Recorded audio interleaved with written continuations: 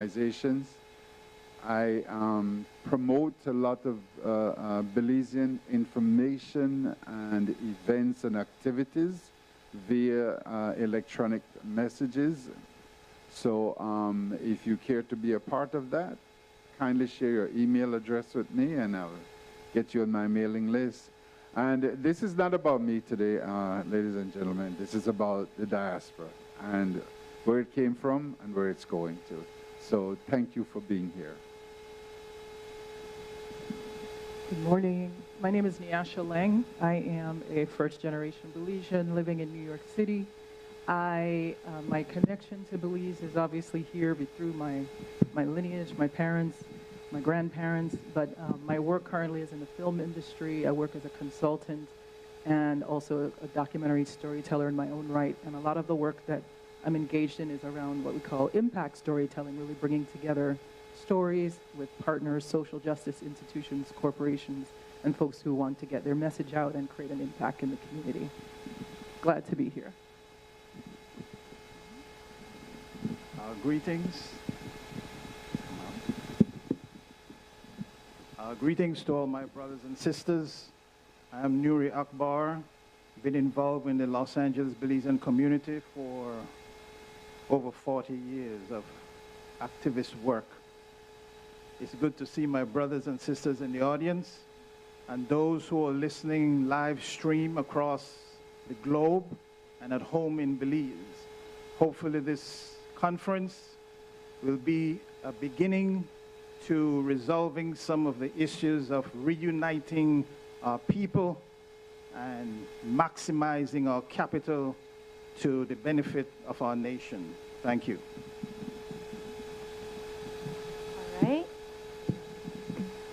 All right, thank you so much. So to get started, we have everyone up here who has varying relationships with Belize, and especially with the U.S., from Florida to New York, and then here in Los Angeles. So I kind of wanted to start thinking about the historical context and migration patterns. So thinking more personally. So I guess how has the diaspora, migration, being Belizean, influenced you in your careers and your trajectories? So we have people that are interested in storytelling, political advocacy, activism, organizing. So pretty much how did you come to this career through kind of your understanding or relationship to Belize and the Belizean diaspora?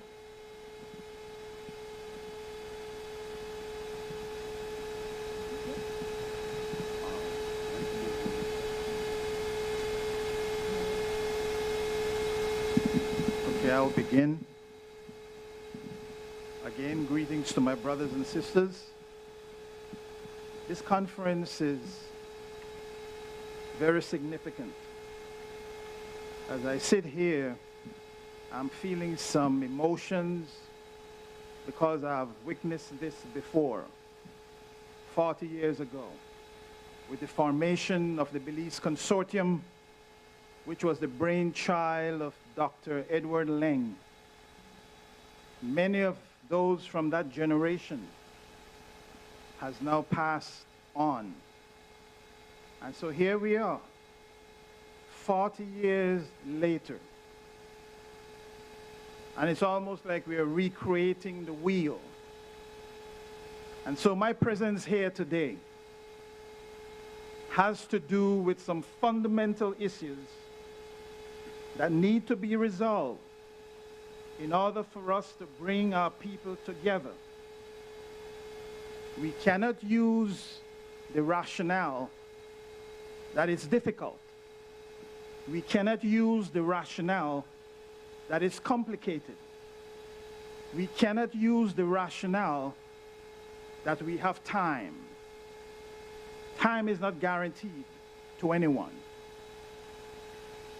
The words of Dr. King, lamenting on time, he said, "We cry out desperately for time to pause in her passage, but time is adamant to every plea and rushes on." Unquote. Time does not wait for none of us. So we have lost an entire generation from 1985 to now who have sacrificed to bring our people together who are no longer here. So today I will speak on their behalf because they cannot speak for themselves any longer. So what are the fundamental things that needs to be done? First and foremost on that list, all the impediments that give second-class citizenship to Belizeans living in the diaspora has to be eliminated. Full citizenship rights is guaranteed to all Belizean, natural-born Belizean, whether they live in Belize or whether they live abroad. We have been kept from participating in some very critical issues in Belize. We were not allowed to participate in the Constitutional Conference that is now going on. We were not allowed to vote in the ICJ referendum. We are not allowed to vote as absentee voters. Just a few weeks ago, Mexico had its presidential elections. And here you can see thousands of Mexican citizens lining up to vote in their elections in Mexico. We are behind. We are slow. We are a slow people. So all I'm emphasizing today is that let this conference not become a political posturing. Don't let this conference become just symbolic. Let it be the beginning of making these changes that is absolutely necessary to reunite our people. And by reuniting our people, we are now able to maximize their creative force, their creative energies. We now have more options to tap into the wide range of Belizean talents that we have not been maximizing over the last quarter century since we gained independence. So for me, my interest here is that this conference produces concrete issues that we can walk away from here and say that Belize is now moving in the right direction. So when the public servants arrive, let's have that conversation so that when you return to the National Assembly, you bring these issues forward and make it into law. That's what needs to come out of this conference. So I am here as a Belizean, just like thousands of other Belizeans who have been living abroad. The Prime Minister said that we contribute 10% of the gross domestic product in remittance. During the time of the recent COVID shutdown, it was money coming from Belizeans abroad that kept families from starvation in Belize. So what more convincing do we need to do to understand this? We are living in some very dangerous time. Belize currently is waiting for the International Court of Justice to render a verdict. And there is nobody in Belize that can guarantee to you and me that we will not lose territory. This is about to happen. We don't know what the verdict is going to be. This is a dangerous time we are living in. You all have witnessed what is happening in the Middle East over territory, over land, over citizenship, over human rights. But we are walking daydreaming, thinking that this perhaps cannot happen to Belize. Let us be prepared. Let us be conscious. And let us begin to remove the various impediments that can unify our people. In closing, I will give recognition to some of the pioneers here. Most of the time when we talk about pioneers, we forget our parents. My parents were pioneers. They came here and established a foundation for me. And most of you can relate to this. Your parents came before you and established a base for you. So I will begin by recognizing all the parents who came, made an embarkation into the unknown, made the sacrifices so that another generation can stand on its feet. And I'm hesitant to call names because I know we cannot call all the names. But I will mention a few names that has impacted my life. Dr. Edward Leng, Brother Ishmael Shabazz, Brother Hubert Pipersberg, Brother Edgar X. Richardson, and those at home, Brother Evan X. Hyde, who stepped forward and promoted in his newspaper, the Amandala, the need for the diaspora to be embraced. And to my brother here, Mose Hyde, this is his brainchild. He floated this idea to us over 2 years ago. And he went back to Belize, and he was consistent in making this a reality. So I give you recognition for staying the course. Thank you for listening.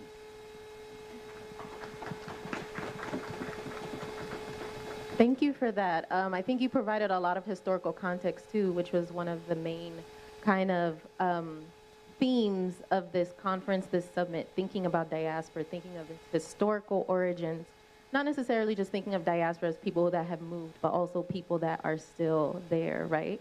So I wanted to repeat the question for those who may need some reminder. So thinking about how has diaspora migration influenced the work that you do in your respective fields, which there are many here. I'm ready to go. First, as he said, he's not calling him. I like to do a roll call. Representatives from the organization Breda, are you here? Here. Chicago Belize Association, are you here? Mr. Linsford Pitts, Mr. Leroy Villamil. Bay Area Belize Association, Miss Mildred Pakeman Rose, you here? Consortium for Belize Development, Errol Elrington, Jorge Clark, Verona Burks, Kim Hernandez, are you here? Belize Association of South Florida, Darnell Bulla, are you here? Belize Association of Central Florida, Jason Guild, Aria Lightfoot, are you here? Aria, Rishma, are you here? Yes. Optimist Club Belize Diaspora, Charles Lino, are you here? Build Belize Incorporated, are you here? Yes, you're here, and I am here also. Where are these people? Where are these people? And we are supposed to, through sustained discussion, strategic collaboration, and consensus-based decision-making, this summit will be an essential vessel in advocating and crafting a modern and progressive partnership that will change the landscape of diaspora leadership at home and abroad. 100 years ago, in 1924. This is 2024, significantly in Chicago, Mr. Selvin Young, who wrote the words for Lands of the Gods. Mr. Samuel Haynes, who put the music to the words. It's the other way. Okay, all right, correct. I can be corrected. This is history, and it's not written. So Samuel wrote the words, and Selvin wrote the music to our national anthem. And in 1924, along with Mr. Edward Lang Sr., three gentlemen got together 100 years ago, like today, and they formed the British Honduras Association. Significant. In 1985, as the brother said, in November, in Los Angeles here, Edward Lang Jr. formed the Consortium for Belizean Development.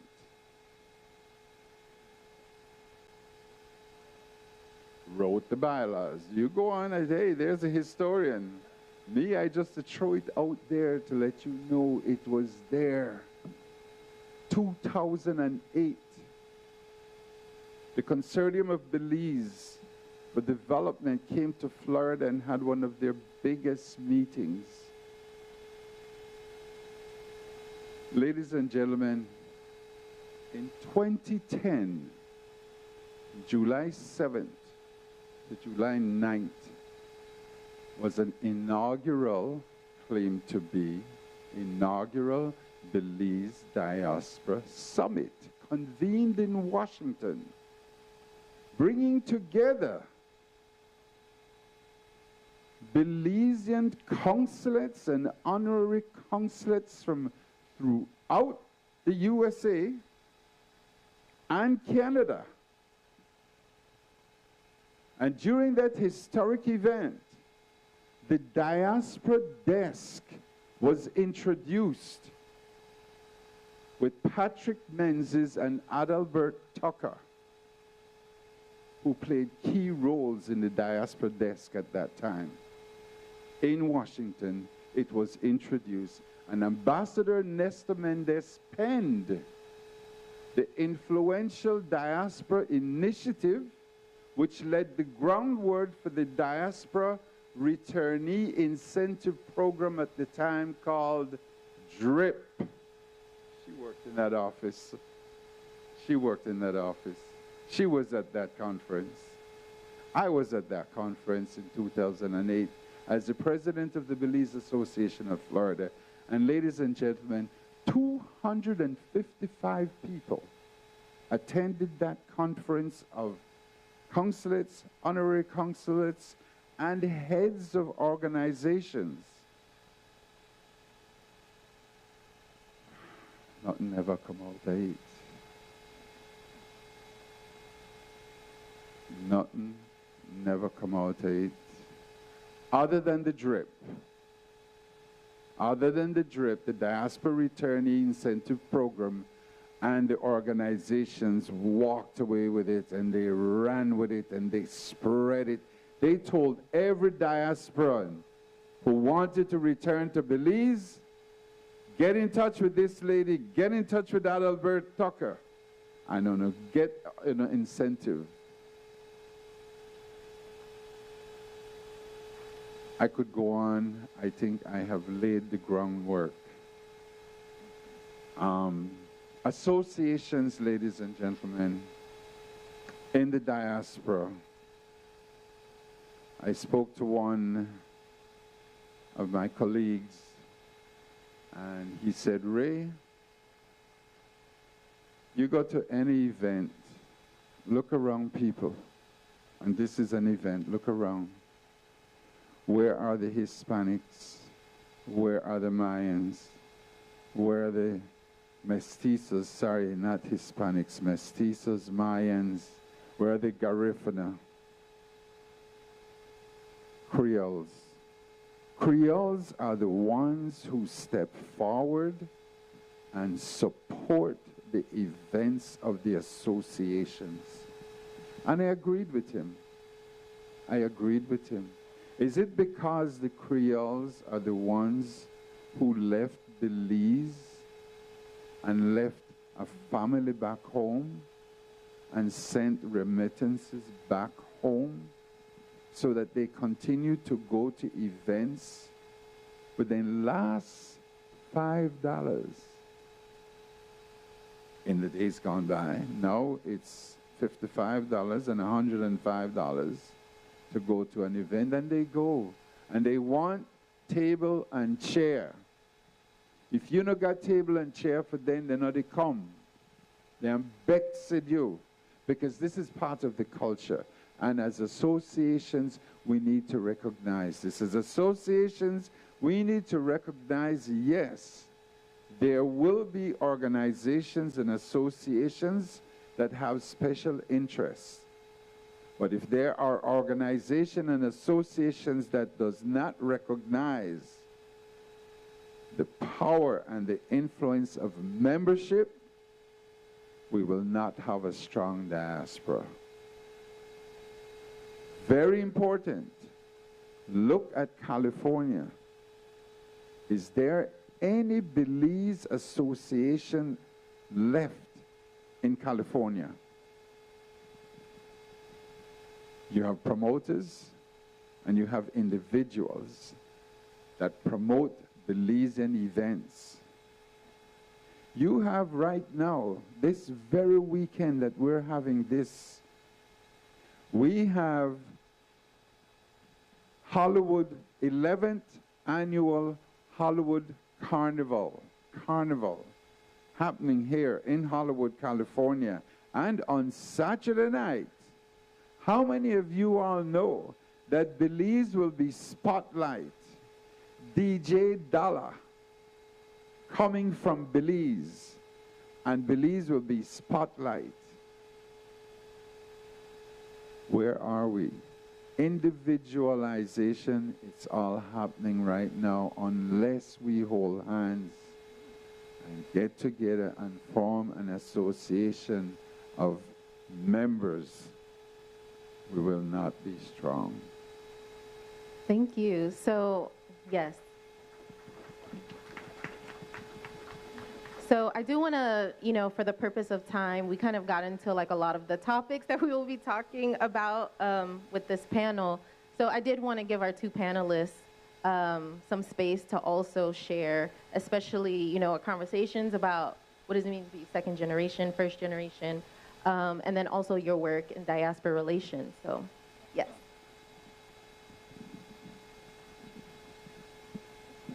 Thank you, but I think that we've really gotten into the meat of it quickly.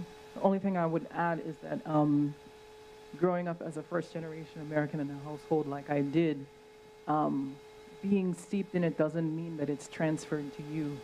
So I think one of the themes that I'd love to explore today is this generation's connection to this history.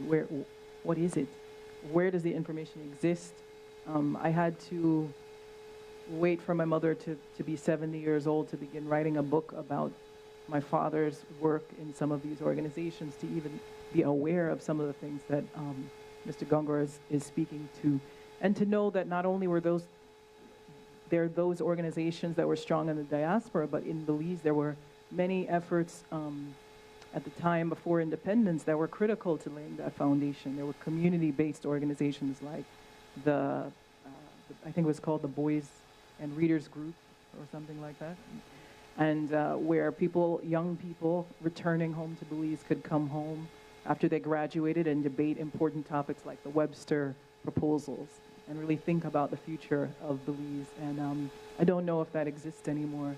There was also the Freedom Committee founded by Compton Fairweather that was really taking Belize's issues to the United Nations and trying to establish a voice, right? And so that those community level efforts and that internationalism were foundations that my father picked up on in his work as an ambassador and as a community leader. And I learned from that both sides, community level work and the importance of regionalism and the importance of voice in this space that we have out here.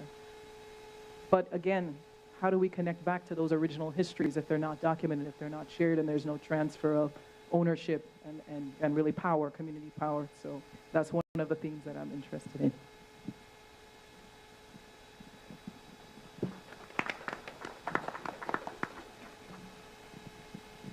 So my answer is a lot simpler.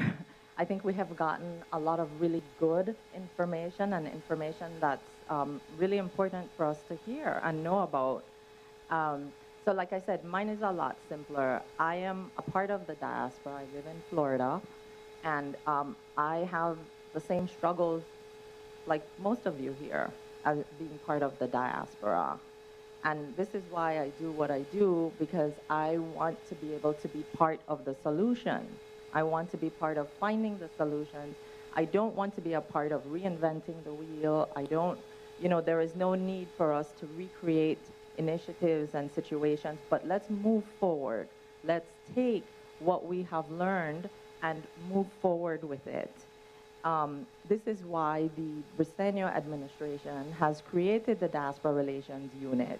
This unit is there to support and provide services to the diaspora. This is the first step in getting to where we need to get to. And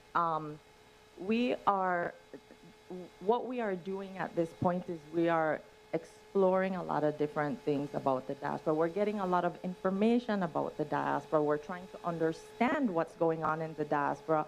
Who is out there in the diaspora? What are the numbers? What is everyone doing? I can tell you one thing that I have learned so far, being the ambassador, and of course with the support of the team at the Diaspora Relations Unit and under the guidance and leadership of Minister Mahler, we have learned that we have everything that we need for our country to progress, to grow, to become stronger. We have everything that we need right here in the diaspora. It's time for us to start taking action. Okay, we can, a lot of people have a lot of different qualifications, but it's time for us to keep moving forward, to take action, and to make things happen. This is why it's a step-by-step process. We will get there, but one step at a time, right? The Diaspora Relations Unit has been created. We are receiving a lot of support from our government. We have a very supportive government, and it's extremely important for that to be out there. So now we have a platform. Let's use it. The Diaspora Relations Unit is there to provide support and provide services to our diaspora. We are encouraging investment in Belize. Who better to be a part of our country than our own people? All of us out here in the diaspora. We're promoting trade. We're promoting philanthropy. And you know what? Another thing is what I have seen so far. Man, we have a lot of generous people in our diaspora. With the support of Minister Mahler, we have been able to create a complete separate entity called Build Belize, Inc. Do you know, with the support of the Diaspora Relations Unit, working collaboratively with Build Belize and raise part of the board, we have been able to raise collectively about $7 million US. We have been able to bring in donations of that value. That's a lot of money. That's a great big value, and that's all because of I should say us, right? Because I'm a part of the diaspora too.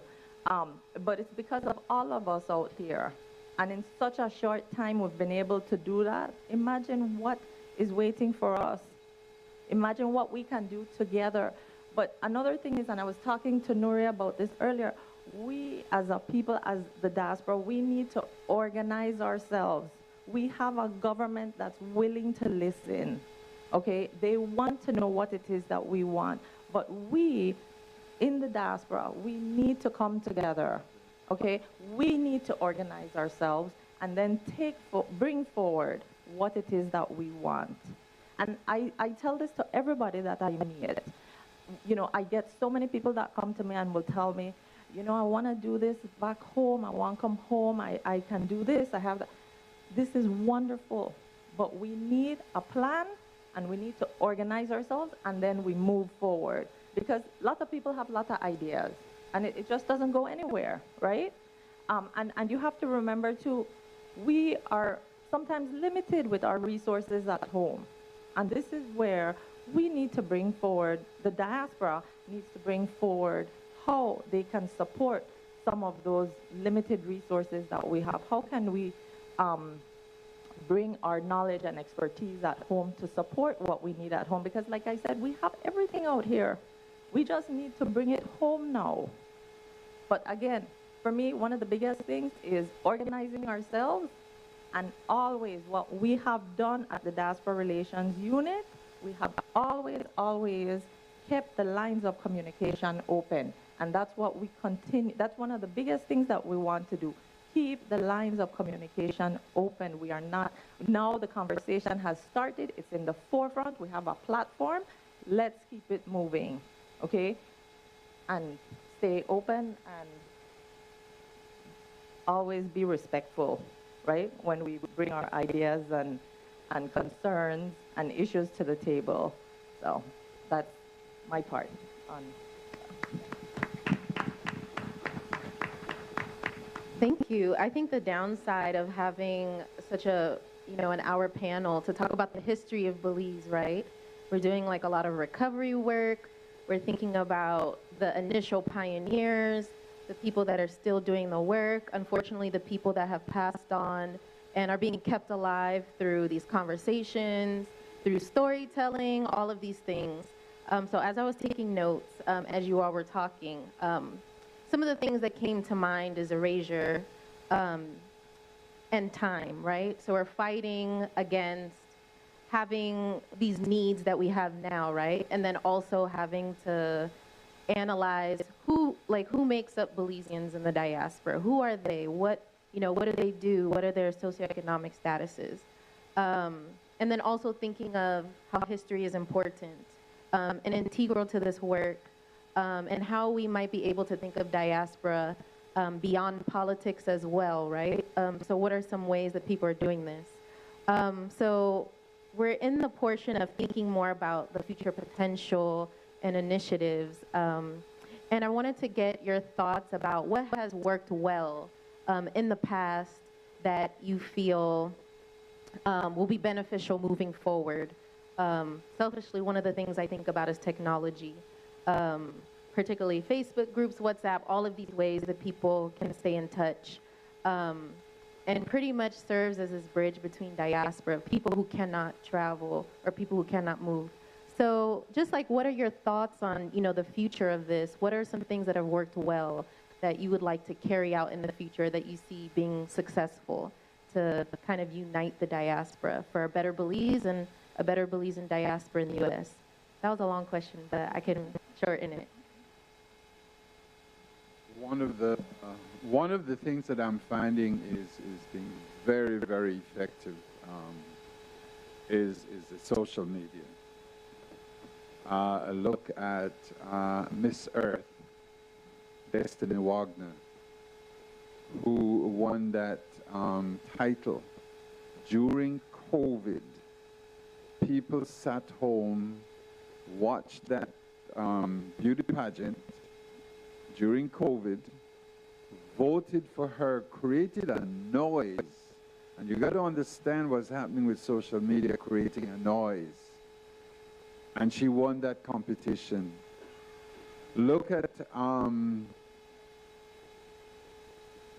you will say that, girl, say it loud.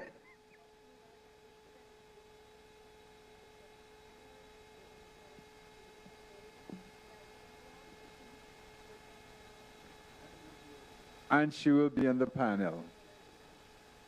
Miss Belize Universe, the competition they had in Belize, and the noise that was created on social media that helped that individual who won the competition. Ladies and gentlemen, if you didn't know, 2 Belizeans won Tony Awards. 2 Belizeans won Tony Awards. One young lady for 3 years nominated for the Tony Awards, and the noise that was its book that Belizeans were creating consistently for Cara Young. She became the first black, they won't say Belizean, the first black person to be nominated 3 times for a Tony Award, and won the Tony Award the 3rd time. But Belizeans were creating a noise. If you don't know what AI is, and I don't know what AI is, I'm just learning about AI, artificial intelligence, that's what's happening, and that's what's going to need. We as individuals and an association, we need to tap into that.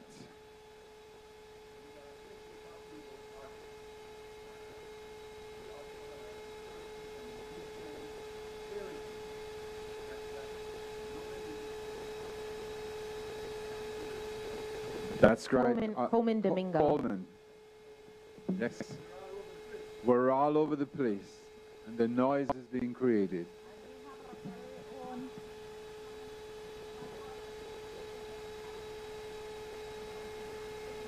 Oh, all right. nice. Okay, we got to get in touch, ladies.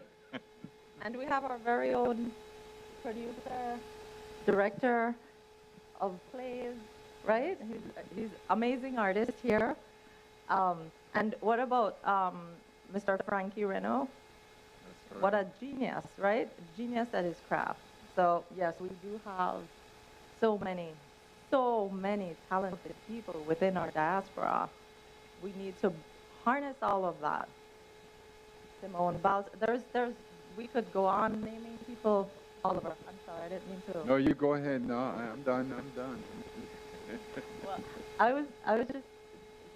Yeah, okay, thank you. I was just going to say, the future, the diaspora, keep us united. Just keep the lines of communication open. Okay, we have the diaspora relations unit. Use it. Please use it. Keep coming forward. Keep the lines of communication open. Keep the conversations alive. It should not, at this point, the conversation should not be dying out. The organizations should not be falling apart. We have everything we need to make things happen. And we really, really need to learn, I need to put some emphasis on, we need to start trusting each other. We're all part of the same diaspora, the same community. We all love Belize the same way. And we all have the same goal. We want a strong Belize, right? So we really need to start trusting each other and coming together to make things happen.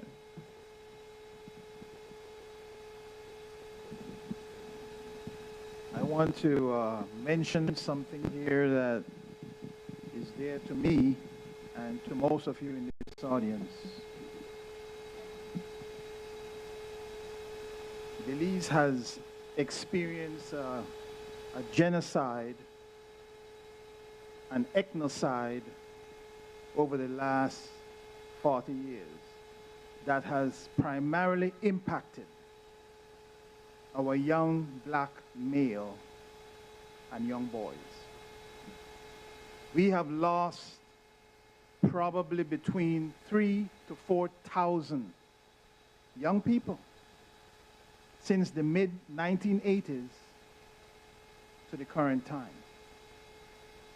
That is a definition of genocide and ethnocide, because it's a decimation of the culture.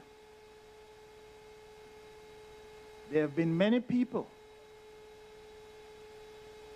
who have stepped forward to try to contribute to solving these issues. Some of them are sitting in the audience here. I myself, I physically went to Belize in 2008 and volunteered for almost an entire year, working with Mose, Hyde and several others in the community, going into the areas that nobody wants to go. You see, someone asked the question, where is the youth? Where is the young people? You must go where they are. When the Honorable George Price made his final visit here to Los Angeles, in 1991, I believe it was, or 92, Breda invited him and took him to Manual Arts High School to meet and speak directly with the young people there. And he took the invitation and he went. I respect that man. No leader is perfect, but I respect him for doing that, because that has never been duplicated since then. So there are many people in the diaspora who can contribute to this issue. And I am one of them. We cannot continue to accept this as a way of life, and there's nothing that we can do to resolve it. Most of the people in the prison is young black men. An entire generation has been destroyed. So we cannot accept that as, well, that's the way it is, and, you know, we begin to become comfortable with it. So one of the arguments that I've always heard is, well, it's happening all over the Caribbean. Is that the rationale? It's happening all over the Caribbean, therefore, okay. So it's okay? There's not a single family that have not been touched by this type of violence. Not a single family. All of us can identify some family member or somebody or some friends that we know that have been touched. And you know the old saying, if you don't out the fire in your neighbor's house, what happened eventually? It comes to you. So these are some of the issues that I believe we cannot shy away from, and the diaspora can play a significant role in that. And as the ambassador representative said here, that they're open and willing to listen and to hear. And those are words of encouragement that I appreciate hearing. So hopefully, when this is all over, we can come up with some initiatives that can have a direct impact on what is occurring in our homeland. Thank you. Thank you. Do you want to close us out? Because we're wrapping up. We'll have last remarks if anyone wanted to leave with the last remarks, but our time is coming up. But you have time. Okay, I'll just quickly speak to that point. Thank you, Nuri, for that. I didn't think I would speak to this, but I have to share a small story. I remember I moved to Belize in my 20s, and I had no intention of starting anything, and I was working as a lawyer. And I had this small group of youth. I had this idea that we would create films, because at that time I was realizing that that was something I wanted to do.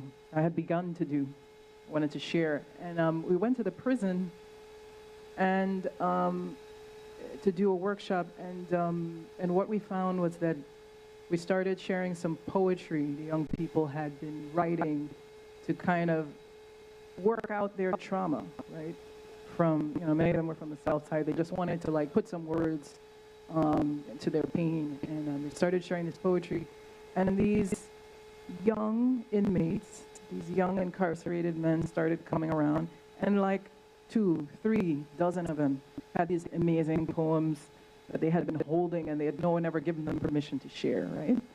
And that experience, you know, again, I was working at Foreign Affairs at the time, we were looking at the prisons and the conditions there for the young Afro-Belizean men, what could be done. And I said, wow, such a simple solution that people could support to create time and space. So I ended up creating this organization called Youth Voices, and we would bring slam poets from New York City down to Belize to work with the young people. And we had that organization. We also trained them in film skills and storytelling for about 5 years until I moved back to the States. But I share that experience because we've all named, and I hesitate to talk about this a lot because Belize has many development priorities and a very small population. You need people to consume art to make it economically generative, right? But that's not the only reason you create cultural strategies. You create them so you can define who you are, you can create social cohesion, and you can uplift young people so they can move up and decide and identify what their future looks like, right? And it's something I hold within me, close to me, but I know that with all of this talent here in these various industries, it can be harnessed for that good. So I just wanted to share that. Thank you. Yes, I will kind of piggyback on that as well. I think that's kind of like the frontier, right, of the youth, and thinking of maybe, you know, traditional and non-traditional ways of engaging them and speaking to them through things like art, poetry, the digital space, all of these creative ways. And a lot of the youth actually, especially, you know, being from Los Angeles, are really invested in these histories. They want to know more. While they're also partaking in things that bring them joy, and, you know, especially the world that we're living in now, making sense of their histories. So thank you. So we're at time, but I wanted to know, kind of pass it along, very brief kind of closing statements to close out this panel on pioneers, Belizean diaspora making, etc. Well, I would just say that, you know, I think it's very important that we keep the conversation going. And in order to do that, I would say, please just, you know, on your way out, visit the Diaspora Relations Unit desk that we have set up outside, and they have a wealth of information to give to you. And also, if you can provide your information, we can make sure that we keep this going, we keep the conversations going, we keep the support going, and provide you with as much information as possible. And for you to always remember, there is a place for every single one of us in the diaspora. There is a place for us at home. We have the Diaspora Relations Unit. Please use it, and we're there to support you in any way that we can. Thank you. I just want to share that I am a theater specialist. I do a lot of theater, Belizean theater. I'm involved with a group in Belize called the Optimist Club 501 Belize. And for the third year, this year in September, we're taking a play to Belize. The first one was called Kixie. The second one was One Man and a Treating. And this one coming up called The Royal Crofet. So if you listen to the name of the plays, it's dealing with social issues. And these plays have been very successful. We have traveled. We started touring the U.S. now. So successful, I'll share with you that our first production in Belize, that organization made $11,000 profit at the Bliss Institute. The second production took on excitement from the public. They made $17,000 to help and aid the projects that they're doing. And we're looking now at another sold-out production, already promoting Royal Crofet. Tell your people about it. Make them come out and see how Royal Crofet behave. Thank you.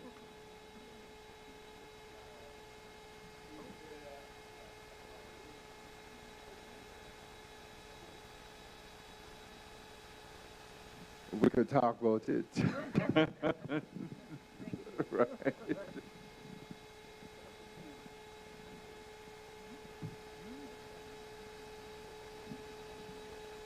In closing, I would first want to thank the organizers of this very important conference. I want to thank Brother Mose, who was the brainchild. I want to thank all the Belizean pioneers, those who are gone and those who are still here. You have contributed to the survival of Belize in ways that you can't imagine. And now it's time for us to remove all the impediments and reunite our people. The excuses are now out the door. Let's get it done and let's move forward. Thank you. All right, thank you. And we can give another round of applause for this excellent panel and our esteemed panelists. And we have a break until the next panel. Okay. If there's one thing that Belizeans have is passion, a lot of passion, and they have a lot of pride in their history. So thank you so much for educating us. You've told me a lot of things that I didn't know about the history of the diaspora, and I'm very much looking forward to what is in the future. And I want to remind everyone that after the lunch break, we do have a panel talking specifically about political rights and advocacy. So that should be a hot one. So please make sure you come back after lunch. Before you all leave, I want to say that we very much appreciate you taking your time, you sharing your expertise, and we have certificate of appreciations for all of you. So thank you. And also, CEO, we have for you and your ministry as well. So I'll give these out, and as I give them out, let's give them a second round of applause, and then we'll turn over to our second panel of the day.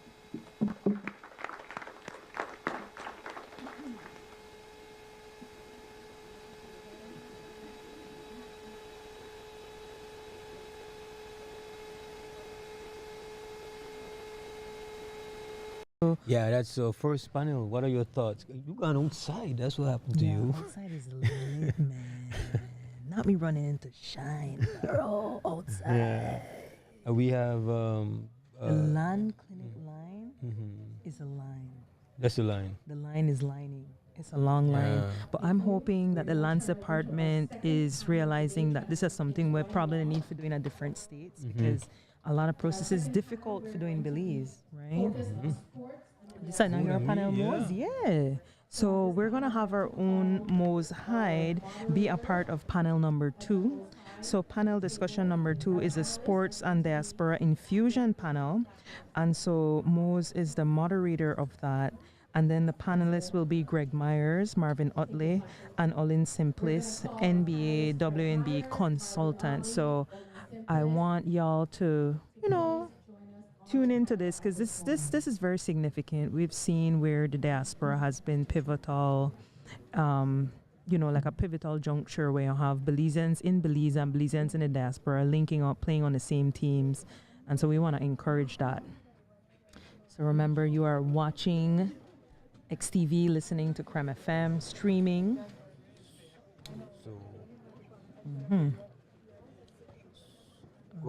All right. So while we prepare for the second panel, just want to remind you to follow us on all the apps. If we're streaming on YouTube and on Facebook, and we also have our very own XTV app and Creme FM app. So these are all things that you can download so you could follow and stream.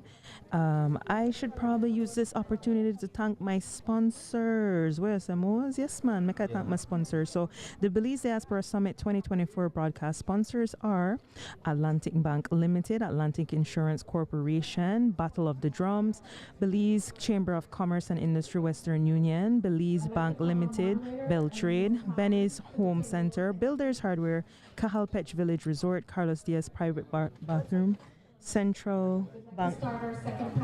So when I need you to go and switch it and put it to this when you finish, okay? Right here. Switch it to USB capture HDMI at a different audio. That's all I need for the All right, good.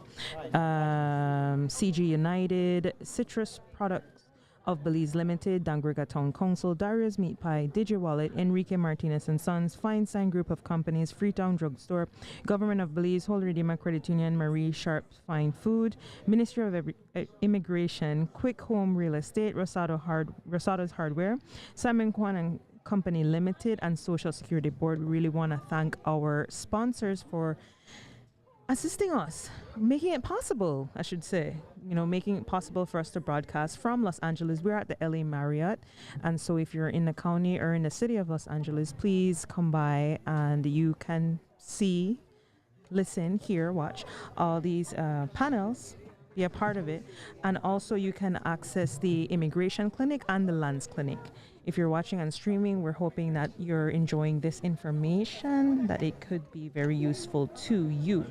Yes, for those listening, my name is Katie Numi Usher, and now we will switch to the second panel, which, as I said, is a Sports and Diaspora Infusion panel, moderated by our very own Evan Mose Hyde. The panelists are Greg Myers, Marvin Utley, and Olin Simplis, who's an NBA, WNBA consultant. So I will switch us over to that now. Thank you. I'm going to now pass the floor over to our moderator, Evan Mose Hyde. All right, thank you very much. Good morning, everybody in the hall, and everybody getting the stream, listening, watching. I noticed as soon as I say when I talk sports that some of the people think that means that intermission. And right away it means that this is a necessary panel to have, make we understand the importance of sports and how important the diaspora has been to sports and what it has represented for us. So some of the people may step out, please step back in, because it's a serious conversation. Sports are life, the development of people. And nothing make we feel bigger and prouder than athletes and artists. 100% with that. So I'm glad to be there with these honorable gentlemen to talk something I care about for a lot of my life, and that sports. Actually, I resist be any kind of motivator, but then they say that sports and you have to talk. Well, I'm glad I there now. I want you gentlemen to just introduce yourself. And then we could get into the conversation. I want to put some questions towards, So just introduce yourself, make the people know what's your role and what you're doing behind the desk. Good morning, everybody. I'm very much humbled to be here.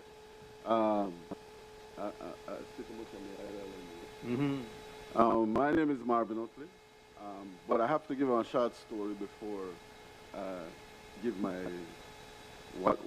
all I do. Just back in when Orino Rio retired from playing. When Orino Rio retired from playing, there was a major gap in goalkeeping in Belize.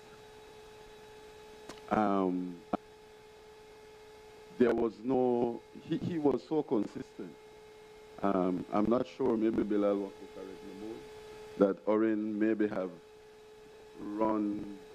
been best goalkeeper over 10 years in the country. And as a young player coming up, I am right? Yeah. As a young player coming up, there were goalkeepers older than me, but there were never that level of consistency. And so I start my journey because we were blessed or privileged to have Berger Field in our midst. And so we have seen all these superstars come into Berger Field. And after I reached at the top level in football in Belize, I myself become national goalkeeper for 6 years in a row.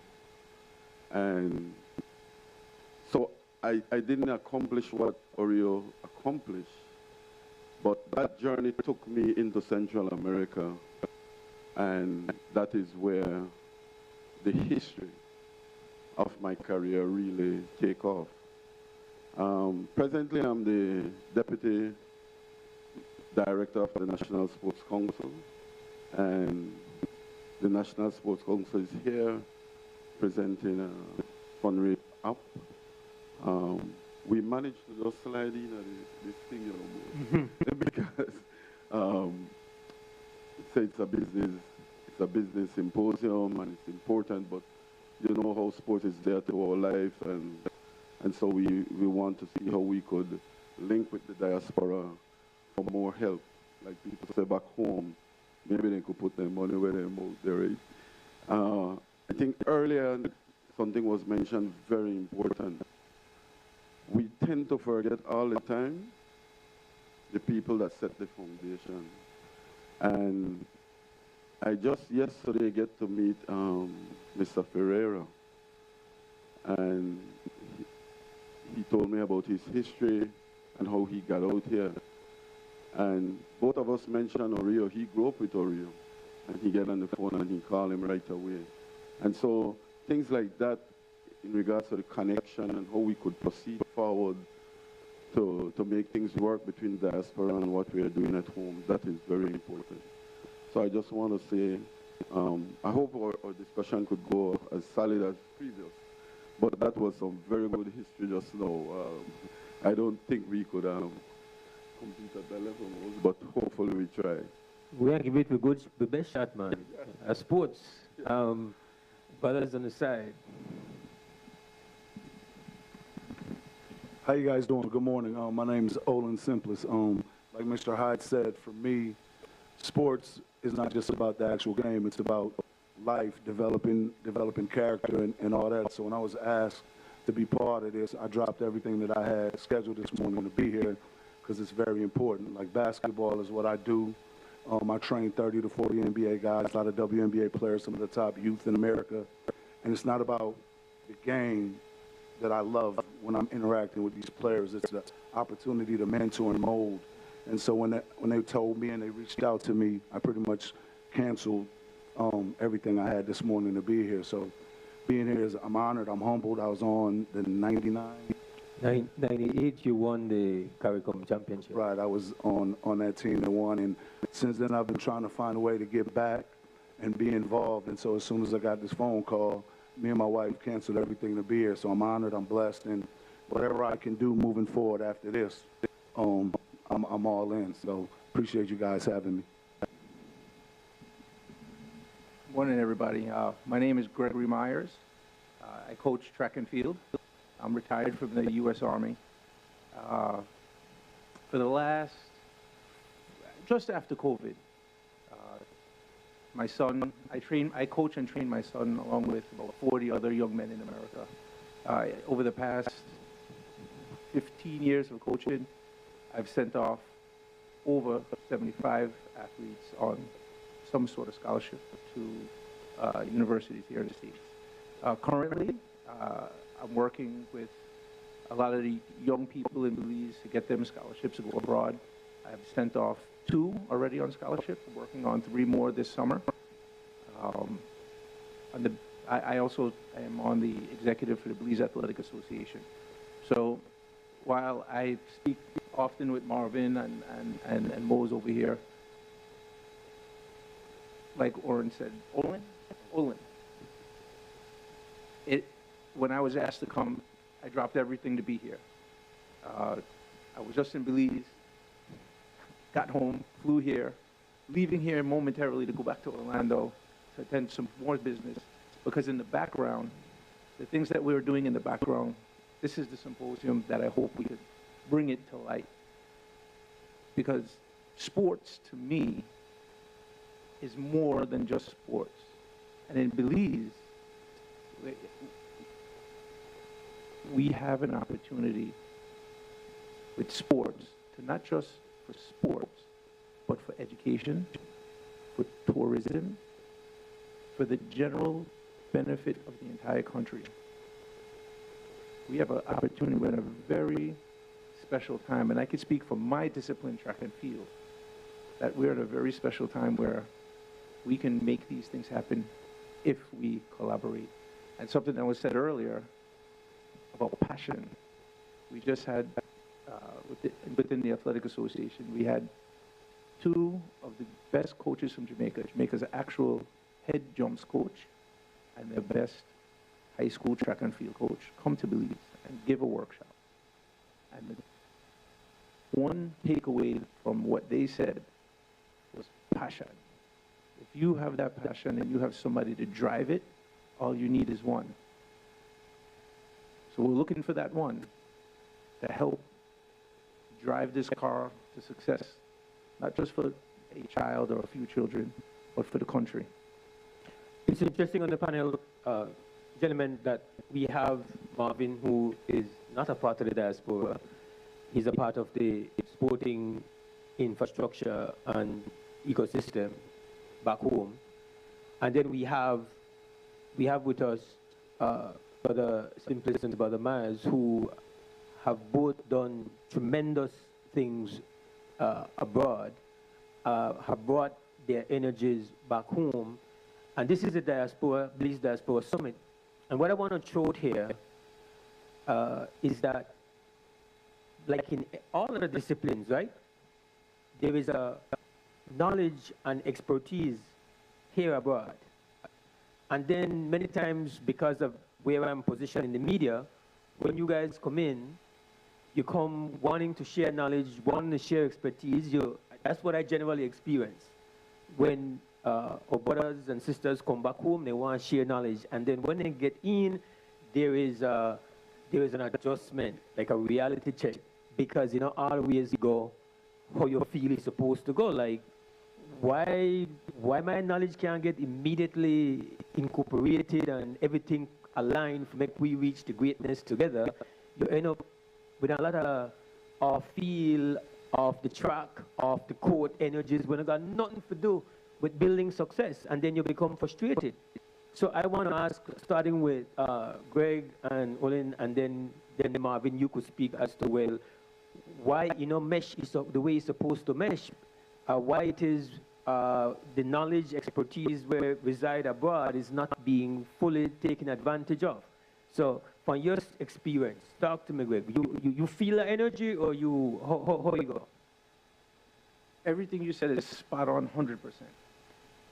20 years ago, I'd give myself time, no, 26 years ago, when I left Belize as a young, aspiring coach, even though I had success, it wasn't welcomed, because if it was instead of the best interest of the children, it was the best interest of the persons, right? I'm going to take your position. That was my experience then. At that time, I made a pact with myself, and just, I don't want to go off the topic, but I made a pact with myself. One day it's going to be my turn with my own children. 20 years later, my turn with my children. And that gave me the avenue to come in and share, like you said, the knowledge that I've gained. And I think one of the things that needs to be not so much addressed, but dealt with immediately if we're going to start taking these steps forward with the talent that we have, because Belize is not short of talent. I could prove that time and time again. Anywhere I turn, I could pull any kid and I could give me the kid. Let me train him. And I'll show you what I can produce. And I've done it for 15 years straight. No matter where I've gone, I've found success. Not because it was talent-led, because we do things a certain way. And we collaborated. My friends in Jamaica, my friends in the States. We were just talking about this outside. We said, it's a small world. I know the world is big.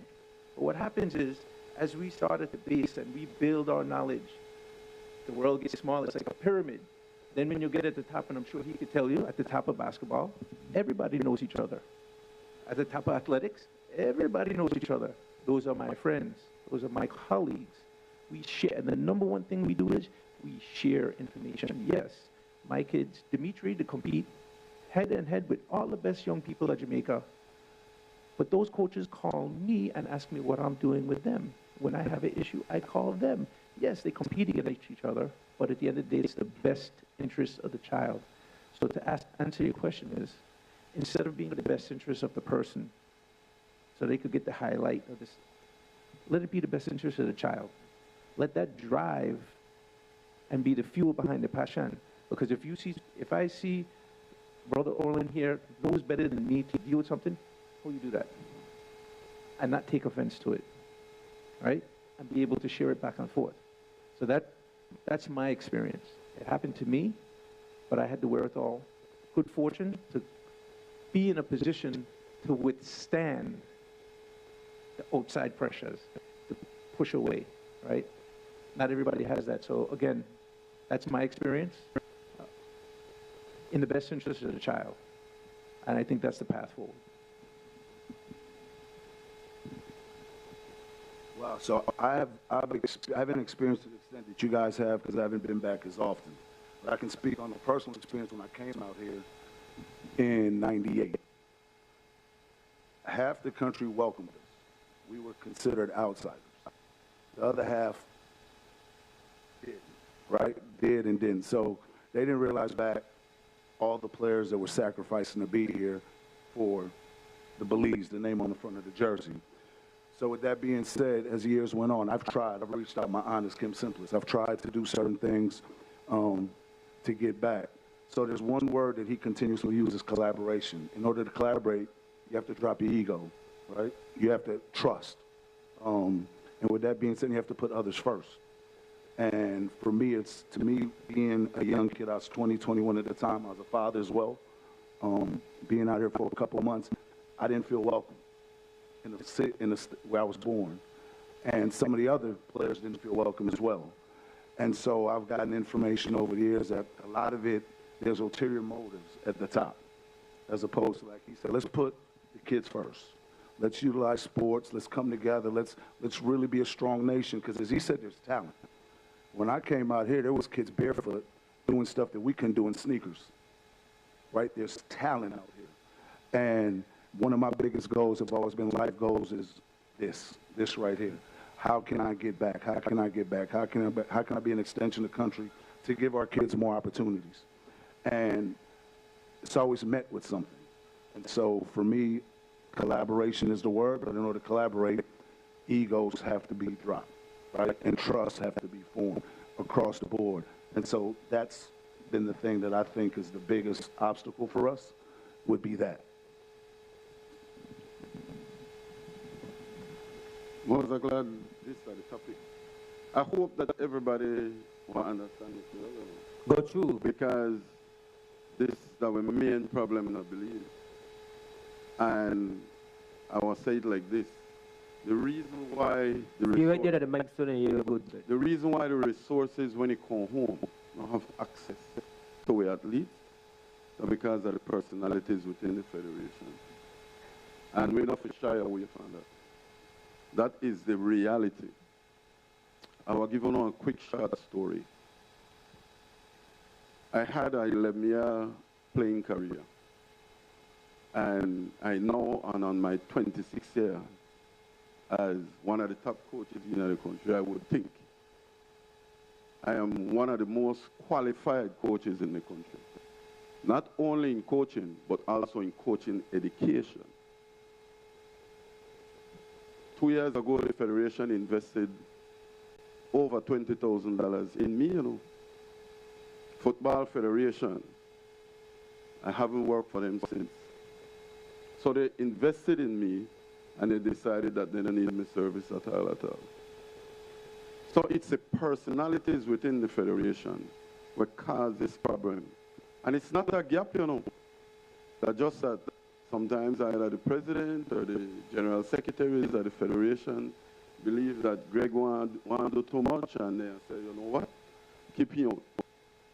That's the problem we have. Shared resources is very important in our sports, similar to what Greg said. If you want to be one coach on the international scene and you could go back to Belize and share enough knowledge, that will also help to improve us, right? And so said the same thing. Collaboration. Every Central American country right now, and I just want to share this so people could know, most very important. Belize is a part of SICA, which is the Central American Integrated System. And there is the body called CODICA there, which is Central American Sports for schools at the primary and secondary school level. And every country within Central America is willing to share not only information, but willing to accept Belizeans in the respective country as sporting and cultural exchange, right? And at that level, at the curricular level, the high school sports have their own organization. At the primary school sports, the National Sports Council do take care of that part. So it's easier at that level. But we don't have a lot of parents who is willing to send their children at the primary school level to one of these countries for a period of time. It is much easier for a high schooler to go. Actually, at present, Nicaragua want to accept minimum 10 athletes in Nicaragua for a minimum of 6 months. But they want to know what we want, what we will do in return. We are working out to see how we could get coaches coming in from Nicaragua. And they do have specialists in different areas. If you know, Nicaragua is one of the bigger countries in Central America in baseball and in boxing, right? And so it's things like this, but the federations believe that the spotlight is on them. The spotlight have to be on the athletes. The spotlight have to be upon the growth and whichever respective sport we deal with. And that means expertise coming from abroad. And if we have the wealth within the diaspora to come back and bring that amount of wealth and help develop with athletes and could get them further. That piece, like Mr. Nuri mentioned earlier, we need to strike it out. And so if this symposium will help for make we could change that, that is exactly what we need to do. And this conversation not come up to Belize. Most of the federations afraid to talk about it. They don't want to talk about it. I have promised my federation that every opportunity I get, I will talk about it. Because we have to cut it out. We have a lot of good athletes that left the country because of that kind of situation. And they come out here and they do their best they can. Almost 2 years ago, Minister Radwell Ferguson had a symposium. And this is how great collaboration could work. He just come up and he said, you know what? I need to do a sports symposium. Coming out of that sports symposium, we invited, at National Sports Council, we have 41 registered federations with us and associations. Coming out of that symposium, the U.S. government, the Peace Corps, is now on its second batch of Peace Corps volunteers in the country, which will take the number up to about 32, working within the primary school structure to improve primary school sports in the country. Where is the federation? Nowhere near. The one that worked the closest with us is volleyball. They always lend us the support and the expertise. But the others, no. And so I'm really glad that this question come up more. All right. Let me ask now, again, this is the Belize Diaspora Summit. And they have, with due respect, they set aside a panel for talk about sports. And I rate that because they give sports a rightful place from a stage like this. You know, very often one event like this talk sports. So, one little bit of progress. When we talk about the diaspora, I want to ask both Brother Greg and Brother Olin. I never do a good enough job of make we understand. Sorry, Marvin. We know you're pretty good as a goalkeeper and everything, but again, me and you are not from the diaspora. We are to raise up the diaspora, make we understand what we have access to. So, Greg, one Easter Monday, I gone online, find out that some 17-year-old boy were born young, about 15 or 16 at the time, got 13. Put out one, I couldn't even say the name correct. Somebody said, who is this boy? We gone the Carafta Games and beat everybody. I gone on YouTube and the boy won't let everybody. You would have thinking that he want to do the race. Only care the long and short of the story is that Greg's son, Greg trainer, nobody named know they going there, put Belize pan in chest, and win one goal for we and make we look good and happy now Easter Monday after we just don't lose the Garland again. The Saturday I done the cry. And then Easter Monday, my youth, I my whole family gone and make we feel better about ourselves and we never knew them before. That is specialness of the diaspora. But that story never that story by itself may be good enough to make we feel good, but then I find out that the man behind that, the only thing about for him picnic, for him big mission to make sure that every picnic that Belize we got that kind of gift, they look the same way and do the same thing and make we beat Jamaica one of these days when we watch Olympics when they talk about Jamaica we have bombed that. That's for him vision. That's for him vision.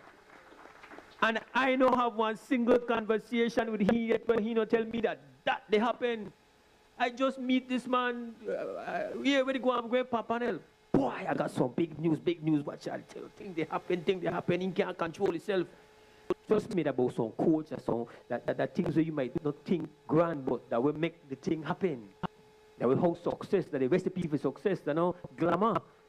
That a lot of going to work, a lot of the things there behind the scene, big respect. They don't know small, tiny pan in the end of the desk, that's what I try to say.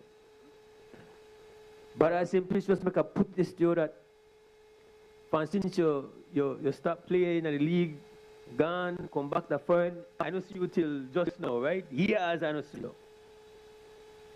But a year ago, a year you are now called the God Whisperer. That's the way they know. They don't believe semi-pro league, they call on the God Whisperer, guard. Cannot say it in a Creole, might think that it's about God.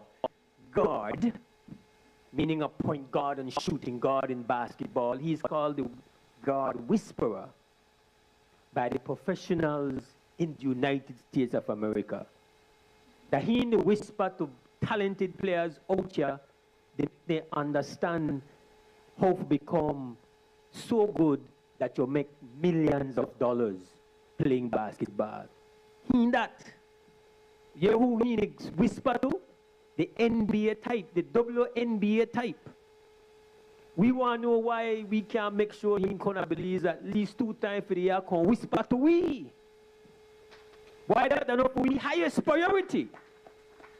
So, I want to hear from both of you, if you get our respect for dictate how we set up things here, the yard, based on the expertise we want to have, which I give you mad respect for. And we shouldn't have so much ego and vanity that we can't say, one man know a lot. We know things where one lot that we don't. And we proud to know that we look back and know ourselves, believe in our own. So we lucky. What we that do? If we don't get the right stage and the right control, how we that shape things with sports coming out of the diaspora to Belize? Mose, to answer your question is very simple, you know. And I know I talk my broke up Creole. But when I call, answer. Because I know to call you for no reason. I call you because I got something to happen. As you said, my prime mission started not yesterday, but 24 years ago when somebody told me no. I said, Life had this journey for me that shaped my resolve, right? I was in the U.S. military. I retired after 7 years because of my injuries from the military. Not because I didn't do it, because I was there and done that. Then I went to Wall Street. Then 9/11. All of these things shaped me to who I am today. Right?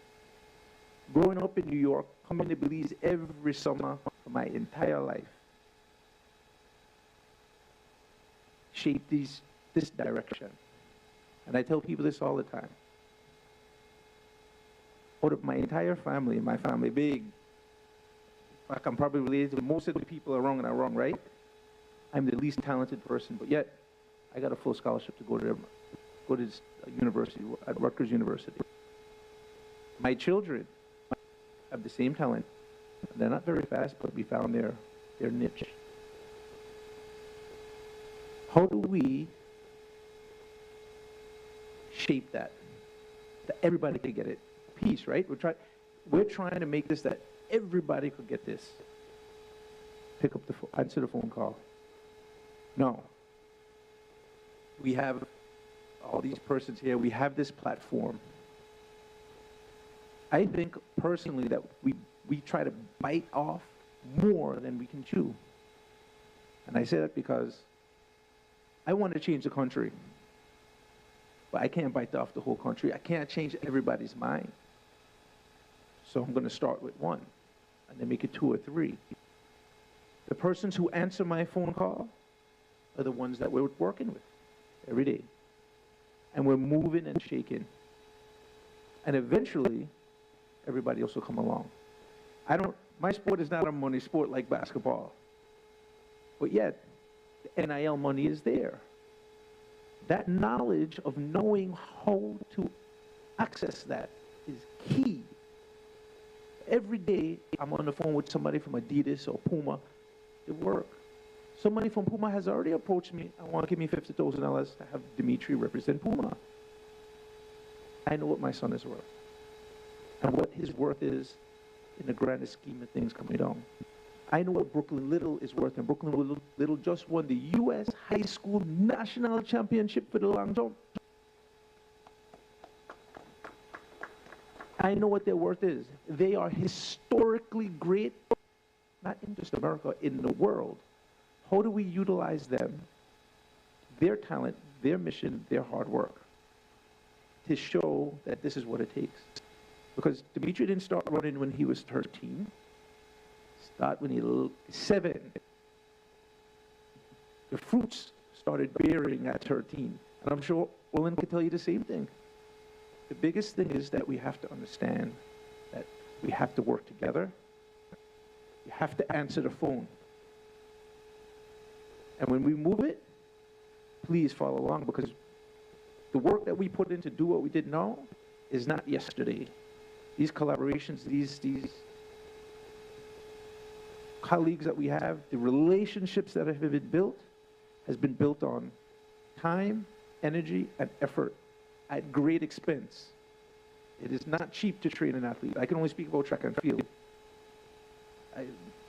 It's not cheap because we have to get there. Eventually it'll pay off, but it won't. But again, answer that phone call, because we're doing it. And we're not the only ones. There are other coaches out here. We got coaches at St. John's and this place and that place. We're not utilizing them. Answer the phone when they call. And they've all tried. But so maybe it's somebody like me take to knock down the door, because I'm not going to quit. I'm not going to give up. And I'll move a mountain or die trying to move in that mountain. But we could do it. Respect.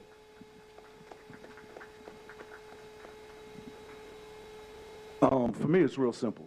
I'm blessed to work with a lot of quality guys. I'm already working on some things that some of you guys probably don't even know, like bringing a couple of my players to Belize, run a off-season training camp there for them, and then have some of the young locals, kids, wherever we can find them, come observe. Because I believe if you can see it, you start like that match, you start being around it. It's the information. It's not actually how long I can spend with a player. It's the information they can receive, whether it's 2, 3, 4, 5 days. So a couple of my guys, we've talked about going out there in September, so we're still trying to do that. So to answer your question wholeheartedly, it's, for me, give me the gym. You give me the gym. Is the Civic Center still available? Give me the gym. Right? Like, give me the gym 1 week in the summer. I have guys down there. All my guys, like you said, they make millions. So to your thing, the millions, NBA guys get a certain type of label. I don't work with those labels. All the guys I have are quality human beings and want to give back. So for me, it's just give me the gym. Give me a week. I'll bring some guys down there. They'll probably bring their sponsorship, shoes, whatever the case may be, and having these kids in that environment, because I do it every year anyway. I go to China, we go to Dubai, we have countries come out here, work with us. So I have every other country doing it but my own, right? So, and then we schedule where we do something where they come to the States, spend a week with me in the States, right? And then it just it's like a snowball. Start small, and then you just start growing, because I'm doing a camp now that I'm actually supposed to be at, where I have 60 kids there now, and I have 3 NBA guys working out alongside the kids. So in a week time, am I going to help them get better? Yeah, nay, maybe. But what they're receiving is the information, the level of intentionality that these guys work with, the level of detail, the focus, the work ethic.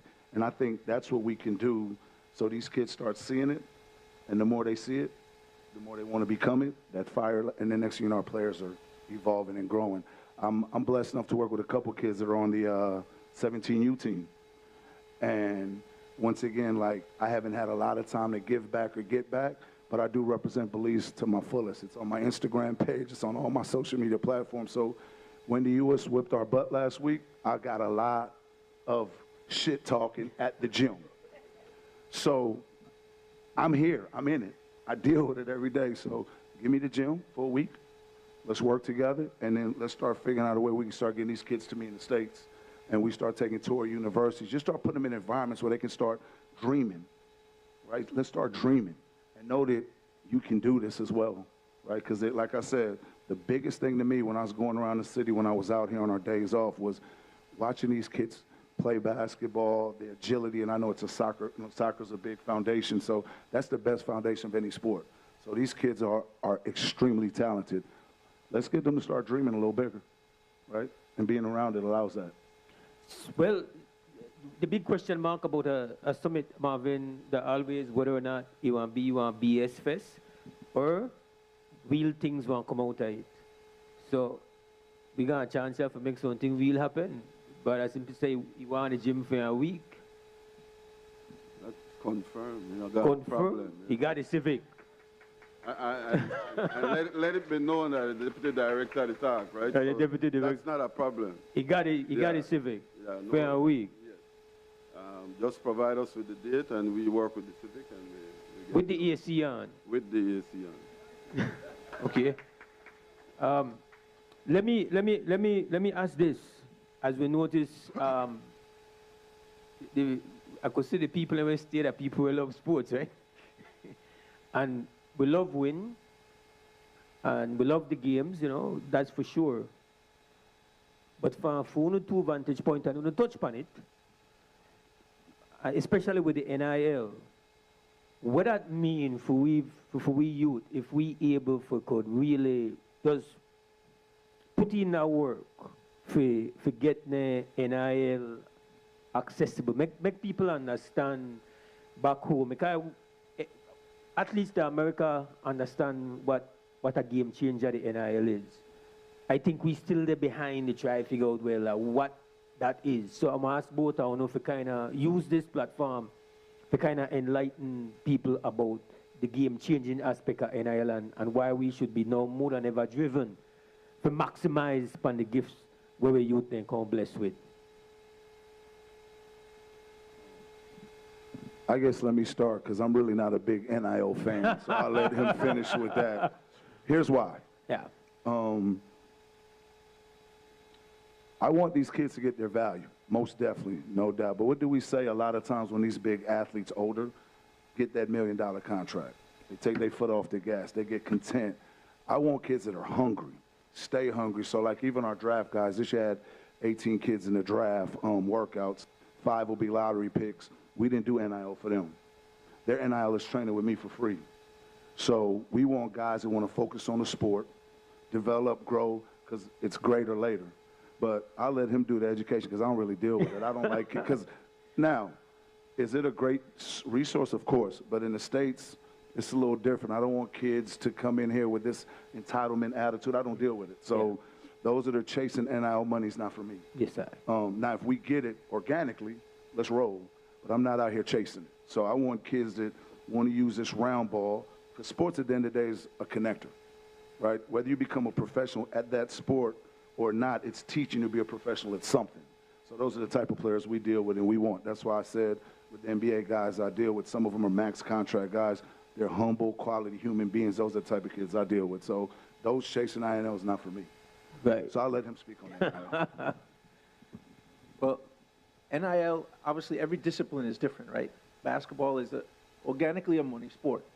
Athletics is not, right? Volleyball is not.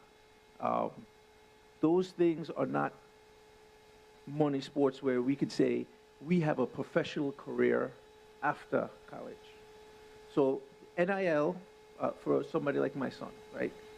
He more than likely will be a professional track and field. Knock on wood, injuries and so on and so forth. But for the most part, 99% of all track and field athletes, only 1% make money. And the same thing with basketball and football, whatever. It's only a very minute percent, but that's more visible and it's a lot more of it. Whereas in track and field, it's not. So NIL, for our athletes, and track and field is one of those sports you can't ever take off your foot off of the gas, right? You could get away with talent only so far because the training is a very tiered, structured, disciplined. And if the moment you stop perform, money is gone. So if you want to maintain your, NIL is a prime source of income for a person in athletic, right? Especially at the youth, not youth, but high school, going into college. So how do you access NIL?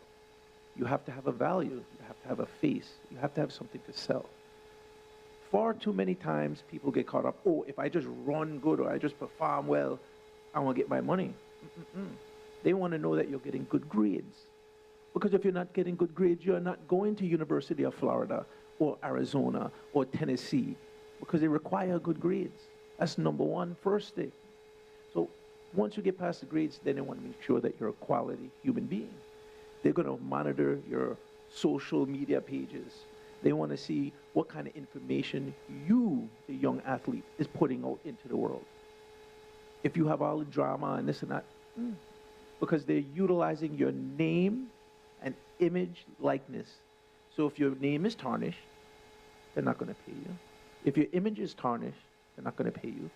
And I could speak from experience like with my son. Most track and field athletes that are very successful are exceptionally high aptitude persons. So he's a 4.26 GPA student. He have no trouble getting into any school. But Dimitri is a very humble individual. He's very internal. He doesn't process, he's not big to the crowd and all of that. In this past Carifta, leading up to it, I said, son, we're getting interest, but we have to start showing ourselves to the world, endearing ourselves to the world, right? So I said, if you find yourself in a position at Carifta, play to the crowd. Don't be disrespectful, but play to the crowd.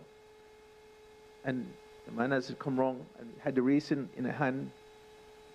He turned wrong and he looked at me, he winked. That's Kojak. Kojak would sit right there, watch out. He just looked at me. I said, uh-oh. The man to play the crowd as he run past. That's what the NIL, he's building his profile. Somebody from a small country that has not had very much success on the international level in most sports. Here comes a young man to stand up the entire Caribbean, right? That's what the NIL is. Your name, image, and likeness. Can they sell it? Can they use it for a product? Can you sell a shoe? Can you sell a brand of shirts? Dimitri to wear this shirt, I want to wear this shirt. Dimitri to wear their shoes, I want to wear those shoes. Right? Belize is a small population, for the most part, in Belize. But how many of us are in the diaspora? I can't tell you. My phone is buzzing in my pocket off the hook. I guarantee 15 or 20% of that are young people trying to find out from me how I could coach them to be like Dimitri, from in Belize and here in the States. How can I get them to compete for Belize? So name and image likeness. What can your name, image, and likeness sell? The greater the product, the greater the potential, the greater the value, right? And I understand 100% what he's saying, because some sports, you need that hunger, or else you take your foot off of the gas. But each sport is different, right? I would say baseball, football, and basketball are the money sports, right? Even cricket you could put in there, but we don't really talk about cricket, but cricket is the big money sport. Those sports you don't see too much of the NIL money going there, except for the greedy ones. The other sports, dependent on the NIL, actually get a platform. Do you guys see potential for, just as we have the wider summit that features people in various disciplines and others, whether tomorrow there is going to be an investment summit. Today's sports let us panel as a part of the overall day of conversation surrounding the summit. I want to say advantage for try create one network of people who have this knowledge in athletics and sports here in the diaspora, so that at the very least we got one directory of the people who are doing work. As you think, I think you referenced people who might be coaching at the high school level, who are either Belize or Belizean descended individuals, people who are past athletes. Do you see that as something that maybe coming at a summit you can try to navigate, even if it's just right now the two of you, to start to build something like that? Do you see an advantage to that? 100%. In my opinion, if we're going to move sports in Belize and move Belize in general, economically, education, sports, it's going to have to come from the private sector.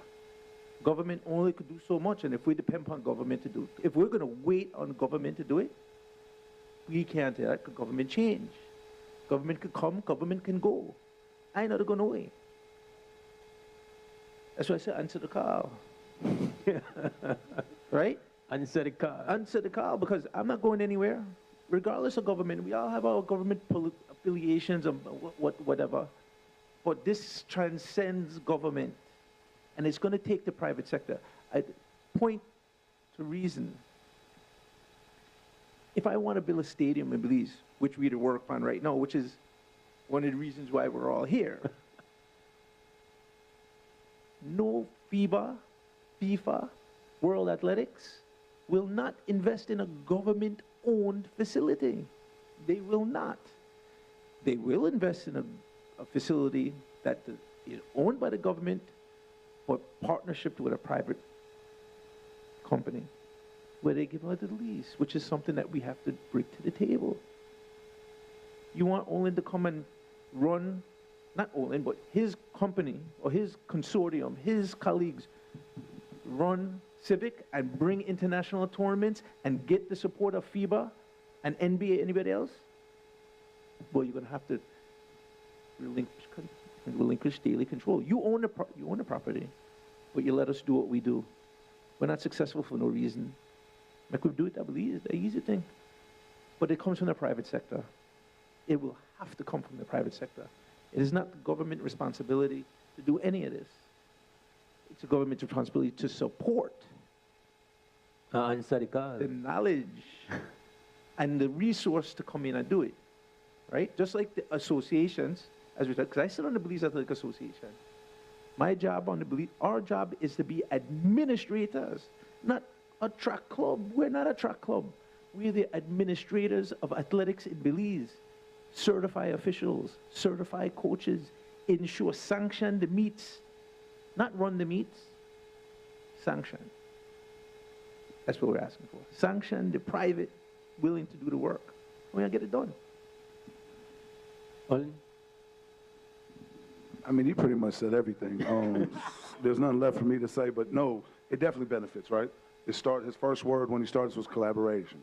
And taking this meeting here, us exchanging numbers and whoever else, and let's start collaborating, building, and getting to know each other, and let's really do this thing and not talk about it. I'm from the show me state. You know, we could talk all day, but let's start getting stuff done. And like you said, it starts here, collaborating and building together for sure. So I 100% agree with him. All right. Time has been lost, but definitely not wasted, because I don't know about those who have stayed, but I have enjoyed and I have been enlightened. I give thanks for your participation, and we got to give thanks to you all for really sharing knowledge in a deep way and establishing that for all future summits, then better have one sports panel, and then better the next time, hopefully, we'll have 5 of you guys from the diaspora on it. No disrespect, Marvin.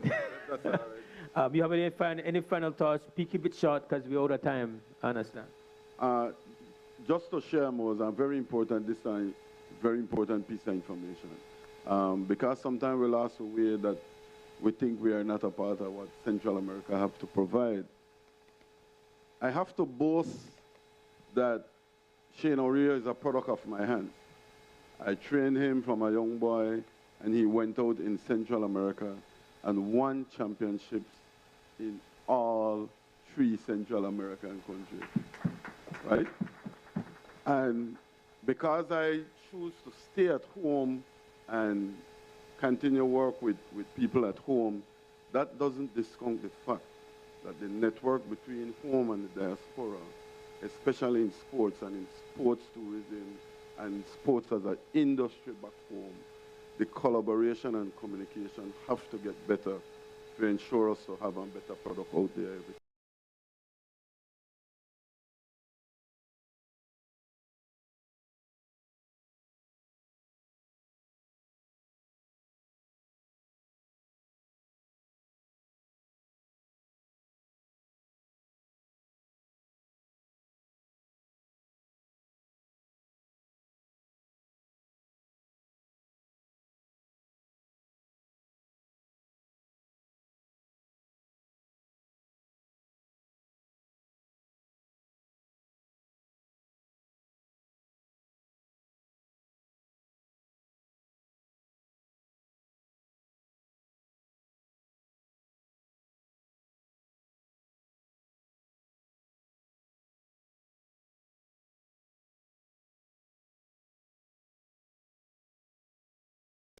To ensure us to have a better product out there every time.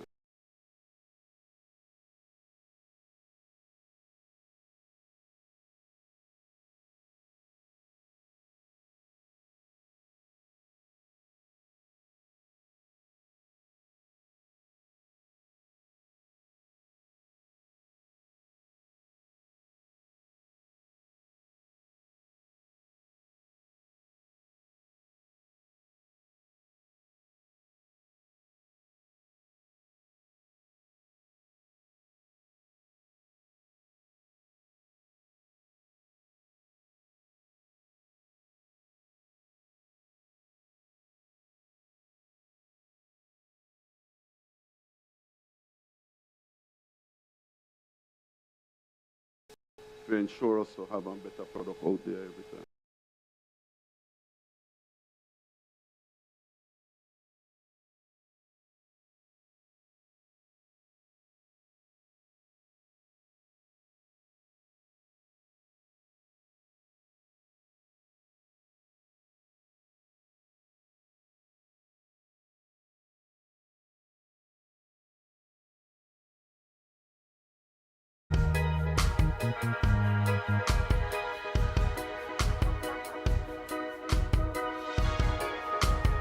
To ensure us to have a better product out there.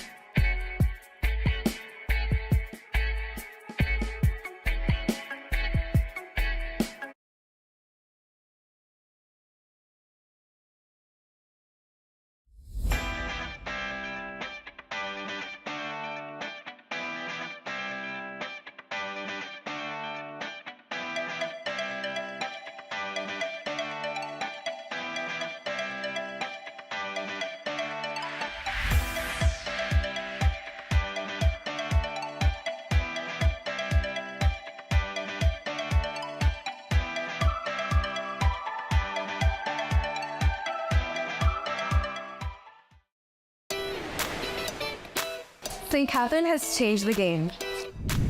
We've gone cashless with Digital Wallet.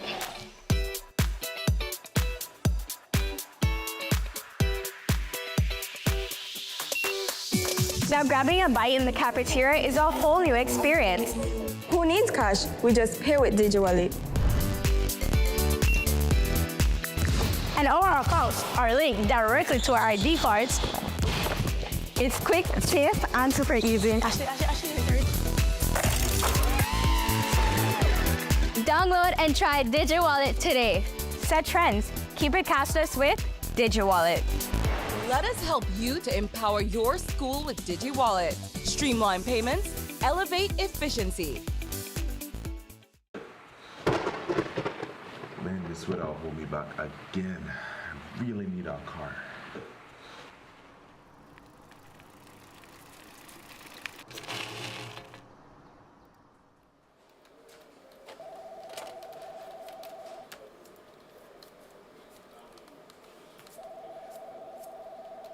Hey James, you look for a car? Hey Bri, yeah. Things would be so much easier if I had a car, but then I'd have to take out a loan, and I'm not sure if that's the right move, you know? Yeah, I get that. Sometimes to achieve our goals, we need financial assistance. But it doesn't have to be scary. We can make informed choices. What are your financial goals? A loan could help turn these aspirations into reality. But before you make that commitment, take a close look at your budget and carefully assess your income and expenses. Learn about the various types of loans and the potential impact on your financial future. Meet with someone who can guide you through the loan process, helping you understand the terms, interest rates, and repayment period. Finally, read the fine print. Make sure you are comfortable with the terms and conditions. The decision to take out a loan should be a well-informed one. Remember, knowledge is your greatest ally. Take your time, do your research, and make a choice that aligns with your aspirations and financial well-being. Make informed choices. A message from the Central Bank of Belize. Visit us at centralbank.org.bz. The Central Bank of Belize. People-focused, purpose-driven.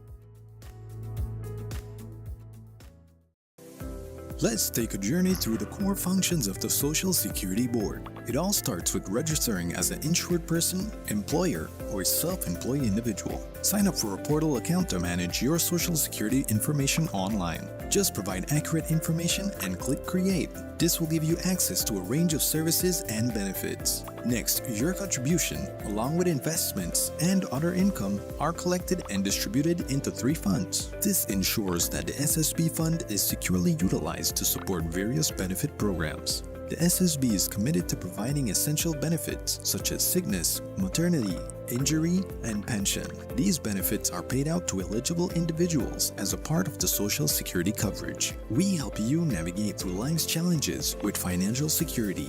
Annual surplus accumulates to grow the fund each year. This surplus is invested into various industries, contributing to the growth and development of our nation.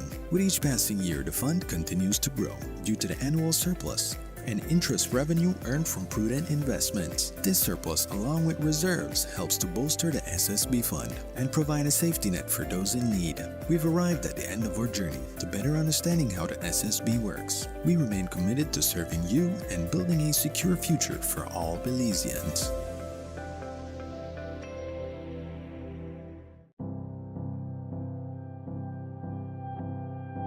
Safe, welcoming, the start of a new chapter. Your home is one of life's biggest investments. Let's protect it. Have you made any recent additions to your property? If so, your home may not be adequately insured. The average clause states that if the amount insured is less than the cost to rebuild, you, the insured, will become your own insurer for the additional amount. To better understand this, let's look at 2 homes equally valued at $150,000. Home 1 was insured for $150,000, but later, an additional $50,000 was invested into the home. This means that the home is now inadequately insured for only 75% of its value. Home 2 was insured for $150,000 3 years ago, and you haven't invested in any additions. However, inflation and the rising cost of building materials mean that rebuilding the same home today will cost $180,000. This means your home is inadequately insured for only 83% of its value. Therefore, if both homes suffer a $50,000 claim in damages, Home 1 will only be entitled to 75% of this claim, $37,500, and Home 2 will only be entitled to 83% of the claim, $41,500. To avoid this from happening to you, we invite all policyholders to call your Atlantic Insurance agent for guidance today. Being adequately insured gives you the peace of mind to focus on family and life's precious gifts. Atlantic Insurance, insuring you from life's unexpected. My name is Waluko Mejia. I'm the General Manager at Copal Tree Lodge here in Toledo, Belize. The Belize Bank service we appreciate most is the Belize Bank ATM and the use of its debit card. It makes it very accessible for our employees here at Copal Tree Lodge. Essentially, they could access the ATM on their way home after work, and also that the local stores accept the use of a debit card.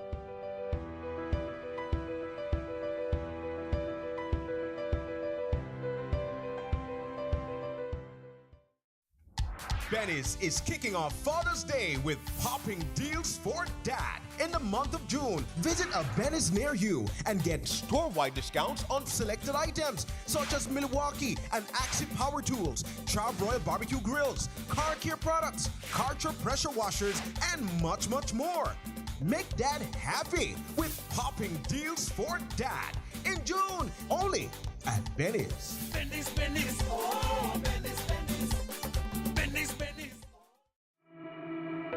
HRCU is thrilled to announce the launch of our new online banking services designed to put you in control of your financial future. To take advantage of our new services, you will need to know your updated 16-digit account number. You'll enjoy 24/7 access to your accounts, send and receive payments to other credit unions and banks effortlessly, pay your bills online with ease. Need to make a loan payment? Done from the comfort of your own home. Have your government benefits deposited directly into your account, hassle-free. Applying for a loan? Easy. Apply online with just a few clicks. And don't worry, we'll be here to guide you through the transition every step of the way. Visit hrcubelize.org for more details on our exciting new online banking services. HRCU, making a difference in people's lives. Whether you are a busy person or stuck in traffic or having an adverse or very demanding circumstance, tension builds up, causing you to be stressed out. Stress attacks everyone, anytime, any age. And stress is a killer. Palm City? It's best to be alive than dead. So visit Freetown Drugstore to get options to relieve stress and to relax your mind. Yes, sir. What can I do for you today? I'm so stressed out. Okay, I'm sorry. I can help right now. When I this daily, for 10 days, I am good after that, okay? Okay. Freetown Drugstore, 28 Freetown Road, where you are better off alive than dead. Freetown Drugstore, telephone 223-2876. The Office of the Prime Minister invites you to the National MSME Roadshow 2024. Join us for free workshops in marketing using AI, finance, business planning, and customer service. Connect with financial institutions for access to finance opportunities, meet with key government agencies, and showcase your business at the Roadshow Expo in an effort to get more locals to buy Belizean. We will be in Orange Walk Town, June 13th to the 15th, PG, June 27th to the 29th, Corozal, July 11th to the 13th, Benke, July 25th to the 27th, San Pedro, August 15th to the 17th, Key Cocker, August 23rd to the 24th, Belmopan, August 29th to the 31st, Hopkins, September 13th to the 14th, San Ignacio, September 26th to the 28th, Tangriga, October 10th to the 12th, Placentia, October 18th to the 19th, and Belize City, October 24th to the 26th. Sign up today for the National MSME Roadshow. For more information, follow us on Facebook at Beltrade or call us at 880-3737. Sign up today for the National MSME Roadshow. Let's get your business on the road.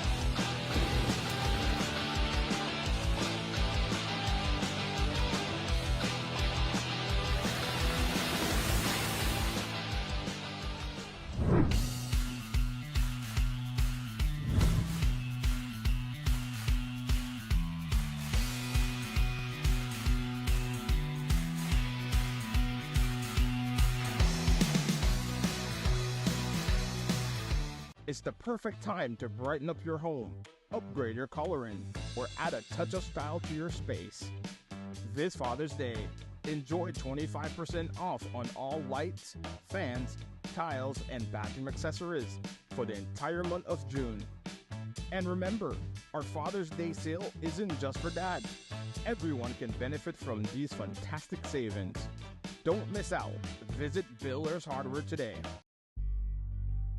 Juices come in all kinds of packages, contain all sorts of additives, and make you all sorts of promises.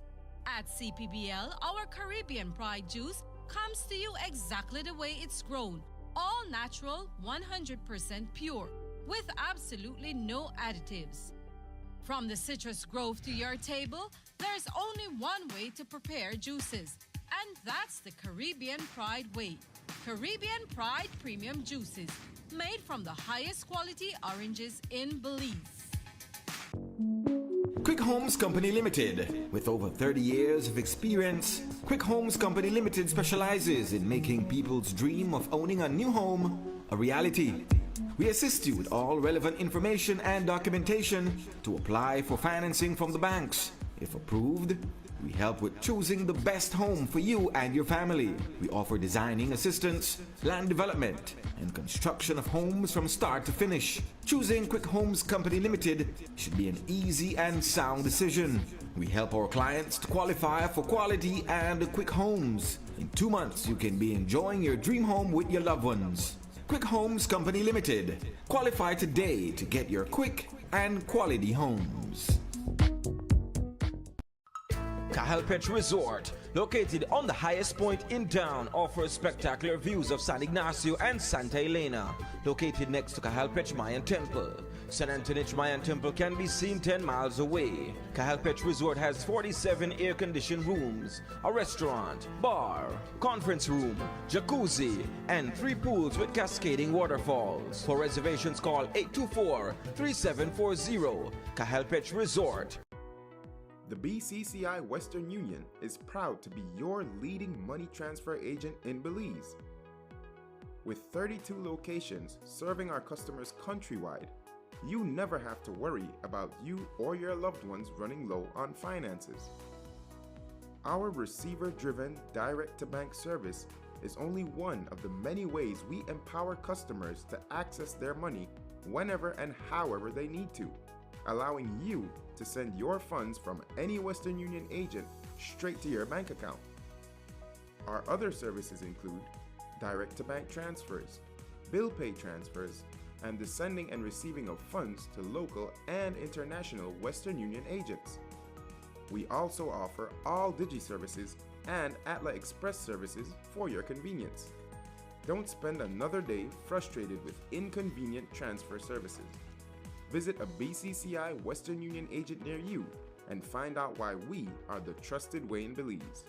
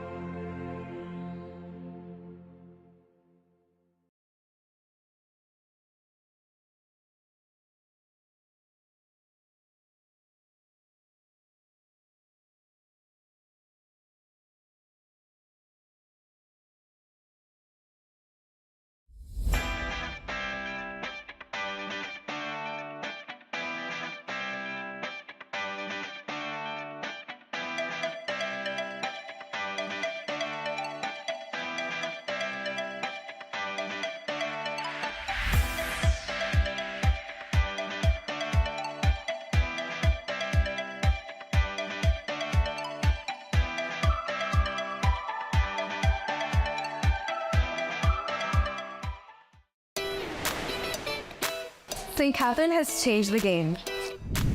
We've gone cashless with Digi Wallet.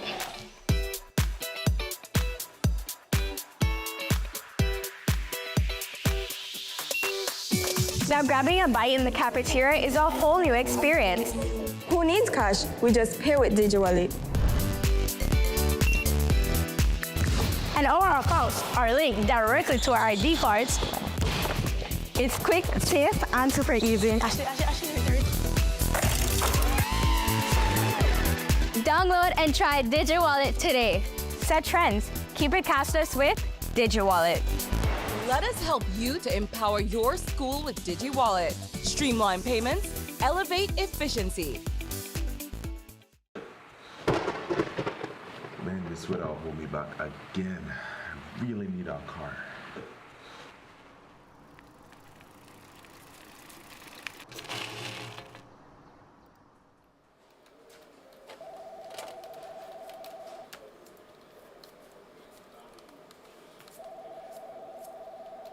Hey James, you look for a car? Avery, yeah. Things would be so much easier if I had a car, but then I'd have to take out a loan, and I'm not sure if that's the right move, you know? Yeah, I get that. Sometimes to achieve our goals, we need financial assistance. But it doesn't have to be scary. We can make informed choices. What are your financial goals? A loan could help turn these aspirations into reality. But before you make that commitment, take a close look at your budget and carefully assess your income and expenses. Learn about the various types of loans and the potential impact on your financial future. Meet with someone who can guide you through the loan process, helping you understand the terms, interest rates, and repayment period. Finally, read the fine print. Make sure you are comfortable with the terms and conditions. The decision to take out a loan should be a well-informed one. Remember, knowledge is your greatest ally. Take your time, do your research, and make a choice that aligns with your aspirations and financial well-being. Make informed choices. A message from the Central Bank of Belize. Visit us at centralbank.org.bz. The Central Bank of Belize. People-focused, purpose-driven. Let's take a journey through the core functions of the Social Security Board. It all starts with registering as an insured person, employer, or self-employed individual. Sign up for a portal account to manage your Social Security information online. Just provide accurate information and click Create. This will give you access to a range of services and benefits. Next, your contribution, along with investments and other income, are collected and distributed into 3 funds. This ensures that the SSB fund is securely utilized to support various benefit programs. The SSB is committed to providing essential benefits such as sickness, maternity, injury, and pension. These benefits are paid out to eligible individuals as a part of the Social Security coverage. We help you navigate through life's challenges with financial security. Annual surplus accumulates to grow the fund each year. This surplus is invested into various industries, contributing to the growth and development of our nation. With each passing year, the fund continues to grow due to the annual surplus and interest revenue earned from prudent investments. This surplus, along with reserves, helps to bolster the SSB fund and provide a safety net for those in need.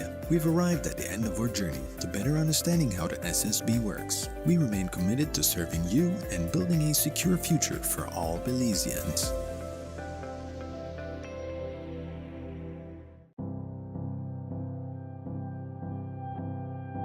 Safe, welcoming, the start of a new chapter. Your home is one of life's biggest investments. Let's protect it. Have you made any recent additions to your property? If so, your home may not be adequately insured. The average clause states that if the amount insured is less than the cost to rebuild, you, the insured, will become your own insurer for the additional amount. To better understand this, let's look at 2 homes equally valued at $150,000. Home 1 was insured for $150,000, but later, an additional $50,000 was invested into the home.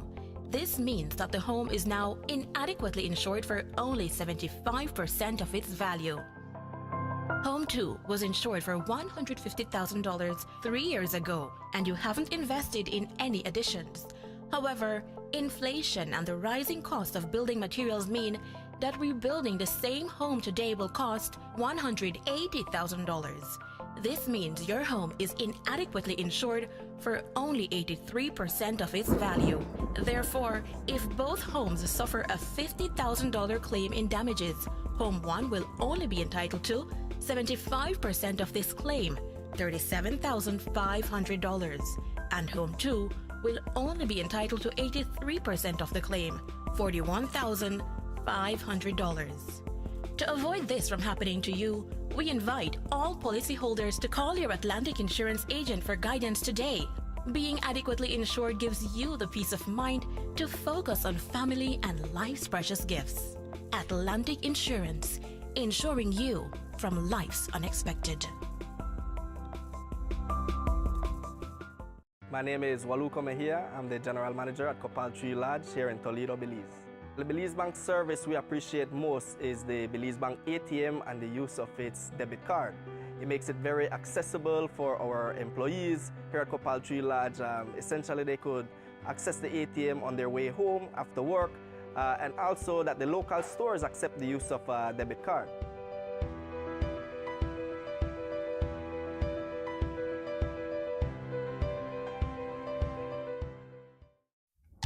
Benny's is kicking off Father's Day with popping deals for dad. In the month of June, visit a Benny's near you and get store-wide discounts on selected items such as Milwaukee and Axie power tools, Charbroil barbecue grills, car care products, Karcher pressure washers, and much, much more. Make dad happy with popping deals for dad in June, only at Benny's. Benny's, Benny's, oh, Benny's, Benny's. Benny's, Benny's. HRCU is thrilled to announce the launch of our new online banking services designed to put you in control of your financial future. To take advantage of our new services, you will need to know your updated 16-digit account number. You'll enjoy 24/7 access to your accounts, send and receive payments to other credit unions and banks effortlessly, pay your bills online with ease. Need to make a loan payment? Done from the comfort of your own home. Have your government benefits deposited directly into your account, hassle-free. Applying for a loan? Easy. Apply online with just a few clicks. And don't worry, we'll be here to guide you through the transition every step of the way. Visit hrcubelize.org for more details on our exciting new online banking services. HRCU, making a difference in people's lives. Whether you are a busy person or stuck in traffic or having an adverse or very demanding circumstance, tension builds up, causing you to be stressed out. Stress attacks everyone, anytime, any age. And stress is a killer. Palm City? It's best to be alive than dead. So visit Freetown Drugstore to get options to relieve stress and to relax your mind.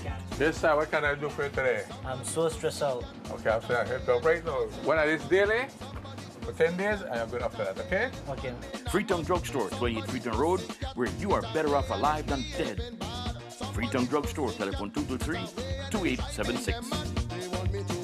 The Office of the Prime Minister invites you to the National MSME Roadshow 2024. Join us for free workshops in marketing using AI, finance, business planning, and customer service. Connect with financial institutions for access to finance opportunities, meet with key government agencies, and showcase your business at the Roadshow Expo in an effort to get more locals to buy Belizean. We will be in Orange Walk Town, June 13th to the 15th, PG, June 27th to the 29th, Corozal, July 11th to the 13th, Benke, July 25th to the 27th, San Pedro, August 15th to the 17th, Key Cocker, August 23rd to the 24th, Belmopan, August 29th to the 31st, Hopkins, September 13th to the 14th, San Ignacio, September 26th to the 28th, Tangriga, October 10th to the 12th, Placentia, October 18th to the 19th, and Belize City, October 24th to the 26th. Sign up today for the National MSME Roadshow. For more information, follow us on Facebook at Beltrade or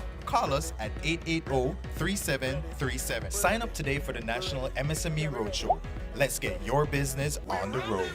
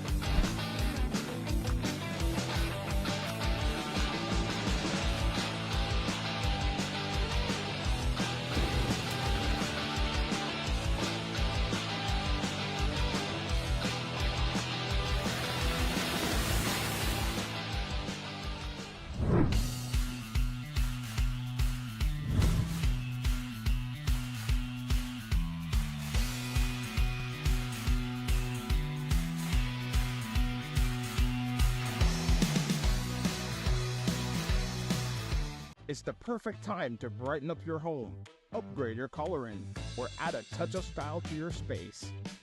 This Father's Day, enjoy 25% off on all lights, fans, tiles, and bathroom accessories for the entire month of June. And remember, our Father's Day sale isn't just for dad. Everyone can benefit from these fantastic savings.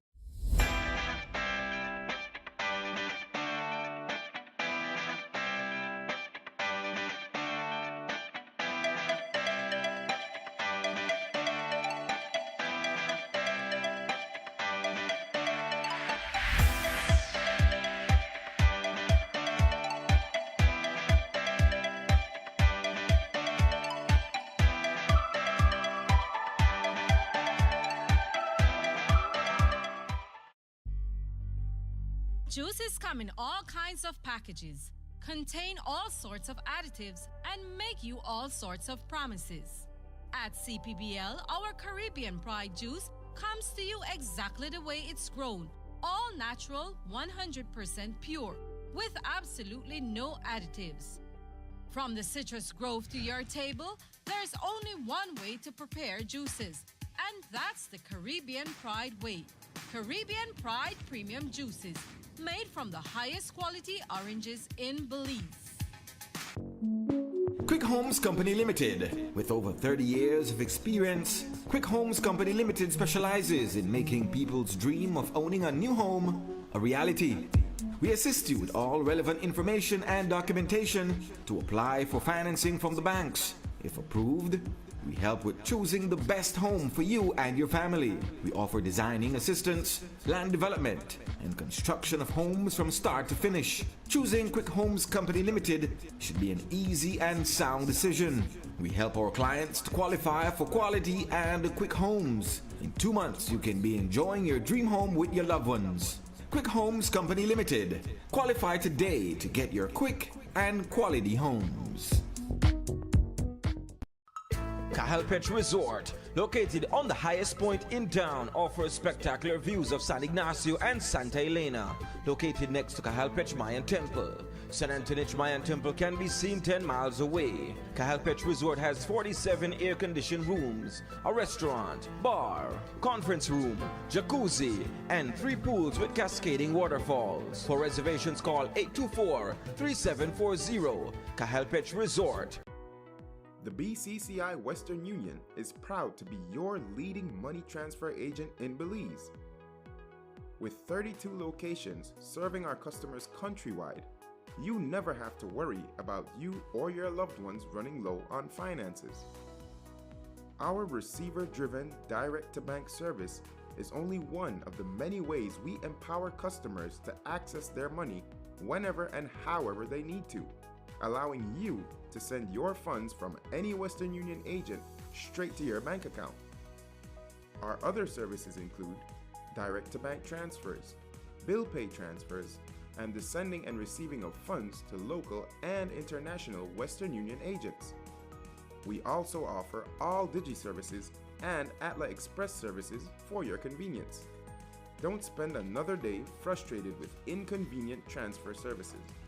Visit a BCCI Western Union agent near you and find out why we are the trusted way in Belize.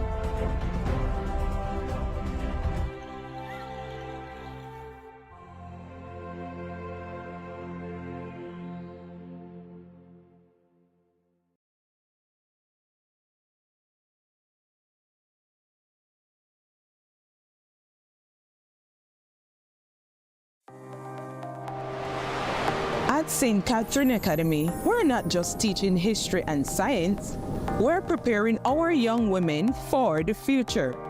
Going cashless with DigiWallet isn't only about convenience, it's about safety and building a tech-savvy generation. St. Catherine Academy and DigiWallet are leading the way, showing that a secure and cashless campus is possible and beneficial to all. You should try DigiWallet yourself today and see what you've been missing. Let us help you to empower your school with DigiWallet. Streamline payments, elevate efficiency.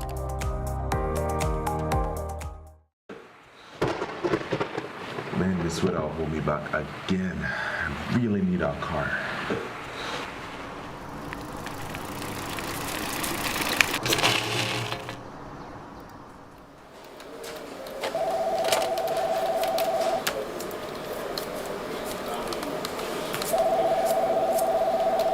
Hey James, you look for a car? Avery, yeah. Things would be so much easier if I had a car, but then I'd have to take out a loan, and I'm not sure if that's the right move, you know? Yeah, I get that. Sometimes to achieve our goals, we need financial assistance. But it doesn't have to be scary. We can make informed choices. What are your financial goals? A loan could help turn these aspirations into reality. But before you make that commitment, take a close look at your budget and carefully assess your income and expenses. Learn about the various types of loans and the potential impact on your financial future. Meet with someone who can guide you through the loan process, helping you understand the terms, interest rates, and repayment period. Finally, read the fine print. Make sure you are comfortable with the terms and conditions. The decision to take out a loan should be a well-informed one. Remember, knowledge is your greatest ally. Take your time.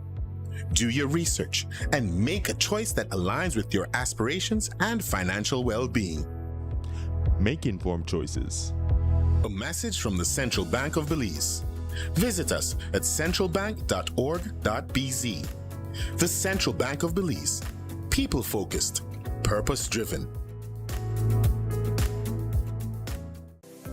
Let's take a journey through the core functions of the Social Security Board. It all starts with registering as an insured person, employer, or self-employed individual. Sign up for a portal account to manage your Social Security information online. Just provide accurate information and click Create. This will give you access to a range of services and benefits. Next, your contribution, along with investments and other income, are collected and distributed into 3 funds. This ensures that the SSB fund is securely utilized to support various benefit programs. The SSB is committed to providing essential benefits such as sickness, maternity, injury, and pension. These benefits are paid out to eligible individuals as a part of the Social Security coverage. We help you navigate through life's challenges with financial security. Annual surplus accumulates to grow the fund each year. This surplus is invested into various industries, contributing to the growth and development of our nation. With each passing year, the fund continues to grow due to the annual surplus and interest revenue earned from prudent investments. This surplus, along with reserves, helps to bolster the SSB fund and provide a safety net for those in need. We've arrived at the end of our journey to better understanding how the SSB works. We remain committed to serving you and building a secure future for all Belizeans.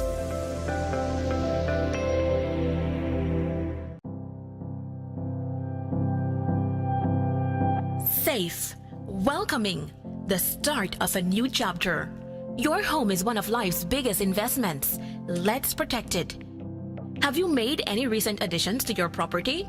If so, your home may not be adequately insured. The average clause states that if the amount insured is less than the cost to rebuild, you, the insured, will become your own insurer for the additional amount. To better understand this, let's look at 2 homes equally valued at $150,000. Home 1 was insured for $150,000, but later, an additional $50,000 was invested into the home. This means that the home is now inadequately insured for only 75% of its value. Home 2 was insured for $150,000 3 years ago, and you haven't invested in any additions.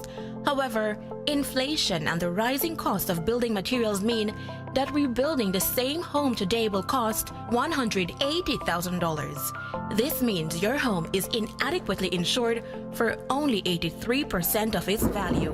Therefore, if both homes suffer a $50,000 claim in damages, Home 1 will only be entitled to 75% of this claim, $37,500, and Home 2 will only be entitled to 83% of the claim, $41,500. To avoid this from happening to you, we invite all policyholders to call your Atlantic Insurance agent for guidance today.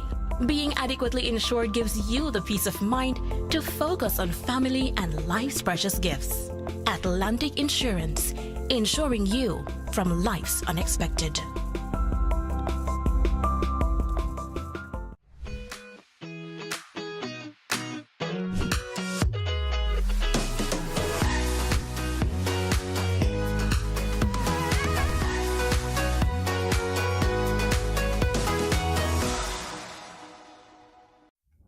Belize is kicking off Father's Day with popping deals for dad. In the month of June, visit a Belize near you and get store-wide discounts on selected items such as Milwaukee and Axie power tools, Char-Broil barbecue grills, car care products, Karcher pressure washers, and much, much more.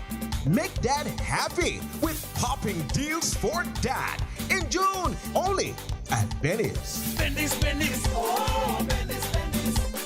Belize, Belize.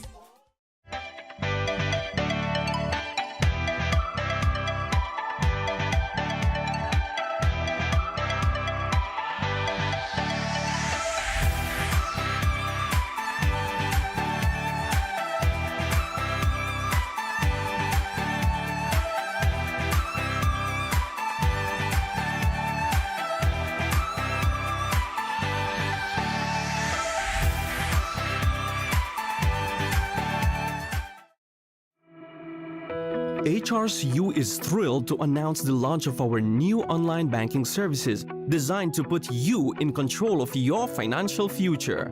To take advantage of our new services, you will need to know your updated 16-digit account number. You'll enjoy 24/7 access to your accounts, send and receive payments to other credit unions and banks effortlessly, pay your bills online with ease. Need to make a loan payment?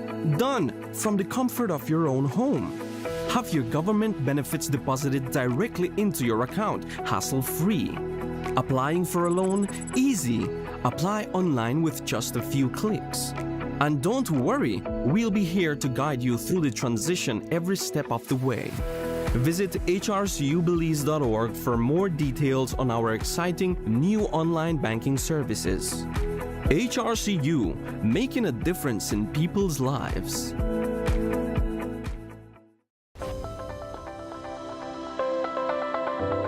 Upcoming enhancements to My Social Security. The new healthcare provider feature seamlessly connects healthcare providers, insured persons, and employers to facilitate the payment of sickness benefits.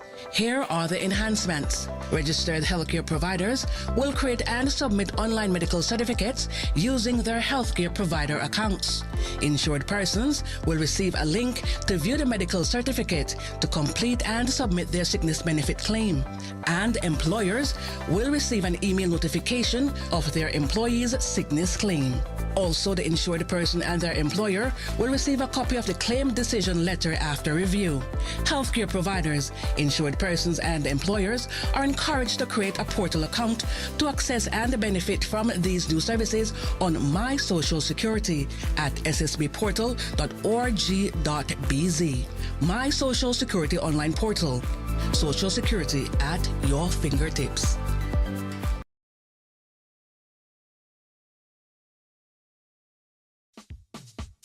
Whether you are a busy person or stuck in traffic or having an adverse or very demanding circumstance, tension builds up, causing you to be stressed out. Stress attacks everyone, anytime, any age.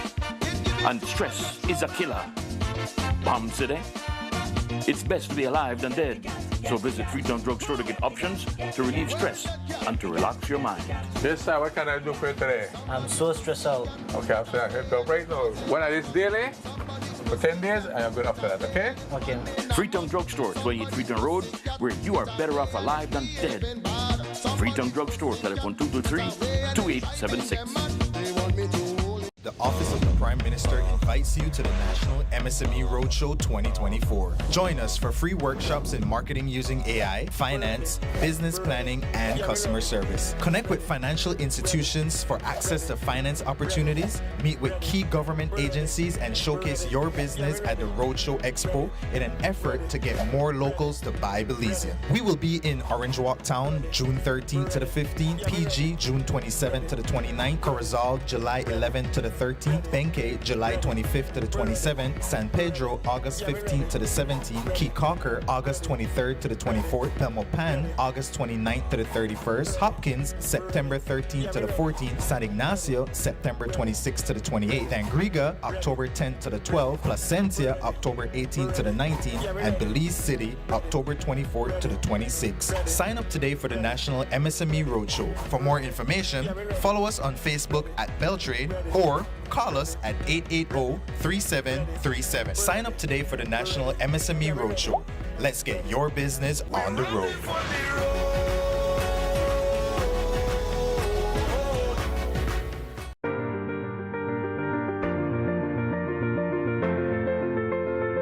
LG dual inverter compressor cools air faster by operating at speeds as high as 120 Hz with more stability compared to conventional models.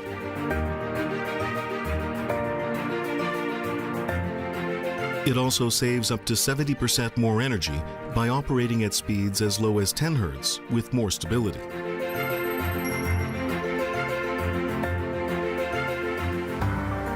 It reduces torque vibration down to 40% for quiet outdoor unit operation. Stable operation with low vibrations also results in increased durability. It's the perfect time to brighten up your home, upgrade your coloring, or add a touch of style to your space. This Father's Day, enjoy 25% off on all lights, fans, tiles, and bathroom accessories for the entire month of June. And remember, our Father's Day sale isn't just for dad. Everyone can benefit from these fantastic savings. Don't miss out. Visit Builder's Hardware today.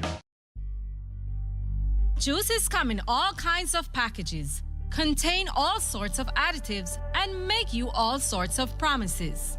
At CPBL, our Caribbean Pride juice comes to you exactly the way it's grown, all natural, 100% pure, with absolutely no additives. From the citrus grove to your table, there's only one way to prepare juices, and that's the Caribbean Pride way. Caribbean Pride Premium Juices, made from the highest quality oranges in Belize. Quick Homes Company Limited. With over 30 years of experience, Quick Homes Company Limited specializes in making people's dream of owning a new home a reality. We assist you with all relevant information and documentation to apply for financing from the banks. If approved, we help with choosing the best home for you and your family. We offer designing assistance, land development, and construction of homes from start to finish. Choosing Quick Homes Company Limited should be an easy and sound decision. We help our clients to qualify for quality and quick homes. In 2 months, you can be enjoying your dream home with your loved ones. Quick Homes Company Limited. Qualify today to get your quick and quality homes. Hyde Resort.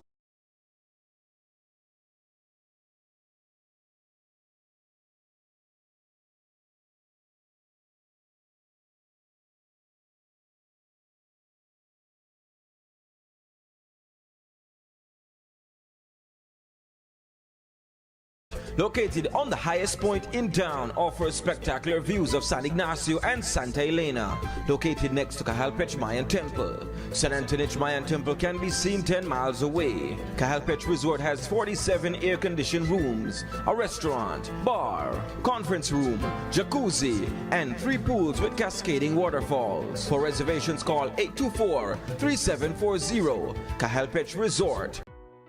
The BCCI Western Union is proud to be your leading money transfer agent in Belize. With 32 locations serving our customers countrywide, you never have to worry about you or your loved ones running low on finances. Our receiver-driven direct-to-bank service is only one of the many ways we empower customers to access their money whenever and however they need to, allowing you to send your funds from any Western Union agent straight to your bank account. Our other services include direct-to-bank transfers, bill pay transfers, and the sending and receiving of funds to local and international Western Union agents. We also offer all Digi services and Atla Express services for your convenience. Don't spend another day frustrated with inconvenient transfer services.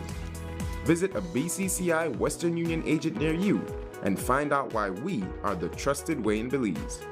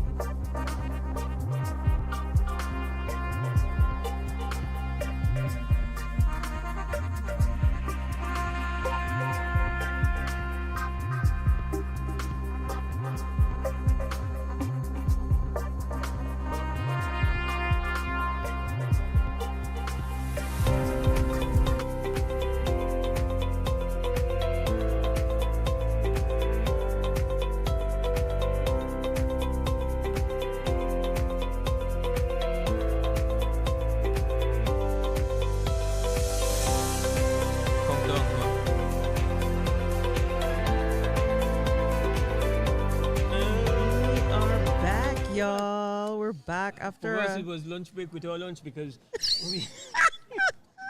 we don't must step pick the man, but hey. We're at the Belize Diaspora Summit. Right. 2024. Right. I am Mose Hyde. My name is Numi Usher, and we are tucked away in a corner because we have to make room. We have a smile on myself. Right. We have a smile on myself to make sure that people have space for deal with when they deal with on the front line. That's what we have going on. I want to run off my list of sponsors though, because they are the one who not treat me like step picnic. We the drop on the step picnic. Listen, we have Atlantic Bank Limited, Atlantic Insurance Corporation, Battle of the Drums, Belize Chamber of Commerce Industry, Western Union, Belize Bank Limited, Beltrade, Benny's Home Center, Builders Hardware, Cahal Petch Village Resort, Carlos Diaz Private Bathroom, Central Bank of Belize, CG United, Citrus Products of Belize Limited, Dangriga Town Council, Darius Meat Pie, DigiWallet, Enrique Martinez and Sons, Feinstein Group of Companies, Freetown Drugstore, Government of Belize, Holy Redeemer Credit Union, Marie Sharp Fine Foods, Ministry of Immigration, Quick Home Real Estate, Rosado's Hardware, Simon Kwan and Company Limited, Social Security Board. So we really want to thank our sponsors for making this broadcast all the way from the LA Marriott possible. We want to thank the Belize American Chamber of Commerce and Southwest Airlines to make we reach you. Transportation and accommodation. Because you can't reach up on bus. No. And, you know. All right, so we give thanks for that. We give thanks for the support. We give thanks that you are chosen to link with us. Right. You know that we're available. We're being streamed. We're on Facebook. We're on YouTube. We are anticipating the next panel coming right up. Could you just give them a kind of preview of what we got coming up? For the second half of the Thursday Diaspora Summit Day, we have the Mistress of Ceremonies. For the afternoon session is Mrs. Aria Lightfoot. And the first panel discussion is on political rights and advocacy of the diaspora. That's moderated by Nuri Mohammed, no stranger to Bakazing. And the panelists are Honorable Karim Musa, Mario Lara, and Bilal Morris. We also have, after that, we have a panel discussion on Belizean youth in the diaspora.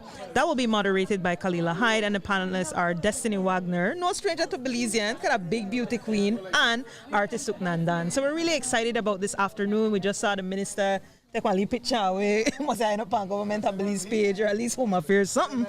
But it's been buzzing. I must say that it's been nice to see the Belizeans come. They access that land. Clinic line, though. Whoa. That line, the line. The out there, summit there. That was the action there. I could tell you that. Definitely you've been a star outside. I don't know what it is. What is the direct traffic? People come to you like I don't know. I just got one on their face. You have a look I can help. You have a look like you're gonna help. I have an I can help face. And then you I guess you have this personality and you're just bubbling and it's like, listen to me. I tell you no lie. This, a young brother actually came up to Sister Kay and said, "Manny, baby, he has a little infant," which is remarkable, right? Right. The man know where I could get some hot water for baby formula. Like I can be that girl because I don't miss help, right? Also, to Wally inside tip, he used to be my neighbor, but he's now a diaspora and he's moved. He's been living here. Familiar.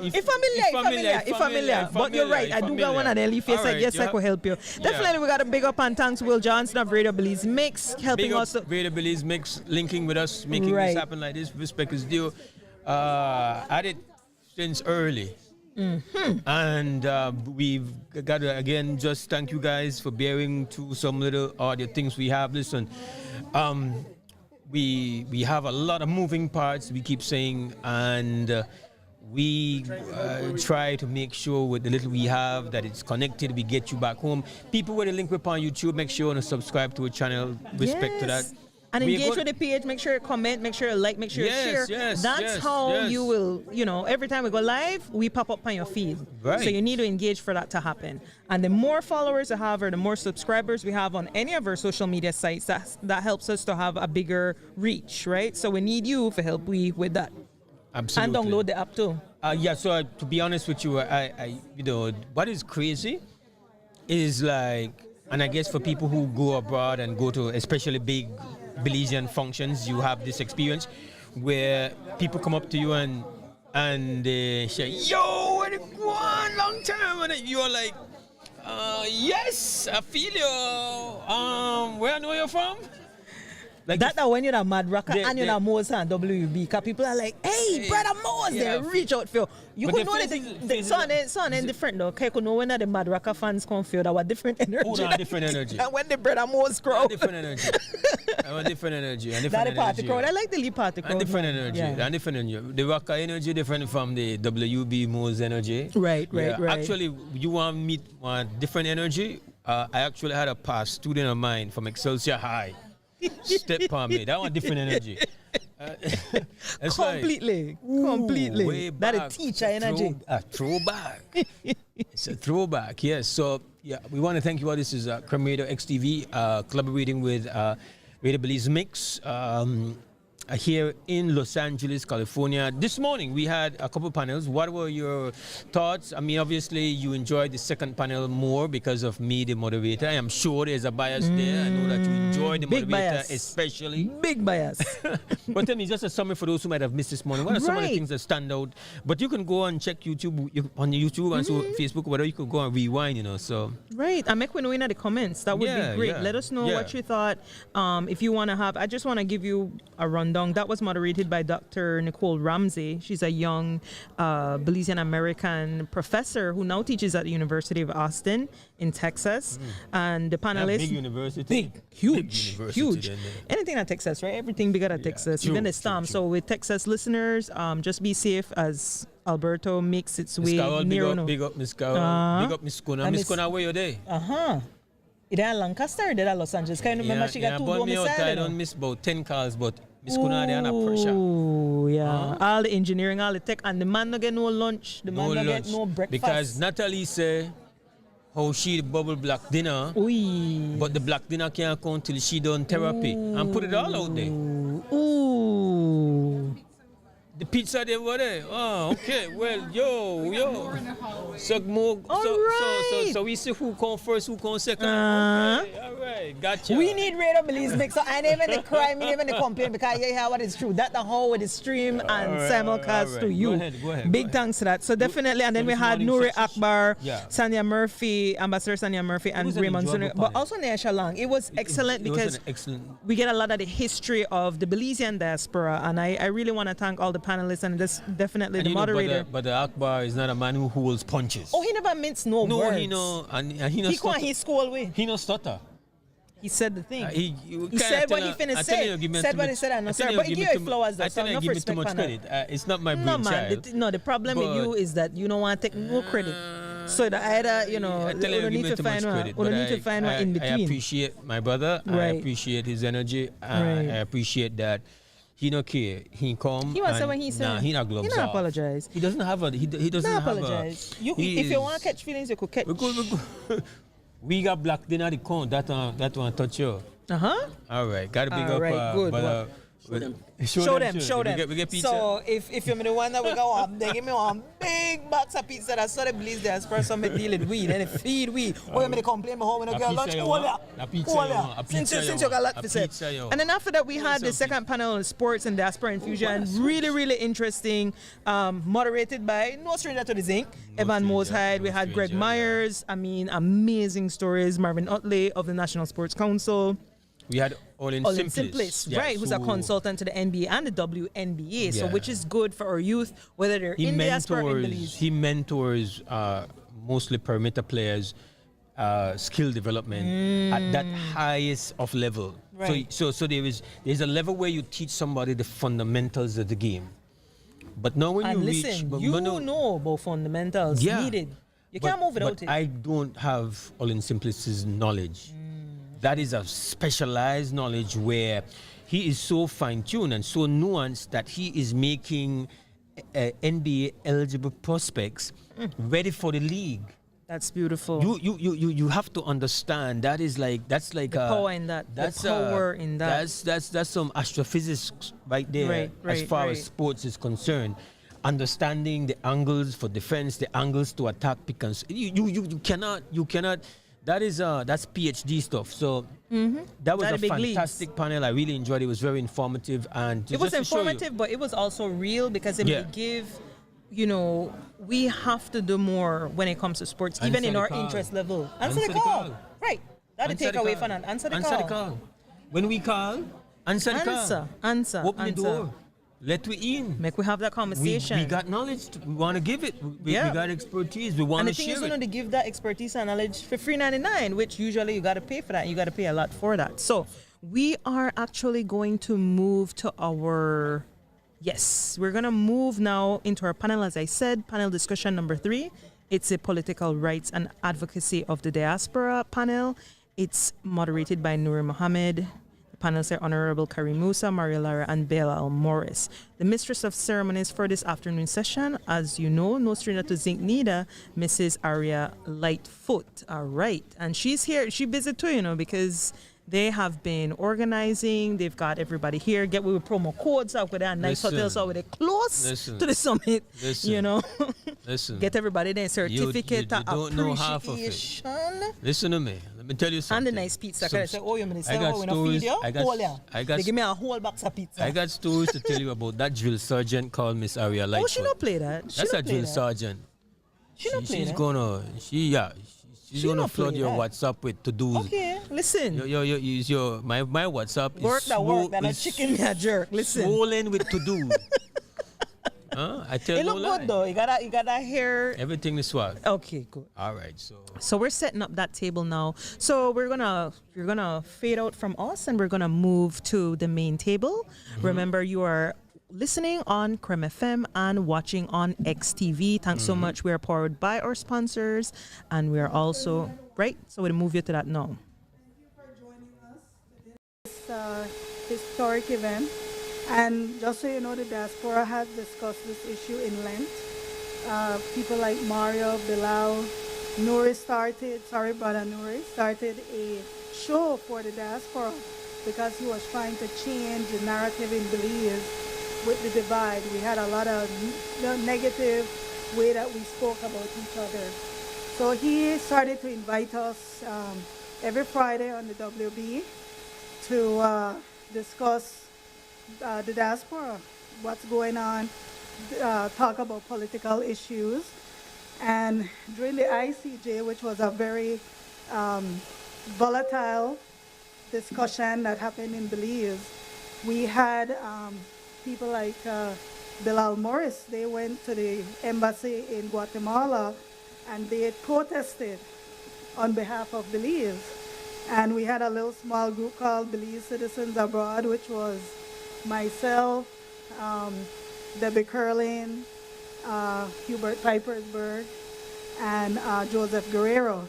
And so we started to advocate for our involvement in the ICJ.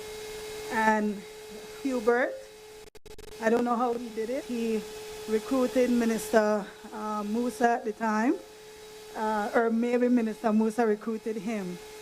We were just presented with this idea of introducing it to the House of Representatives. At the time, he was in the opposition.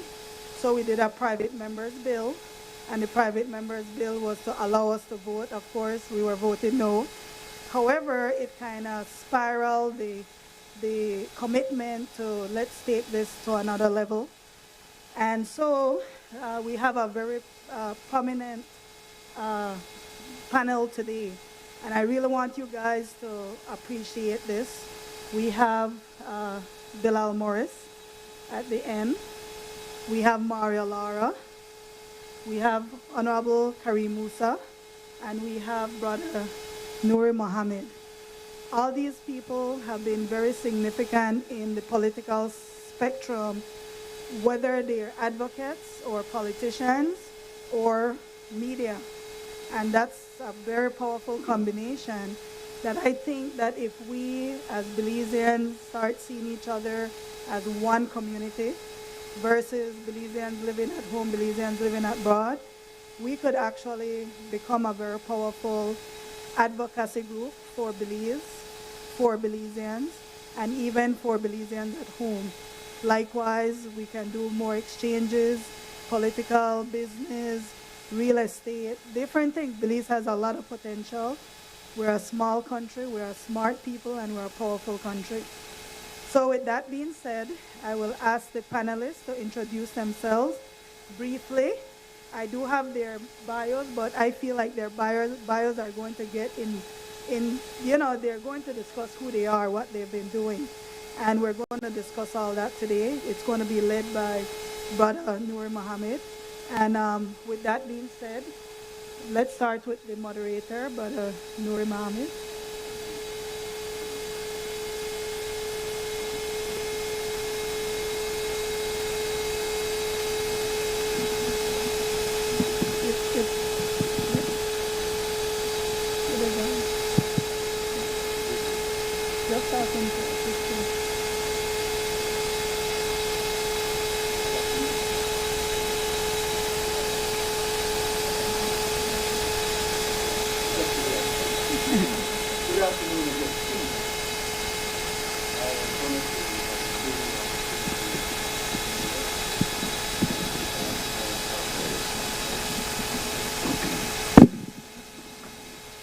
Yeah, I won't take a lot of time talking about me because it's about hearing from these esteemed panelists today. I will say to you that I am born in Belize in 1961, just before the Hurricane Hyde. I was taken over here to the States by my family. I spent 10 years here. I came here as a naive Caparuche, Chase Maklala boy at 12 years old. And I was dropped into San Francisco for a beautiful 3 months where I thought I was in some form of Disneyland or something like that, Chinatown. And then my reality check, I was with my sister in San Francisco, but my parents were actually in New York, Harlem, New York. So after my sister and I enjoyed our first 3 months in San Francisco, we went to New York. And what I could remember dropping into New York was the darkness of Harlem, and coming into that environment and learning that this is not Belize, and this is not Disneyland. And getting into the school system, you talk about bullying now. It was bully extreme when I was there in the 60s, beat up. I remember a little story of a young lady who said he liked me, but I was so naive, I never knew how to respond to that. And so her friends were laughing at her. Said, you know, see, you know, like you? And she got upset and came behind me as I was, the teachers kept cleaning the backboard, and stabbed me in my backside with one pen. That was my first reality check that this is no calm place. This, you have to fight. And so I started being transformed very, very early in my first time in New York. And then we moved over back to California, and I'm saying all of that to say the total time that I spent in the United States was about 12 years, maximum. And then I went back home. So I had the experience of growing in Belize, growing in the United States, and returning back to Belize, which I have been home over the last 50-odd years. But my experience in the diaspora was that my mother told me from the very beginning, you're going back home. I was never in America because I wanted to be an American or I wanted to pursue whatever in America, because I had a mother that was saying, remember, you're going to qualify yourself and to return home. So maybe that was the roots of my feeling about we have to be connected as a diaspora. And I had this opportunity to work with these brothers from Breda, and we had a program in 1989 where we actually started to, in a concretized way, try to build a connection with the diaspora. This is not to say that what was going on prior, going as far back as 1924, was not the foundation that we stood on. But in 1989, a very dynamic effort started when we had a radio program here in Southern California that was called Belize Caribbean Pulse. And the Belize Caribbean Pulse became one of the ways in which we started to ignite and bring up the issue of diaspora involvement in Belizean politics. I said that only as a background. Aria has talked about the effort that we have made on CREM television, but I just wanted to give you that as a background, that I don't come out of the blue, but I have been engaged in this as one who has been involved from the very beginning. I will ask our esteemed guests to give us just a brief introduction like I've done just now of myself, if they will also do that, and then we'll get on to these questions here. Starting with the Honorable Karim Musa. Yeah.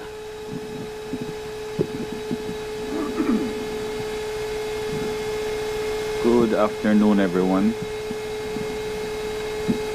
Thank you very much, Aria, Brother Nuri, my esteemed panel guests here with us today, and of course, all of you in attendance at this grand Belizean Diaspora Summit. Very impressive undertaking, and I want to commend all of the organizers, excellently organized. We even have a land and immigration clinic. Boy, you got a lot of people jealous, Aria.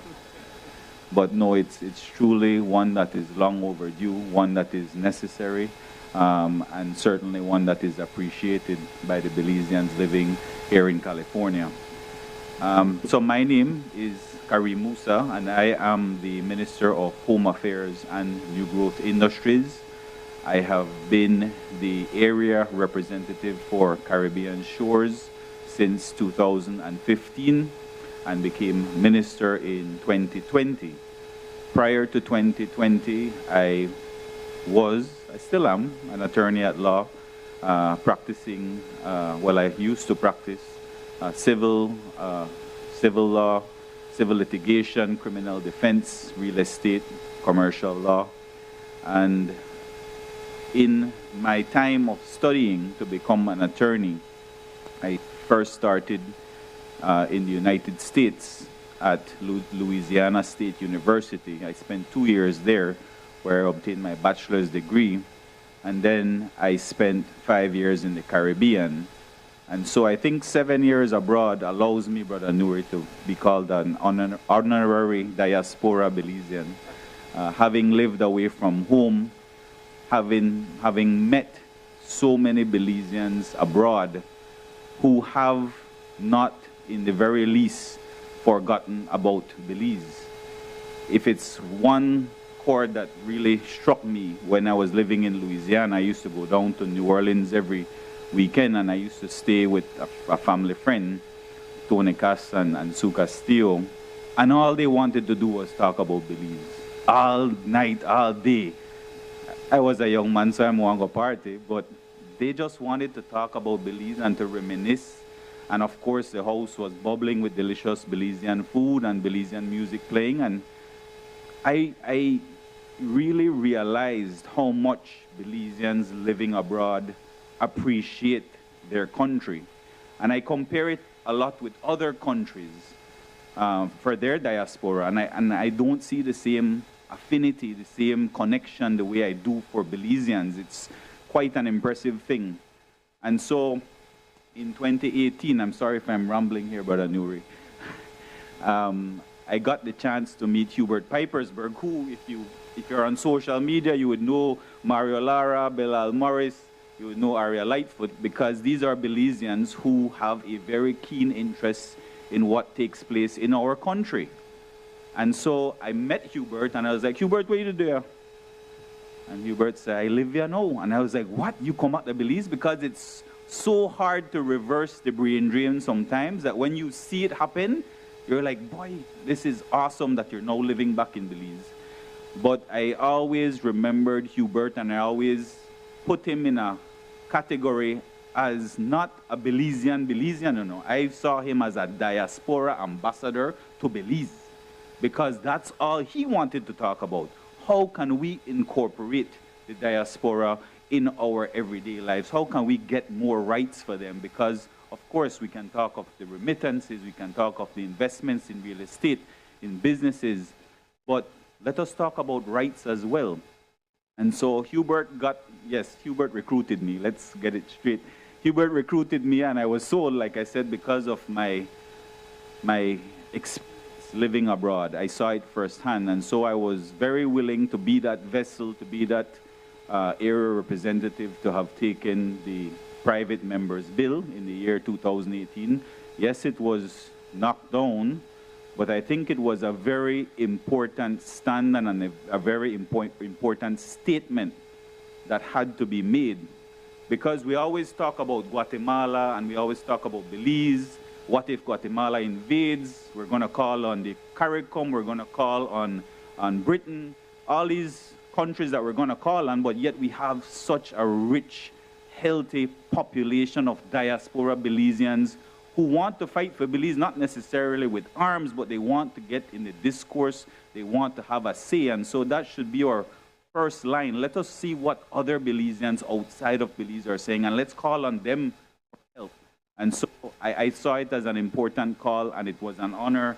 It was sponsored by these two good gentlemen, yourself, Aria, Hubert, the private members bill, and it was an honor for me to have been a part of that. So sorry for the very long rambling here, Brother Nuri, but I'll pass the mic over to Mario. Good afternoon, everyone. My name is Mario Lara. It's always a challenge and a risk following an eloquent politician introduction, right? But I love Belize. I born and bred in Belize. I went to school up until the age of 18, graduated from St. John 6 Farm. So when I graduated from St. John 6 Farm, that was like the highest level of education you could get in Belize at the time. There wasn't UB, there wasn't Galen, there wasn't, now St. John's is actually offering a 4-year degree. So in order for me to continue my education, I had to leave Belize. And the plan was to leave Belize, get my education, and go back. But we know that life tends to take you in different directions, right? So when I came to the U.S., much like Nuri, thinking that the streets were paved with gold and things won't be easy, I found it quite different. And I had to make some sacrifices in order for me to be able to afford to get an education. And so I joined the U.S. military. And in order to join the U.S. military, I couldn't, I did it having just the green card, but becoming part of the U.S. military, you tend to adopt the land that you went to for opportunity. So I am a dual citizen person on this panel. I have a Belize passport, which I keep current. I always update and keep current my Belizean passport because my heart is always and will remain in Belize forever. I will always be a Belizean. And I also have my American passport, and I am not ashamed to be an American and to call myself Belizean American because I have 2 nationalities. And I don't think it is in conflict whatsoever. And I'm a very private person, but I'm sharing this personal story because I meet Aria, I met Hubert Pipersburg, I met Bilal, and I met a fellow by the name of Will Mahia, who you might recognize. And I started to get activated during the time around ICJ, and I think there was a statutory instrument in Belize that told Belizeans they can't go to Sarstoon, and I said, how can you pass a law that says you can't go somewhere? That frightened me. That got my attention. And I said, no, that's a slippery slope. And so my advocacy has been, yes, I criticize policies that are made a lot, but in a hopefully respectful way, inquisitive way, questioning way, patriotic way. And I think that's part of the value that the diaspora brings to the table. We have experience, we have exposure, we see things from a different angle. And while I honor and respect all of the people back home working hard to develop the country, I think seeing things from a different angle is good, and asking questions and questioning and holding people accountable is a good thing, is a patriotic thing. And I am honored and blessed and pleased to be participating in this panel. I commend the organizers, the collaboration that is happening here with the administration that's in office, and I want this to continue. And I hope that we can build on what we have going on here. Thank you. Bilal Morris. Yes, greetings, everybody. Belizeans at home in Belize, and send greetings to Belizeans in the diaspora, wherever you are listening to this broadcast. Those of you who took the time out, this is a weekday. Belizeans, I can see you found the time to come out here, because while I was doing some PR for the summit on the ground here in LA, a lot of people, oh, this is a weekday and I have to work. But it's so very impressive to see that Belizeans, like Minister Philip Goldston used to say, Belizeans are willing, and when government is willing. I want to say that my work was based on activism for Belize for 30 years in the Los Angeles Belizean community. From the day I migrated out of Belize at 19, seeking a better education. As we know, we Belizeans, for most of us, we are what they call economic refugees. We didn't leave because of a war or anything like that. Or migration was not based on that. Or migration was just simply trying to find a better quality of life that Belize could not necessarily offer. Not that it was a poor country, it's a beautiful country. But for many of us, it was not underdeveloped, as they like to call us, but Belize was a developing nation. And I think that when you say that you're diaspora, though Belizeans who live abroad does not, after you leave there, you don't have no rights to Belize anymore. It's a very, very, very, it's a betrayal of that sort. Because your people never did necessarily leave because they wanted to. They left because they wanted to have a better quality of life. And I got involved immediately. At 19, I joined an organization that I was with, the Los Angeles Muslims of Belize, where my colleague Nuri Akbar, who spoke this morning, was pivotal of the brainchild of Belizean Ubada, Ismail Omar Shabazz. He was our teacher. He groomed us. UBAD. How many of you, raise your hand if you know about UBAD? Right? UBAD was the grassroots organization that, apart from many organizations in Belize itself, that made history. We come from that. Evan Exide used to say, you all are one of the children of UBAD, because Shabazz was our mentor. We learned from him. He taught us he taught us activism, how to get involved for your country and work for your country, hustle for your country. And I did that. I'm a journalist, a trained broadcast journalist. I wrote for the Los Angeles Muslims of Belize newspaper called Lambs. I wrote for the paper was called Belizean Focus. That paper was very powerful. We did before Belize Caribbean Pulse came on the scene. Nur Muhammad speaks about it was Belizean Focus that used to educate and inform the Belizean people in the Los Angeles Belizean community. At the time, New York, Chicago, and Florida was not involved like this. Los Angeles had the perfect setting, restaurants, the largest Belizean community outside of Belize itself. The largest, and I have to quote, recently I was speaking with the Congresswoman Karen Bass, and I was lobbying for Belize. Maxine Waters heads the Mains and Winds Committee. Belizeans in the Anglo-Guatemalan claim they don't have lobbyists in Washington. The Guatemalans do. And that's why we are always losing the political fight.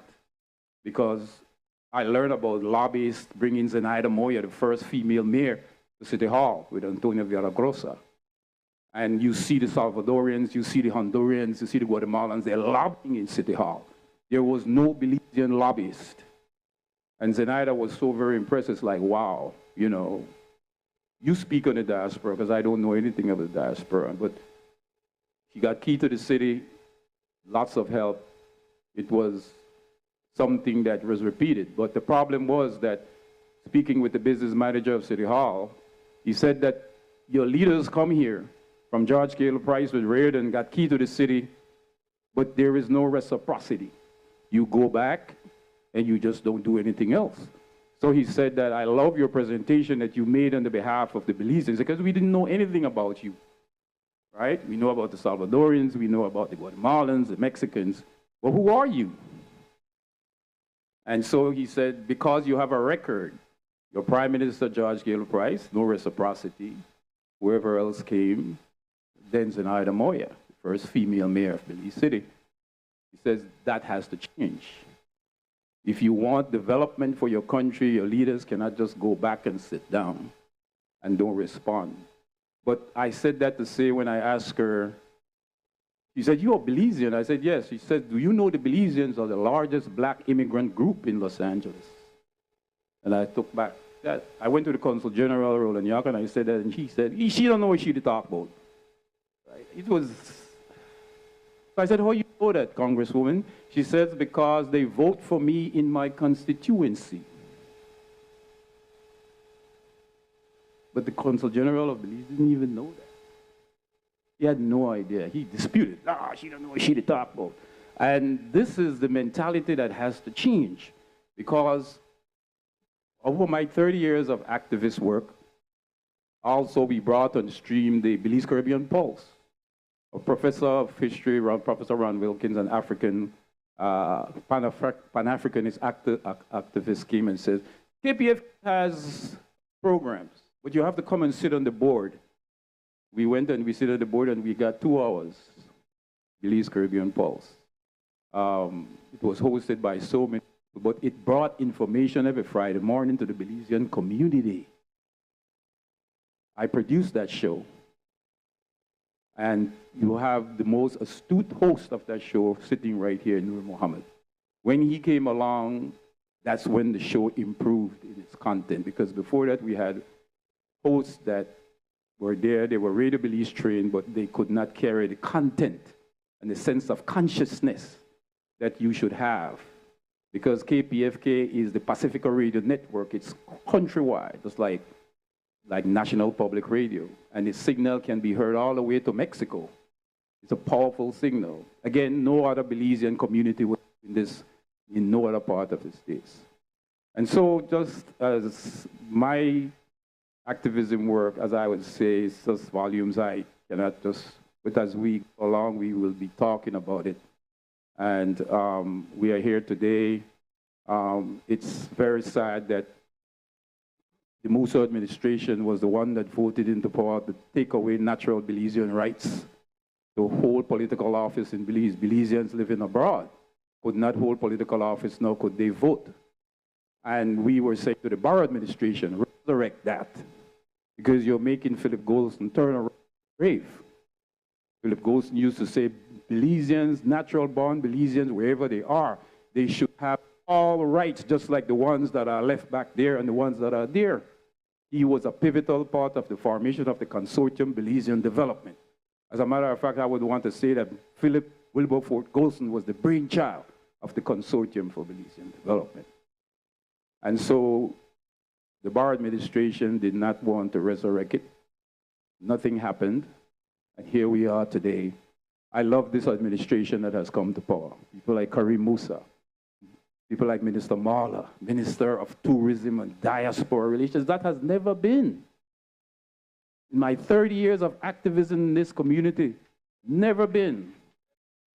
And we have to complement that, because it has never been. 3 years of the Barrow administration in power, never. There was a diaspora desk, but the girl who headed the desk, me and Hubert Pipersberg went to her, she said, I don't know anything about diaspora, but why are you heading a desk?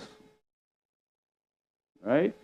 And so we, I think, as Nuri Akbar said earlier, we have gone back 40 years behind since the formation of the Consortium for Belizean Development, where that brilliant lawyer, professor of law, Dr. Eddie Lane, crafted the bylaws that brought about an umbrella organization that did big things. The consortium did big things. It did great things, but most of those people has dead and gone. They're gone. So where is that new generation? You know what? I want to show you that new generation.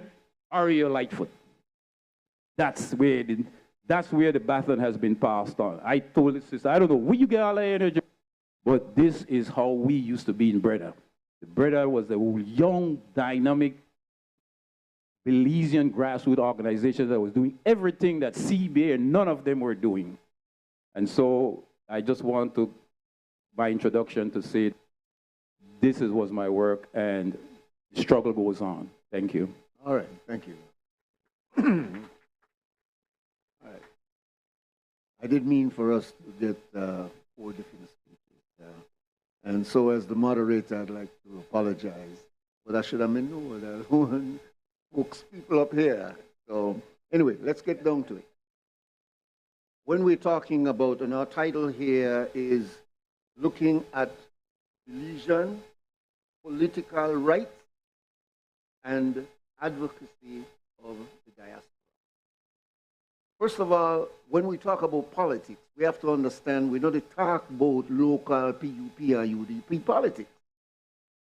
We have to understand politics in a much more universal and global sense in order for us to take advantage of it. If we're thinking about political rights, meaning we want to vote, Minister, or we vex over the fact that we never got under the ICJ, then we still have a narrow perception of the power of politics. This is politics. Politicians are going to go back to the cabinet and say, boy, that thing over there, they grow. We better start to listen to these people. Why? That is your political influences growing. And believe me, the importance of us being able to broadcast and streamline this all over the country of Belize, in fact, all over the world with this internet. We have Belizeans who have never made the connection and are making the connection today. One other piece of thing before I pass the first question to them. The immigration department is here today. Do you know that the interpretation in our Constitution is that every Belizean citizen who have children and who have people who are married to Belizean are by descent able to become Belizean? And they say that too easy. Why? Because if you extrapolate that kind of mathematics, we're talking about maybe 1.5 million Belizeans in the diaspora. I know you can't conceptualize that, but we like have picnic. And our picnic like have picnic. In addition to that, we went through a period which was, to many of us, embarrassing when we started to have an economic citizenship in order to get new Belizeans. In the United States, they have a citizenship program. You could buy one passport, Jato. So this idea that we were selling passport and we were cheapening ourselves was not a true picture of what was going on there. It became bad because the hustlers got involved. But this idea of economic citizenship was a legitimate process that is still going on all over the world. It's when it's misused that it becomes a major problem. I am saying that to say, through that program, a lot of people never even born a Belize and they're in a Belize at any period of time gain Belizean citizenship, and their children and their children's children can also say that they are Belizean. Am I right? So we're no longer talking about that, and I use this word carefully, handful of Belizeans that have coming here since 1924 and establishing themselves as an organization. Now, 100 years later, their children's children's children are involved in that effort still. So now, when we talk about political influences, do we know how many of us are here? Do we understand what the keys of pushing the buttons of our politicians there here in order for us to be able to get the rights that we feel that we should have? I would now put to Minister Musa, Brother Mario, and Bilal.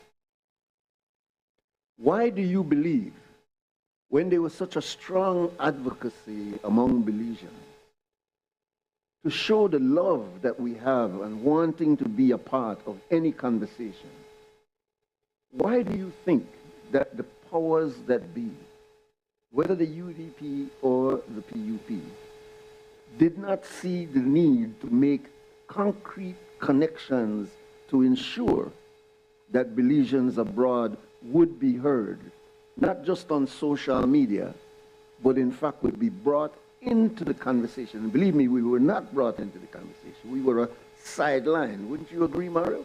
We were a sideline conversation. We were not brought into the major part of the conversation until this minister decided to take us into the House of Representatives. I'd like all three of you briefly, let me understand and underline that, briefly comment on that as I go on to the next question. Minister, you. Thanks, Brother Nuri. You know how to ask loaded questions. I think the old adage that there is strength in unity is one of the core reasons.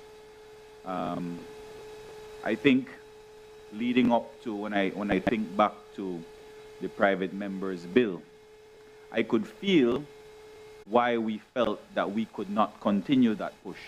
But I do feel as though there has been a withdrawal, as Brother Nuri put it, of feeling sidelined, and it's totally justified in having that feeling.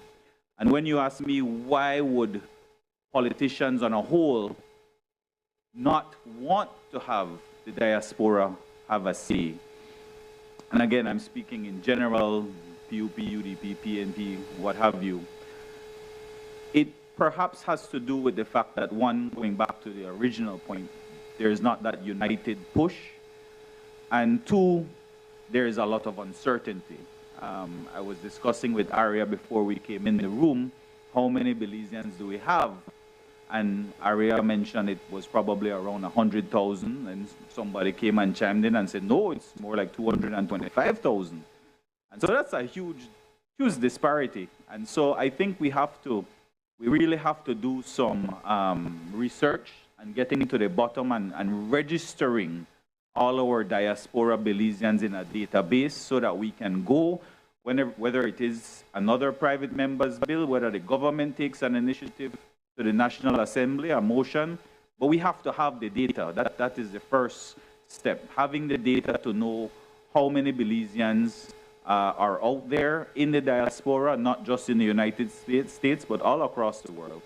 And then the creation of events like this, this is an excellent movement in and of itself, right here. This is advocacy, like what Brother Nuri said. This is advocacy, and these are the types of things that then lend to further conversations, further lobbying, and this is where the voices start to get registered at home. And so I would hope that this push for political rights and more political say can continue with a united diaspora. I know that the members of our political administration are willing to listen. And again, I think we have to get to the bottom of the numbers and move from there. So, just so that we don't have the same question being answered by all three, I will try to be creative and have them to spin a different question each time. So, Mario, your question would be, if there are three things on the top of a very long list of priority issues, what would be the first three that you, as an active member in the diaspora, would advocate for the government of Belize to look at critically? The first three. I know there are many, but the first three. Yeah, thank you, Nuri. And I draw the straw that I'm following Kareem, who's a very good speaker. And but to quote a famous quote, I think a famous politician said that the arc of history bends towards justice. But it's not a straight line, right? It's an arc. And somebody, the panel this morning, talked about the work being done from the founders from way back when. And I think the reason why we have a Ministry of Diaspora goes all the way back to all of that work, Nuri. And so I see progress happening, not fast enough for some people and not quick enough for some people, but it's happening. And I love what the minister said about collecting data and unity. Because this morning, there was a theme also about the need to be organized. What the government of Belize needs from the diaspora is legitimacy. You asked me a question about what are the top 3 priorities, and I can give you what my top 3 priorities are, but is it legitimate? Do I speak for the diaspora? That's my personal opinion. My personal opinion is that I want to be able to vote, and I don't want to have to break the law in order to vote. I can't register for a constituency in Belize, honestly, because I have a house there, my mayor is here, but I can't vote for the mayor because I can't register, because you have to live there for 6 months in order to legally register to vote. And I want to vote for my representative, for my local representatives, for my area representative. I want to be able to vote. I've invested a lot in my hometown in Belize. I've invested a lot of my hard-earned dollars, and I continue to do that. So my priority is I want the ability to vote. And that should be a service that's provided by the government. You had a bunch of El Salvadorans line up in Belize voting in their elections. We couldn't vote on the ICJ referendum. A private bill that was sent got shut down. So the right to vote, that's fundamental. That's a fundamental right of a citizen, to be able to vote. You mentioned economic citizenship. When I was in college, I was involved in the international student groups and everything, and I met a fellow there who was from one of the oil-rich countries. He had a Belizean passport. He can hold an office in the National Assembly. I can't, because I have supposedly pledged allegiance to a foreign entity. You have to do the Pledge of Allegiance when you become a U.S. citizen. I think that's nonsense. That is nonsense. Aria should be able to be a senator or an area rep. You know, give the people the right to make that choice. That is freedom. That is democracy. Those things are my top 2. You know, the right to vote and the right to be represented, right, and to have a representative. So there's got to be a way to figure out. Mexico has a council of diaspora that are elected people that advise the government on policy matters. You have expertise here. If not the right to vote, if not the right to hold office, at least some type of mechanism where you have a advisory or policy or some kind of body that can create this legitimacy.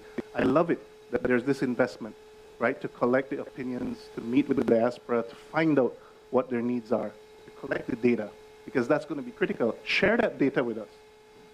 Partner with us, collaborate with us, so we can do more of this type of thing, so we can collect data, and so that we can continue to strengthen this relationship. Right. Those would be my top 3. We can't do anything without data. We can't keep just guessing what we got. 100,000, 200,000, I dropped out 1 million. Where is it? Where do you go to say, no, it's not that, it's this. So we got work to do. Now, Bilal, yours would be this. There's not a complete love for diaspora in an ordinary Belizean, you know. Let's be real. One of states, people come here and think better than we, come here and flex up, me can, but hand me that tennis after you go. Or bring, Larry and say, bring this, bring that. Bring that. All right? So we have had a relationship, we love our people, and somebody made the point this morning about the ethnicity of these. That's who was making the point. But you have to understand why it started with this large sector of Creole, because way back in 60, 70 years ago, Belize was 75% Creole. Do you realize that piece of statistic? And what might be shocking to you now is that the 2020 census is saying that we are pretty much a little bit about 2% higher than we were in 2010. And 2010, we were at 25%. So I don't know if you understand the dynamics of dropping from being 75% of a population to being 25% of the population 60 or 70 years later. So you want to know who were the first diaspora people? It was those groups. But that does not describe us now. We are a multi-group of people now with citizenships and ethnicities from all over. So when we talk about Belize, it's not just that core group that we were talking about 40, 50, 60 years ago. It's a much more multi-ethnic group of Belizeans, which are all Belizeans. Have we grown to be able to embrace our Belizeans? Or are we with the same biases and prejudices that we have home and we bring over here too? Me not talk to them because they're not from Orange Walk. Me not there with them people because they're not from Langriga. Do we still do those things over here? Because if we're doing that, we will remain in a very minimal cycle or circle of influence until we break that. So your question, Bilal, is looking at the reality. Why is it that we have not been able to gain that encouragement from some Belizeans about embracing the vision of the diaspora? First of all, do you agree with me that that embracement is not complete as we would want it to be, and that beyond remittances, people really don't understand the dynamics of what you're going through here in the diaspora? Yes, I totally agree with you that,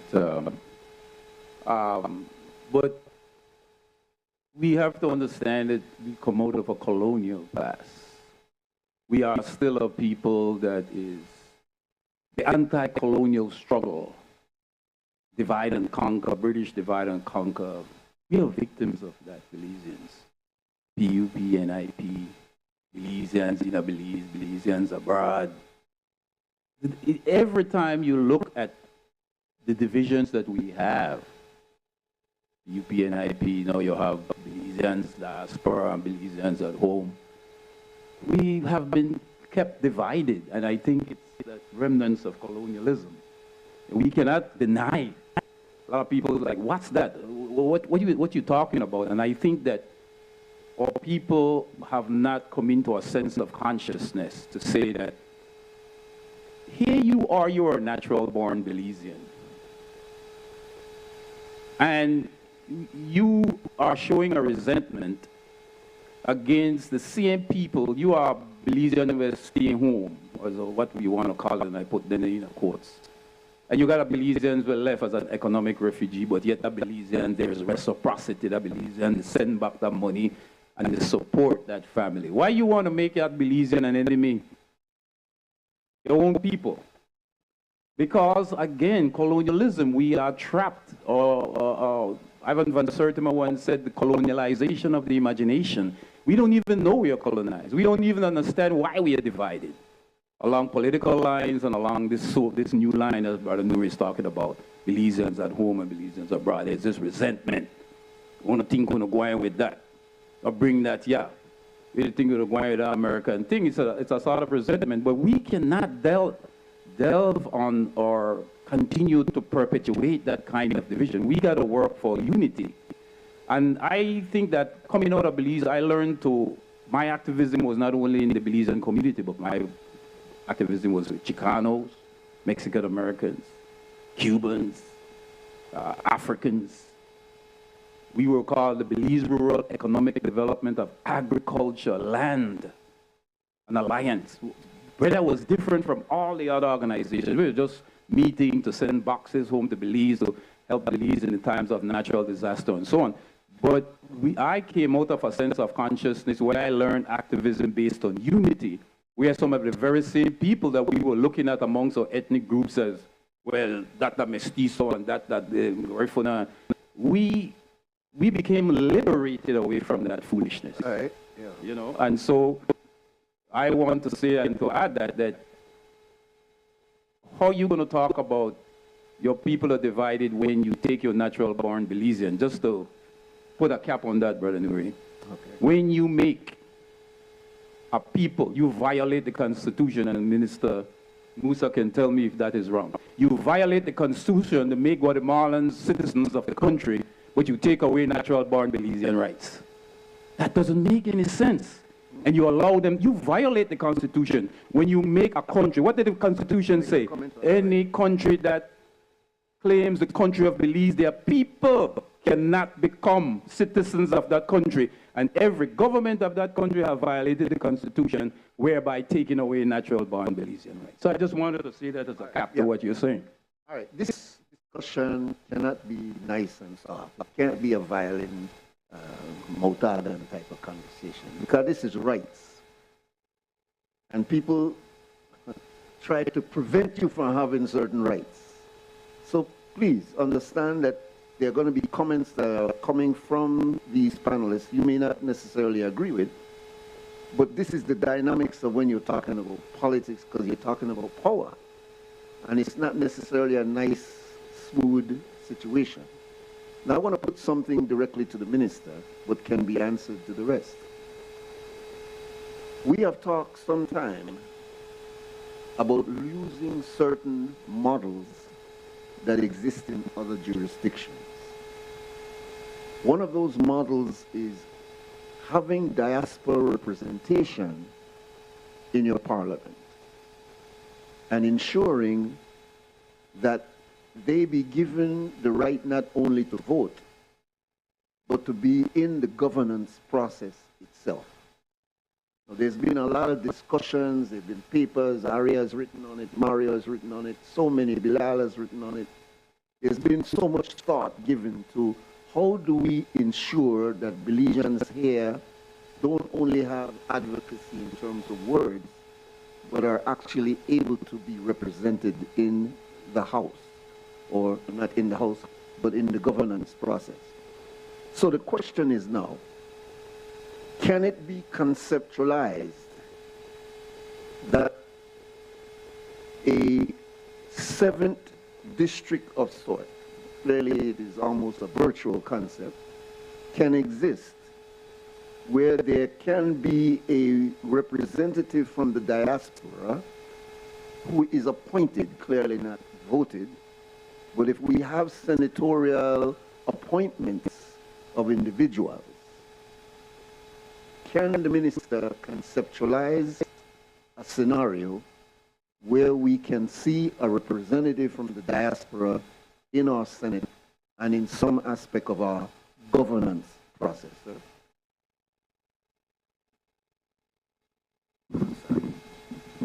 And Brother Nuri, definitely that's something that I think should be advocated for. That is my personal opinion.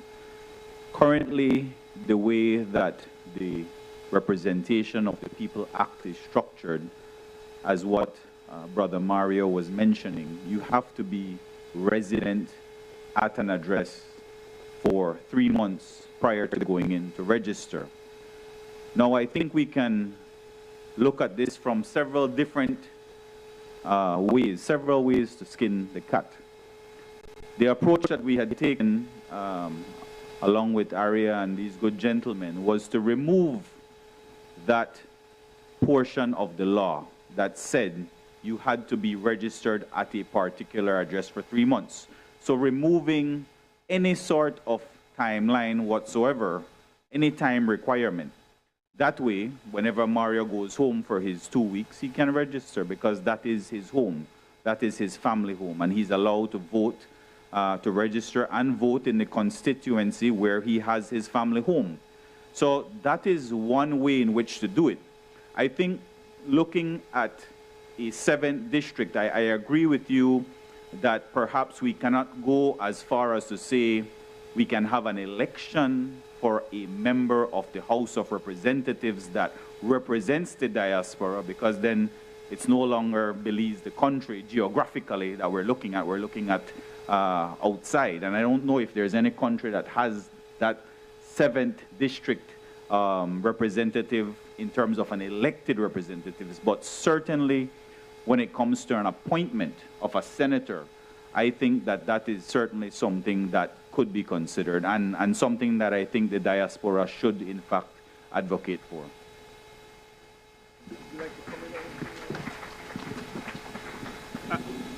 I think this is a growing trend because if you do the research, dual nationality is on the rise.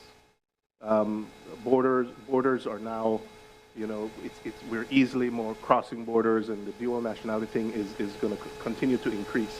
For a very, very small country like Belize, we cannot afford to not include our born citizens, especially our citizens by descendants. So we have to find a way to grapple with this and to figure out how to incorporate the Belizeans who are dispersed all across the globe now into the political discourse in a meaningful and significant way. So I am heartened to hear a sitting minister in government say that he is willing to think about this and to figure out a way for this to happen.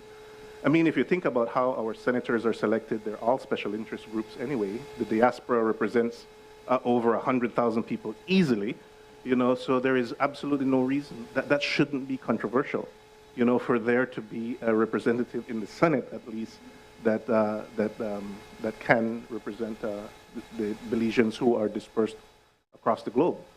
That just makes sense. And if we want to attract investment, if we want Belizeans to come back home, you need that voice to be speaking with the policymakers so that we can move beyond the DRIP program, which we accomplished, 10 decades ago. It needs to be more than that. From personal experience, I can tell you, I built my home in San Ignacio, Santa Elena, and the hurdles that I had to go through, only a patriot would take his hard-earned money to do what I did, because there are much better opportunities available to you elsewhere. So we need to figure out, we need to have a seat at the table to figure out how do we break down these barriers so that Belizeans can come back home. And, you know, I mean, we're attracting a lot of people to Belize, which is great. You know, a lot of foreign people are now retiring to Belize, but you have a ton of Belizeans here, you know, that would love to retire to Belize, but the hurdles are just so huge that we need that help. And we need to have a seat at the table when we're talking about those policies. Financial policies, economic policies, just to transfer money to Belize. Every time I transfer money to Belize, which I do a lot, most of my disposable income is transferred to Belize, I pay the amount that I pay in fee because I don't break the law. You know, I do things according to the law, but in order to do that, you incur a significant amount of cost. So to facilitate those things, you need somebody there that has lived the experience, that understands the hurdles that they're going through. And I'm glad to see that we're moving in that direction and we're starting to have those conversations. So definitely I would do it. I don't want to hog the mic, but a quick thing. I think too that when we talk about Belizean identity, the diaspora, man, you don't feel your patriotism until you leave your home. You know, and talk about preserving Belizean identity that breaks down Oida Creole, Oida Maya, Oida Mestizo, Oida Orange Rock, no, Belizean. When you talk about Belizean first, when you're a member in the diaspora, when you're outside of your home, it's like everything is equalized. So I would say that that's another thing that we bring to the table. All right, yes, thank you. Bilal Morris, about 35 years ago, we were entertaining a concept which was a very innovative concept called Top 10. If I might, for our audience who have not heard of this was I'm not sure it still exists, but the concept was this, that if you are a Belizean abroad and you have a certain talent that can be of use in the development of your country, whether you're a doctor, a teacher, someone with skills that can be a part of the process of development, whether in the social area, the economic area, or whatever area, you would register in this central clearinghouse called Top 10. And so Top 10 as a registry would have doctors, Belizean doctors in every field of medicine from all over the country in this in this file, in this data bank, as well as many other different skills. That's the first part of Top 10. The second part of Top 10 is that the government of Belize, when it adopts this idea, will first of all, will identify how these skills can be utilized and in what area it would be utilized.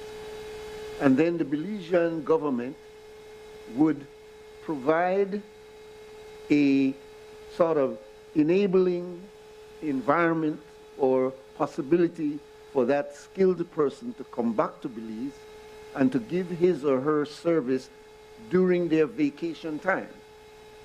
So for this example, you have a person who is a pediatrician in specialty, and he or she wants to come back home to Belize.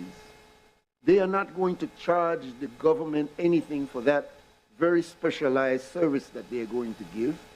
And all the government would do is something very similar to what it would do for a group like Peace Corps or others, where it finds a way to make them not have any expense while they're there for that 2 weeks. And maybe Gideon Lee Key trip also as brought up. That was the idea. Now, let me tell you, this concept came from Bert Tucker, and I have a letter in my files where the Foreign Minister Said Musa, I think, adopted this as a concept. Am I right or not, Bilal? Yes, absolutely. And this was supposed to be an ongoing process where if you're an engineer, if you're skilled in any other area, mine is in human development with youth in difficult circumstances, I would have had a ton of people. You are a product of that, brother. Yeah, people who are working in these with different whom areas and you work with the gang. can go in and give voluntary work. The concept is a brilliant concept. So I'm asking you, Bilal, first, why didn't it work? And can it still work? Well, it worked because you came out of that top 10 transfer, and just to educate the audience, or Belizean listeners at home and abroad, because history is very important. Our people don't know history. It's not even taught in the schools, Belizean studies, we have that now. People don't know history, right? Transfer of knowledge to expatriate nationals, top 10. It was a United Nations program, and I would say that it came out of the consortium. Because after the consortium of Belizean development was formed in 1985, that became the umbrella organization for all these other organizations, the bylaws that Eddie Lang drafted. It worked.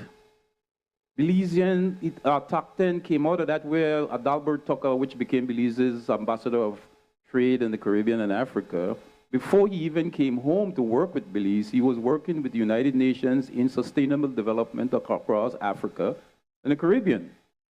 And so who was the people who were architecting, bringing this thing before Eddie Lang even did the bylaws? It was Philip Golson and Adalbert Tucker who came up with the idea of pushing just beside just a lip service or a concept, Belizeans at home and abroad, bridging the gap. They actually put it into action, just like the facilitators have made this into action today, the Belize Diaspora Summit. And that produced the Consortium for Belizean Development, which later produced the Top 10 program. And we have to give Minister Musa, Said Musa, which was then the Minister of Foreign Affairs, who embraced it and put it to work. I have all the documents of it, right? He embraced it, and it started to work. Nur Muhammad was a product of that. He left his job as a chaplain in the prisons, as a Muslim chaplain. Along also, he was hosting the Belize Caribbean Pulse, which ran for 10 years in the Los Angeles Belizean community, and went home and worked with the CYDP program. A call to action.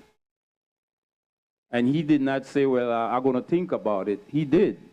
And Top 10 is even where you don't have to go live back in Belize. You could contribute your skill and still live in whichever part of the world, you're in the United States or the UK, or wherever you are, the Caribbean, Central America, Africa, wherever you are. But that you're going home to Belize to help develop your country in the health field, in the economic field, whatever field, working there as a think tank, as a person who, and Adalbert Tucker was doing that himself before he came home to Belize. I used to remember meeting him in Belize in the 80s and the 90s, and he was working with developing a 5-year development plan as an economist under the, again, the leadership of Minister of Foreign Affairs and I think Economic Development, Said Musa at the time. Right. You ask him, what are you doing here? He says, Minister Musa, I'm working on the 5-year development plan. So Said Musa had he had the insight, vision of embracing the diaspora. And that's why for me it's questionable. Why is he that under his administration the diaspora rights were taken away? Which I want to ask Kareem. You have to make your government resurrect that 7th Amendment. Belizeans in the diaspora got to get back their natural-born Belizean rights to hold political office in every part and to vote by proxy and absentee ballot. We cannot go on, and I love this government, Kareem. You all are young, bright technocrats who are ready for action. Resurrect. Barrow didn't do anything in his 3 terms. He sent us back, swallow us up and spit us back out. You have to take your administration to resurrect the 7th Amendment and get back natural-born Belizeans. They're out here. Why are you going to take their rights when you give Guatemalans, whose country claimed Belize, the right to citizenship and to vote? We couldn't even vote in the referendum. We couldn't even, which is, our country is on the chopping blocks. This is serious time, as Nuri Akbar talked about this morning. This is no play. You know, so we are a power here, and we need that seat in the House. We need that seat in the Senate. We need that seat on the constitutional reform. And Minister, I'm so happy that you came and joined this panel today, because you're not only a politician, you're a lawyer. You understand the Constitution. Thank you. All right. Thank you very much. I'd like to thank all of the panelists for this very, very dynamic conversation this morning, this afternoon. I love to see that we're almost full. The audience has grown completely. We are almost full of the chairs, and this is a sign that you recognize that this is an important part of this conversation over this weekend. The last thing I would like us to remember is what everybody has been saying. We cannot afford to rev up our engine like this and then make it get cool back down again.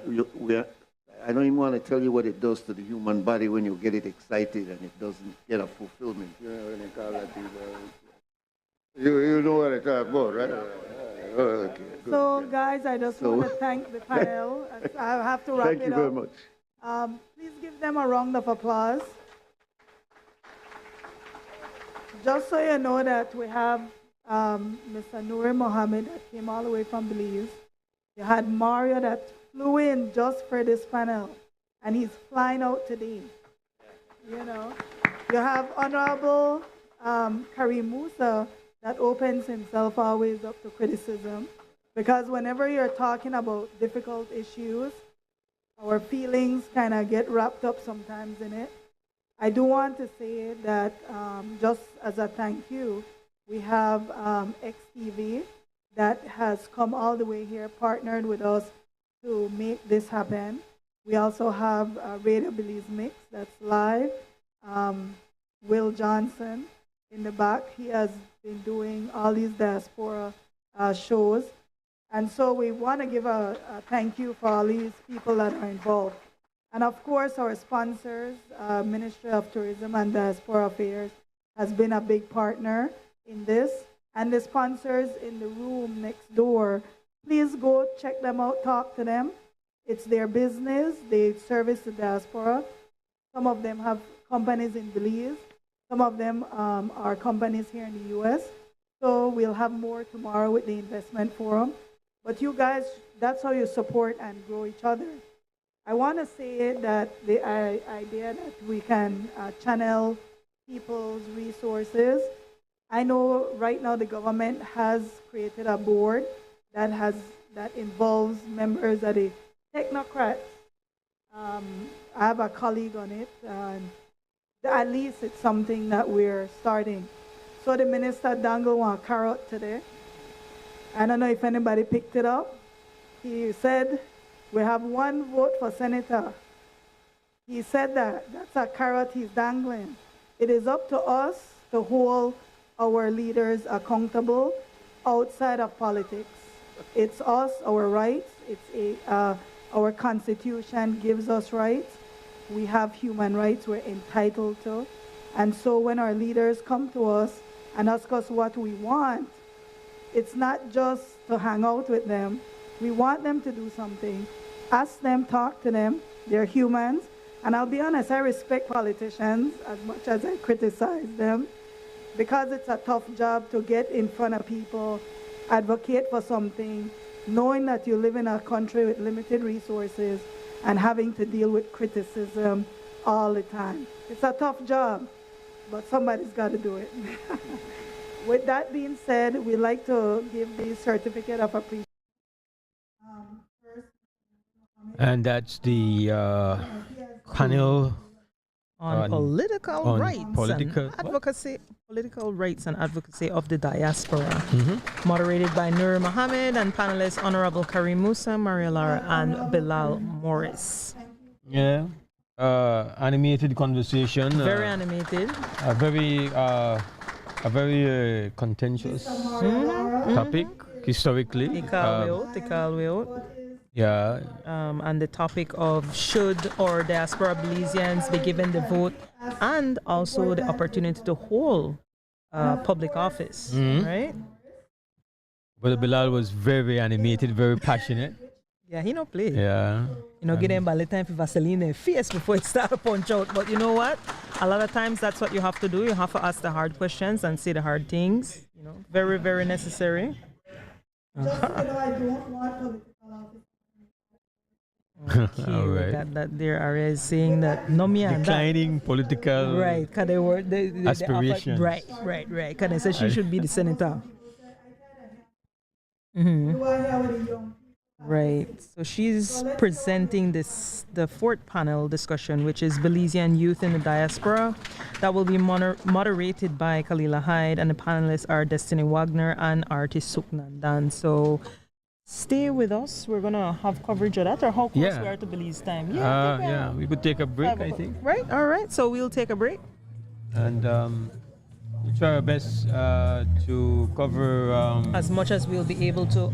Because of the time difference is difficult. Right, because we do have our news at 6. We do want to remind folks that we do cover the economic forum tomorrow. The Belize Investment Summit. So please. Forum as a part of the summit. So that's coming your way. Right. So please tune in, and anybody else who are interested in, as Belizeans, anywhere you're there, especially in the diaspora, if you're interested in investing in Belize, that's definitely going to be a big topic for us tomorrow. All right. So we take a break. I suspect we will take a break as we get prepared for the next panel. All right. And we'll be coming back. We're going to keep our stream going on, and when we get word from studios that the break is finished, then we unmute. All right. Belize is kicking off Father's Day with popping deals for dad. In the month of June, visit a Belize near you and get store-wide discounts on selected items such as Milwaukee and Axie power tools, Charbroil barbecue grills, car care products, Karcher pressure washers, and much, much more. Make dad happy with popping deals for dad in June, only at Belize. Belize. Oh, Belize. Quick Homes Company Limited. With over 30 years of experience, Quick Homes Company Limited specializes in making people's dream of owning a new home a reality. We assist you with all relevant information and documentation to apply for financing from the banks. If approved, we help with choosing the best home for you and your family. We offer designing assistance, land development, and construction of homes from start to finish. Choosing Quick Homes Company Limited should be an easy and sound decision. We help our clients to qualify for quality and quick homes. In 2 months, you can be enjoying your dream home with your loved ones. Quick Homes Company Limited. Qualify today to get your quick and quality homes. Cahalpech Resort, located on the highest point in town, offers spectacular views of San Ignacio and Santa Elena, located next to Cahalpech Mayan Temple. San Antonio Mayan Temple can be seen 10 miles away. Cahalpech Resort has 47 air-conditioned rooms, a restaurant, bar, conference room, jacuzzi, and 3 pools with cascading waterfalls. For reservations, call 824-3740. Cahalpech Resort. Whether you are a busy person or stuck in traffic or having an adverse or very demanding circumstance, tension builds up, causing you to be stressed out. Stress attacks everyone, anytime, any age. And stress is a killer. Palm City? It's best to be alive than dead. So visit Freetown Drugstore to get options to relieve stress and to relax your mind. Yes, sir. What can I do for you today? I'm so stressed out. Okay, I'm saying I help you right now. One of this daily for 10 days, and I'm good after that, okay? Okay. Freetown Drugstore, 28 Freetown Road, where you are better off alive than dead. Freetown Drugstore, telephone 223-2876. Mi nombre es Abel Correa. Soy barbero y soy dueño de Usher Barbershop aquí en San Román, Corozal. Aquí en mi negocio usamos diferentes tipos de pago. Tenemos Belize Bank Online Service, e-cash y en efectivo.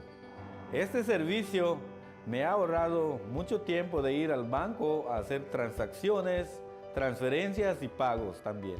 Yo recomiendo 100% Belize Bank Online e-cash porque te ahorra tiempo y dinero.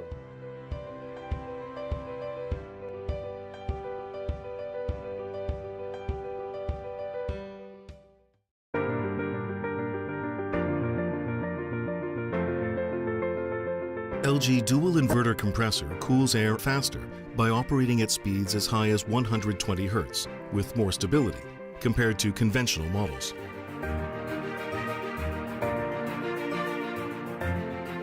It also saves up to 70% more energy by operating at speeds as low as 10 Hz with more stability.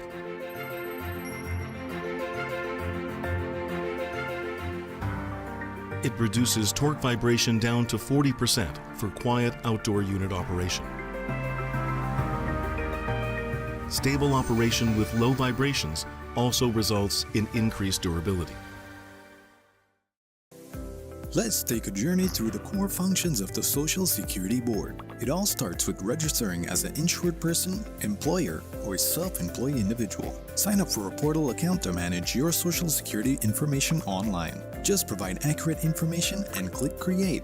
This will give you access to a range of services and benefits. Next, your contribution, along with investments and other income, are collected and distributed into 3 funds. This ensures that the SSB fund is securely utilized to support various benefit programs. The SSB is committed to providing essential benefits such as sickness, maternity, injury, and pension. These benefits are paid out to eligible individuals as a part of the Social Security coverage. We help you navigate through life's challenges with financial security. Annual surplus accumulates to grow the fund each year. This surplus is invested into various industries, contributing to the growth and development of our nation. With each passing year, the fund continues to grow due to the annual surplus and interest revenue earned from prudent investments. This surplus, along with reserves, helps to bolster the SSB fund and provide a safety net for those in need. We've arrived at the end of our journey to better understanding how the SSB works. We remain committed to serving you and building a secure future for all Belizeans.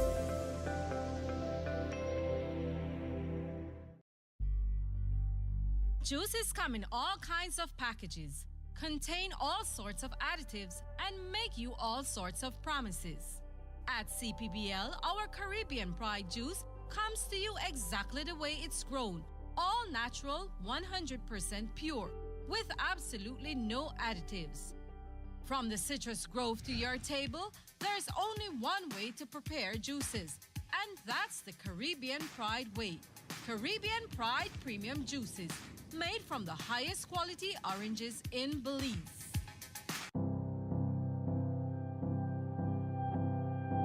Safe, welcoming, the start of a new chapter. Your home is one of life's biggest investments. Let's protect it. Have you made any recent additions to your property? If so, your home may not be adequately insured. The average clause states that if the amount insured is less than the cost to rebuild, you, the insured, will become your own insurer for the additional amount. To better understand this, Let's look at two homes equally valued at $150,000. Home 1 was insured for $150,000, but later, an additional $50,000 was invested into the home. This means that the home is now inadequately insured for only 75% of its value.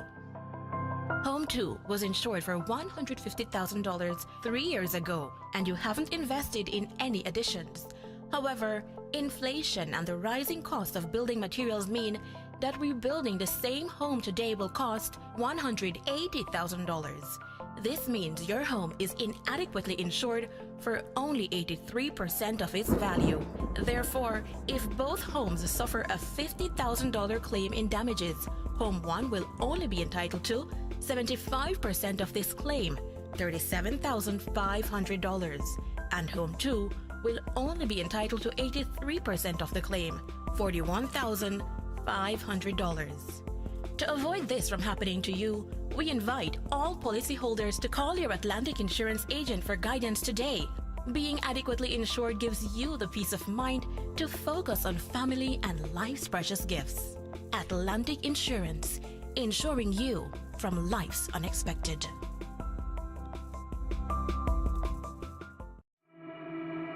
HRCU is thrilled to announce the launch of our new online banking services designed to put you in control of your financial future. To take advantage of our new services, you will need to know your updated 16-digit account number.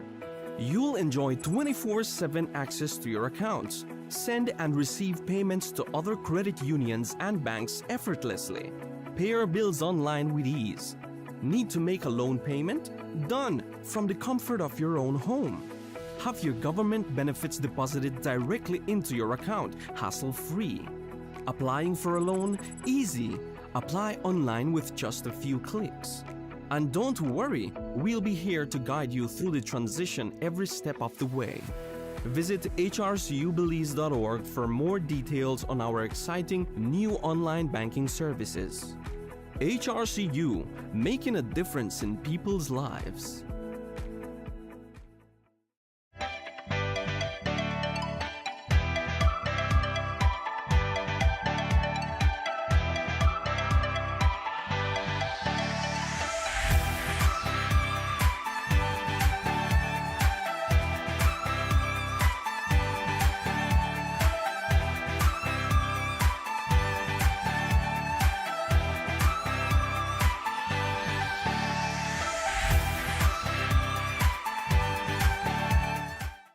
The Office of the Prime Minister invites you to the National MSME Roadshow 2024. Join us for free workshops in marketing using AI, finance, business planning, and customer service. Connect with financial institutions for access to finance opportunities, meet with key government agencies, and showcase your business at the Roadshow Expo in an effort to get more locals to buy Belizean. We will be in Orange Walk Town, June 13th to the 15th, PG, June 27th to the 29th, Corozal, July 11th to the 13th, Benke, July 25th to the 27th, San Pedro, August 15th to the 17th, Key Cocker, August 23rd to the 24th, Pelmopan, August 29th to the 31st, Hopkins, September 13th to the 14th, San Ignacio, September 26th to the 28th, Tangriga, October 10th to the 12th, Placencia, October 18th to the 19th, and Belize City, October 24th to the 26th. Sign up today for the National MSME Roadshow. For more information, follow us on Facebook at Beltrade or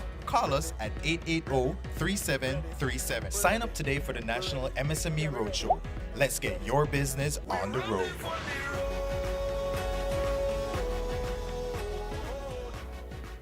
It's the perfect time to brighten up your home, upgrade your coloring, or add a touch of style to your space. This Father's Day, enjoy 25% off on all lights, fans, tiles, and bathroom accessories for the entire month of June. And remember, our Father's Day sale isn't just for dad. Everyone can benefit from these fantastic savings. Don't miss out. Visit Builder's Hardware today.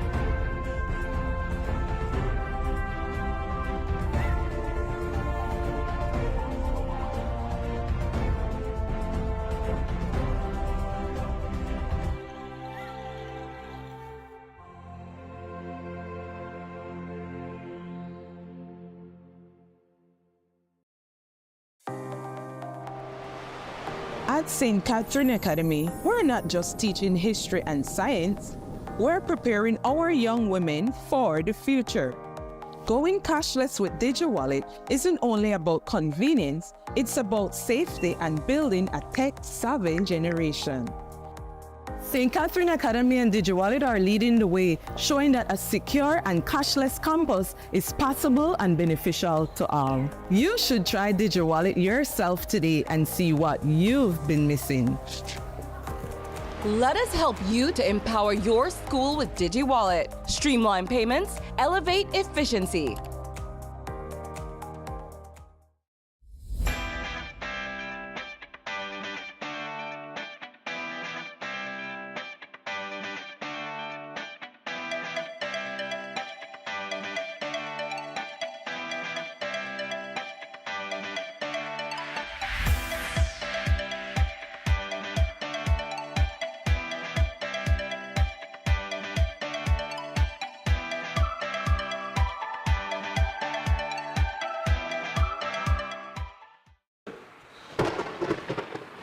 This weather will hold me back again. I really need our car.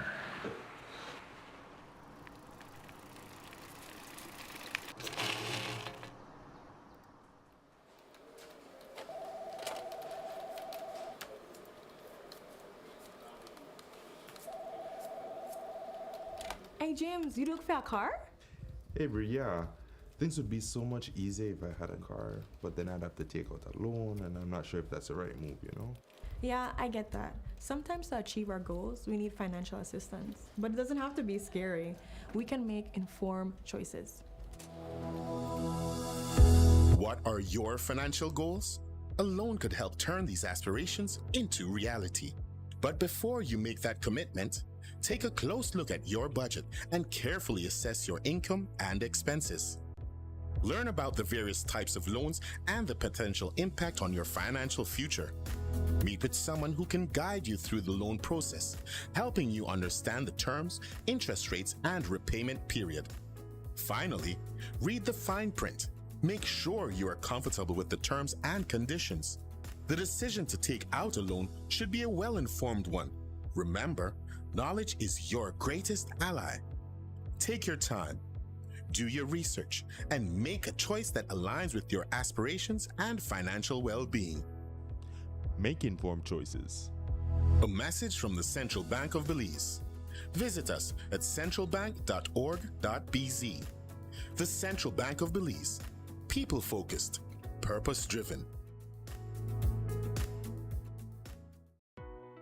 The BCCI Western Union is proud to be your leading money transfer agent in Belize.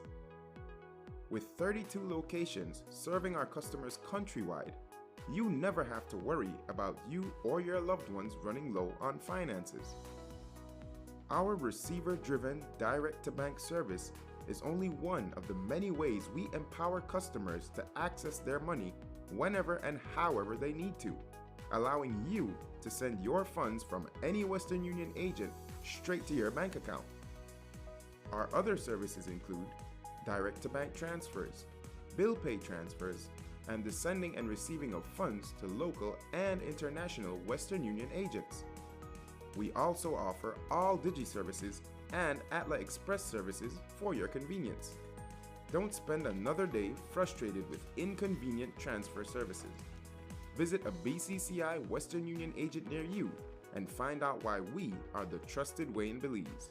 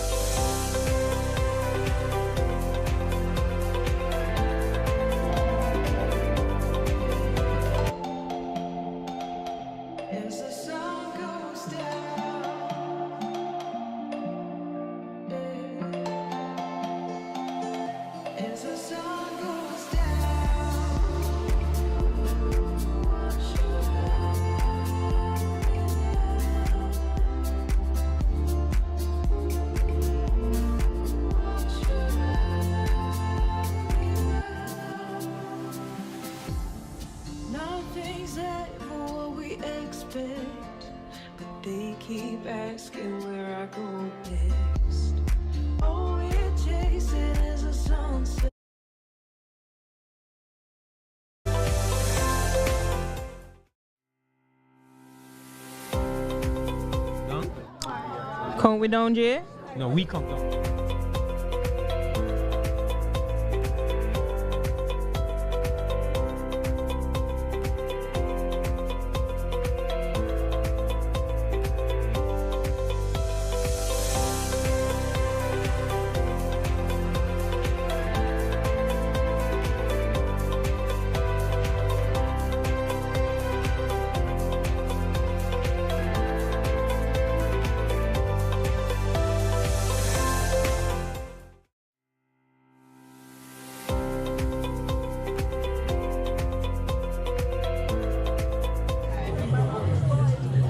But maybe I should just JD's doing a group call.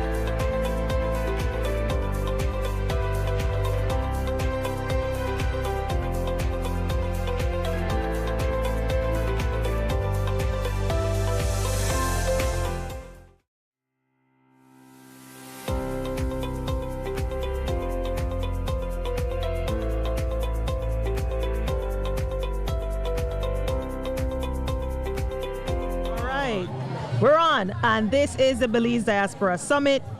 It is the day one. This is Thursday, June 20th, 2024, and we just had that political rights and advocacy of the diaspora panel discussion. You not get noisy. The people active. You know how afternoon go. You get what I call it, burst of energy. My name is Numi Usher. I'm here with Mose Hyde, and definitely we are here thanks to our sponsors. So we definitely want to thank the Belize American Chamber of Commerce for doing the promo codes for accommodation, as well as Southwest Airlines for that travel, because like I said, we can't get here by bus. Babylon by bus, but we had to get here by plane. So we want to thank them for that.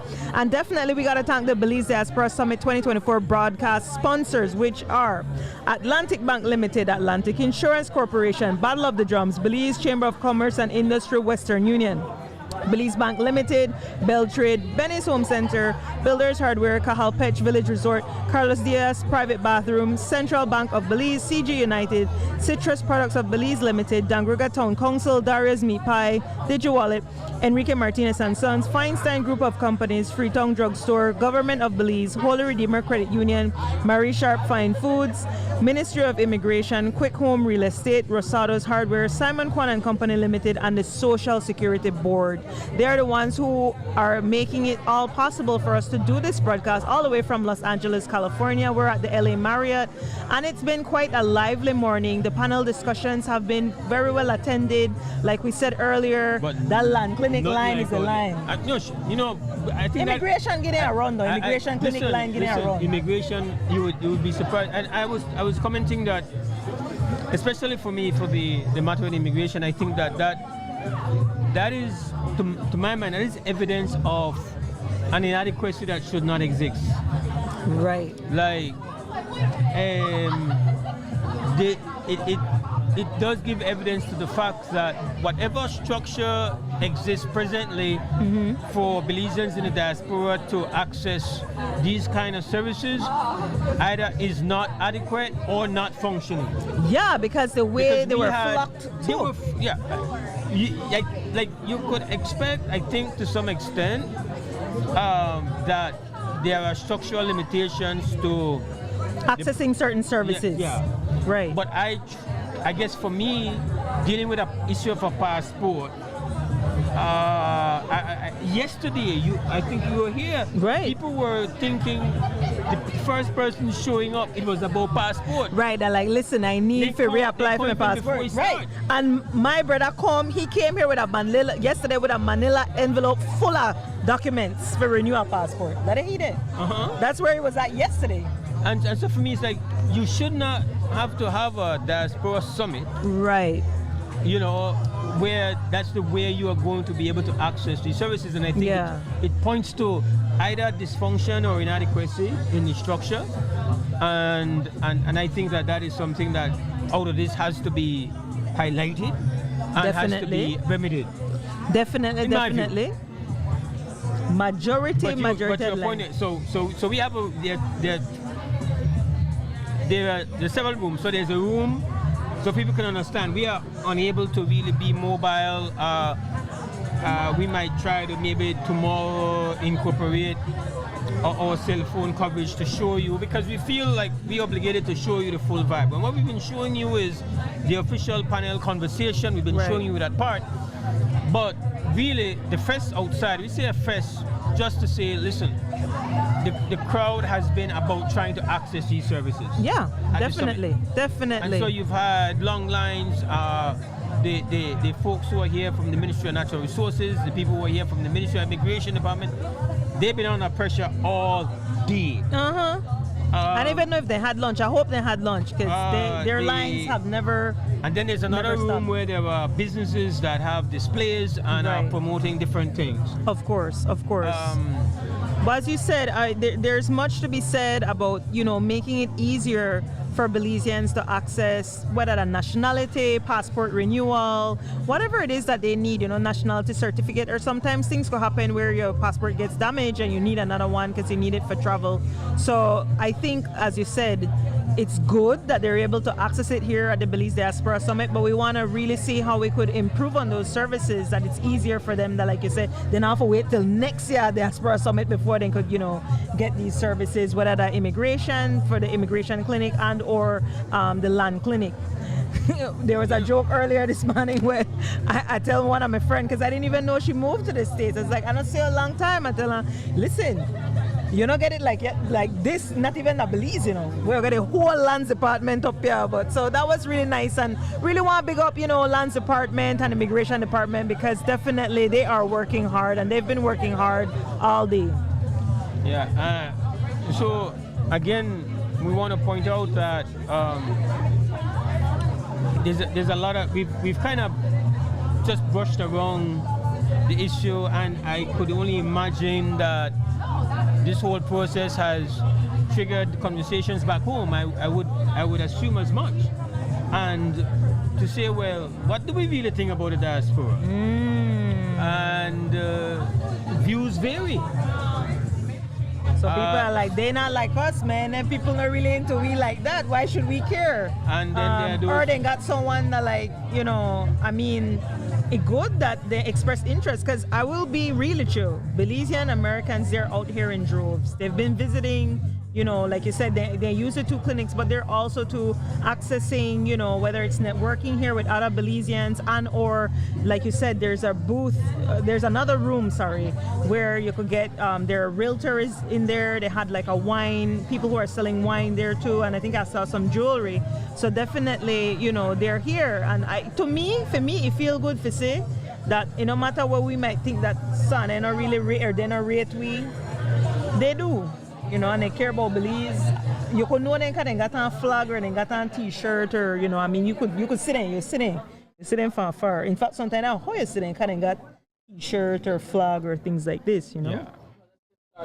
All right, so as you can hear, we're getting ready to jump into that next panel. We have a slight shift from panel 5 to panel 4. And so this panel is the Forward Focus, Navigating the Diaspora's Future. And this will be moderated by Nuri Mohammed. The panelists are CEO Nicole Solano of the BTB and Diaspora Relations, of course, and also, tourism. I don't know why I said BTB, but yes, tourism and Diaspora Relations, and also Dr. Robert Harris and Dr. Michael D. Young.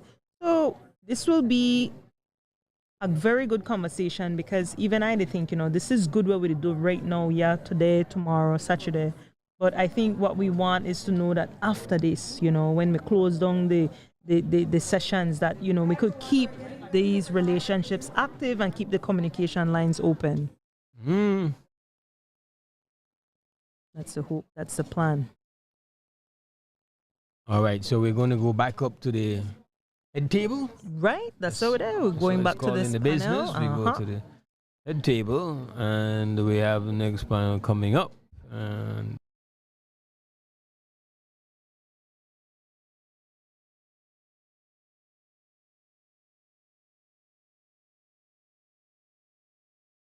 is Mrs. Aria Lightfoot. So she's the one running the show this afternoon. This morning we had Mrs. Rishma Suknan Eckert. And I just want to know this, Belize Diaspora Summit team and their volunteers, they have been working so hard. Yeah. And I see them sit down not once, then sit down for a couple minutes. So we want to pick them up for sure. There's like about 20 people who volunteered to just make something like this happen. And they're not being paid. Definitely for the love. And they might have gotten pizza for lunch. I'm not sure. Hopefully. Yeah. I know Ariana plays. She left others, make sure my volunteers get something to eat. Make sure they get a bottle of water, So, but yes, these people, I really have to, just those at home, right? Or those who are here but were unable to come out. I just want to acknowledge the amount of work, time, and effort that has been put into organizing all these panels, getting the speakers, organizing promo codes, like we said, so that people could stay at the hotel. Because remember, not everybody lived at LA. I just spoke to a gentleman. He actually came in from Texas. So, Belizeans, they come from all over the place to be here. And so I really want to congratulate that effort of the organizing team, because it's been moving flawlessly all day. I must say I'm very impressed with the level of organization. The topics are of interest. They're not things we want to know. We've been talking about the diaspora vote, the absentee vote, having diaspora Belizeans being able to run for public office. I think would be a very good thing for Belize. Sometimes when they're coming from whatever place they're coming from, they bring that wealth of information with them. They bring different ideas with them. So. Me personally, I wouldn't have against that. I think it was Mr. Lara who said he said the people will get to choose. They will, if that's what they want, right? Or shut it down or not. Yeah, they get to choose. But he's saying that as it's presently constituted, people don't get a choice. It has been sealed off from them. Right. You don't get a chance to do that. We're about to hit up this next panel.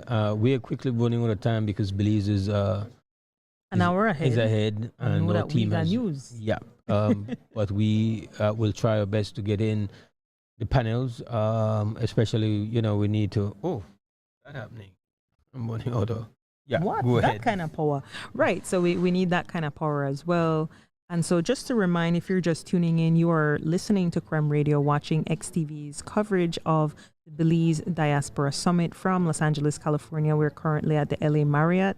And so we've been listening to panel discussions and broadcasting with you panel discussions all day on various topics.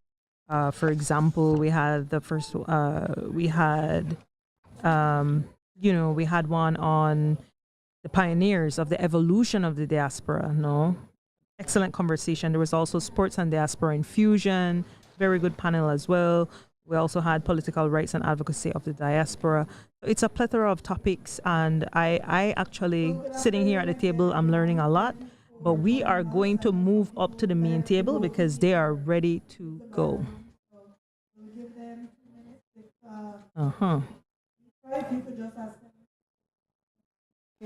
That they know what's going on.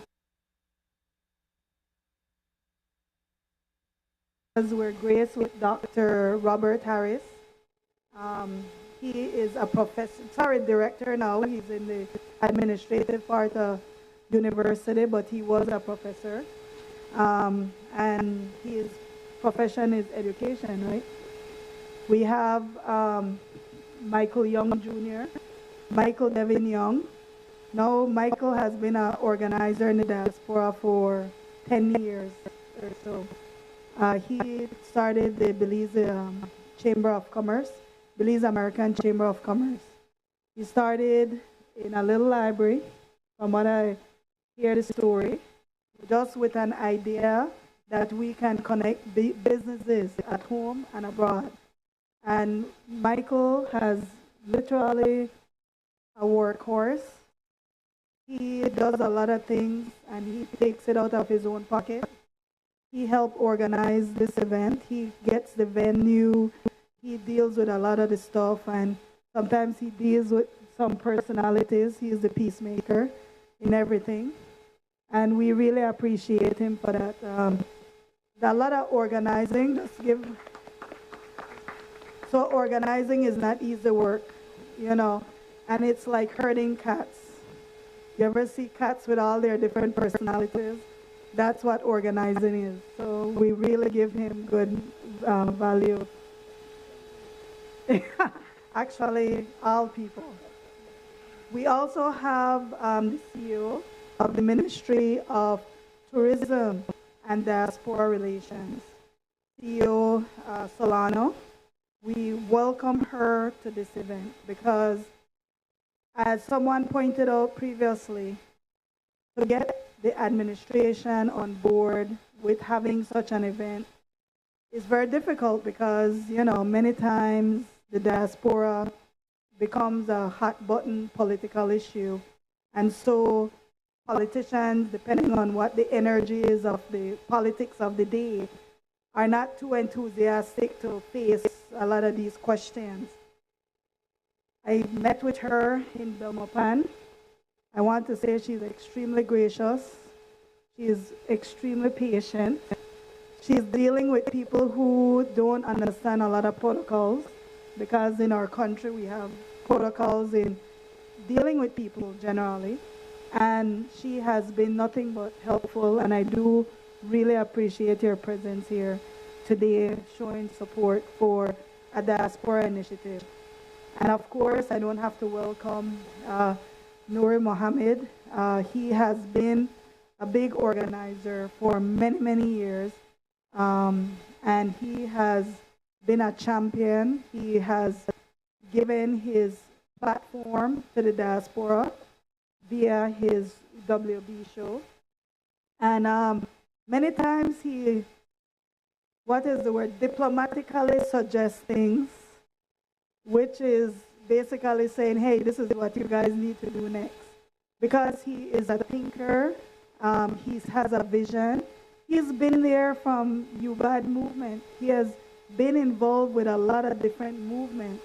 And these movements are always about empowering Belizeans. One of the things I want to talk about just quickly before I hand it over, in the United States, I did political science. Surprise, why I like politics. But there's two major groups in the United States that have been extremely successful. It's the Jewish community and the Cubans.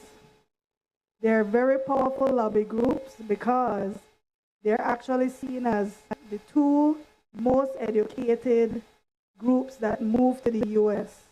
You know what the third group they identified? The Caribbean, as a very educated group. Most other people, if you look at Mexican migrants, they come over to work in the farms. But a lot of people who come from these groups are professionals. Belizeans, a lot of Belizeans, when they get here, they chase education, profession, different stuff. Belize has it within its power to become a powerful lobby group, even though we're small. And different entities have played different roles in the diaspora. Michael advocates for businesses. You have Solano, CEO Solano. She is a representative from the ministry that was created recently. Before we had no voice, we had nobody to officially go to and make these requests. You have Nuri Mohammed. He advocates from a more social perspective. And you have all these different groups. You have medical, You have all these different diaspora groups that are doing different things.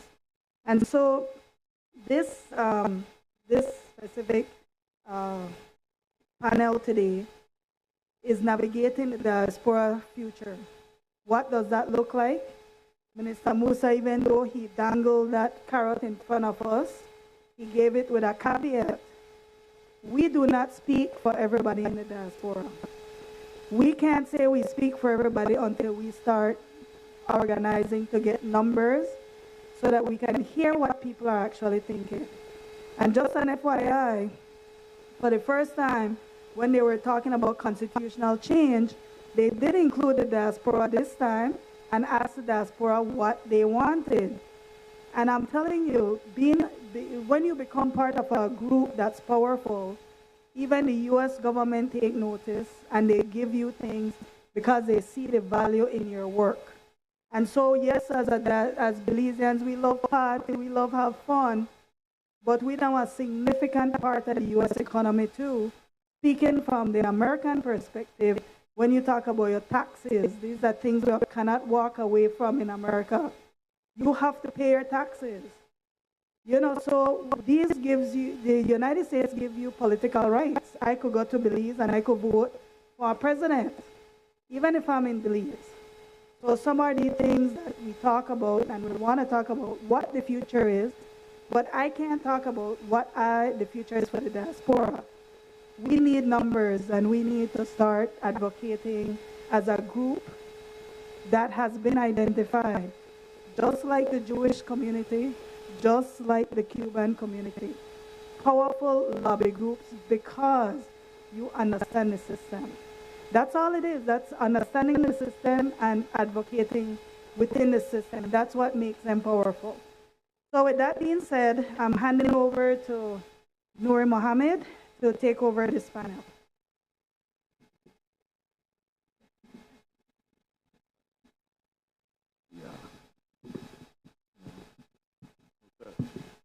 Okay. All right. Good evening again, and thank you very much, Aria. I'll try to speak less and encourage our avid panelists if they could also let us entertain as much conversation rather than the orientation towards speeches. It's good for us to have speeches, it's important, but I think more and more we are coming to realize that we're getting into almost concretizing these ideas. We're bouncing ideas off as to what we believe in and where we want to go, but we want to leave here with some concrete ideas. And I'm glad that the organizers decided to use this as the subject for the last panel, because what is the future? And so let us begin by identifying a vision for the future of the diaspora. The diaspora already exists. We're not talking about the existence of the diaspora. We're talking about where do we go from here. And I'm glad that you use the Jews as an example. Why do I say that? Because I kind of think along that same line when it comes to the diaspora, that we ought to, like Mr. Bolson said, we're a Belizean wherever we are, and our values should be appreciated and engaged wherever we are. And so just like Mr. Netanyahu was born somewhere in the Midwest, gone to primary school, all his schooling and college and everything, and then somehow decided to become the prime minister, and is now the prime minister of Israel, born in America. So if I throw the question to you, do you envision your son or daughter becoming the leader of the country? Is that how you think? Because if we're thinking as a diaspora that is engaged, we can't think less than that. So I would like to put the first question to the panel. Could you address what is your vision for what you think the diaspora will ultimately become in this country? Starting with you, CEO. Thank you very much, Mr. Nuri, and a pleasure, of course, to be on the panel with such a distinguished group of panelists. I think we've had such a lot of discussion today. It's been good looking back at the history of where we've come from. In order to look at where we're going, we have to look at where we're coming from. The government's decision to put in place a ministry responsible for diaspora relations is very recent. But there's been so much work and so much history, and so many people have done so much already that we cannot ignore or we cannot lose sight of where we've come from and what we need to continue doing. I can't see, people ask me, do you think that we will continue to have a Ministry of Diaspora Relations in the future? People ask that question. I don't know where we're going in that regard. I can't, that would depend on the decision of the Prime Minister of the day in establishing ministries, but I cannot see in the future us going backwards in terms of how to engage diaspora and how to ensure that all of the issues that we've been talking about today are addressed and we make progress toward them. We've talked about the need to be aggressive. I think that dialogue is important. The fact that we have been talking about a lot of these matters over and over for years means that you see results. I mean, we've been taking notes. We've been establishing a list of things that we want to create as actionable points. We can't just come and have dialogue. We have to have some specific points that we can act on, that we can put into our work plan and start to effect change. The changes might be small changes and small steps, but I agree with that comment earlier. We have to have a level of aggressiveness in moving forward, or we will not get to where it is that we need to go. So looking toward the future, I think that we have to be very clear. The dialogue has to continue, but we have to be very clear about what the top issues are, what the main issues are, at least come to some consensus by Belizeans. And Belizeans, I mean, we talk about Belizeans at home, Belizeans abroad, we're all Belizeans. So what is the consensus about where it is we want to go? What kind of development do we want to have as a country? And what are the priorities that we need to face and things that we need to address going forward? We have to be very clear about those things, put them into plans, identify who the people are going to lead those charges, and start to have results. So for me, the future is remembering where we've come from, continuing the dialogue, and ensuring that we have action points that we can act upon.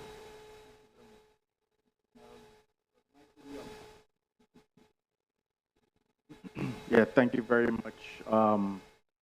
And to follow up my esteemed colleague, CEO Solano, but first and foremost, I want to say thank everyone here for taking the time to listen to our views and perspectives. We want to thank the organizers. We want to thank the media houses, the sponsors, and so forth, family and friends. And I agree with CEO Solano that first we have to look at know yourself, know your identity, know where you come from, and be real and practical with yourself so that you can become present. You know where you are presently, and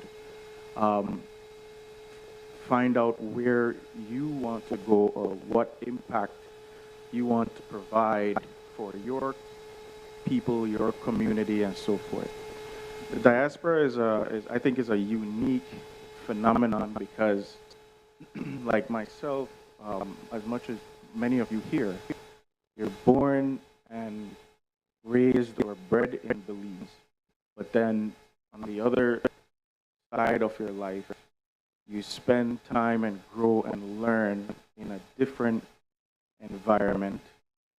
As you all know, they say it takes a village to raise one child, and the good and the bad and the ugly with the experiences that you go through are lessons.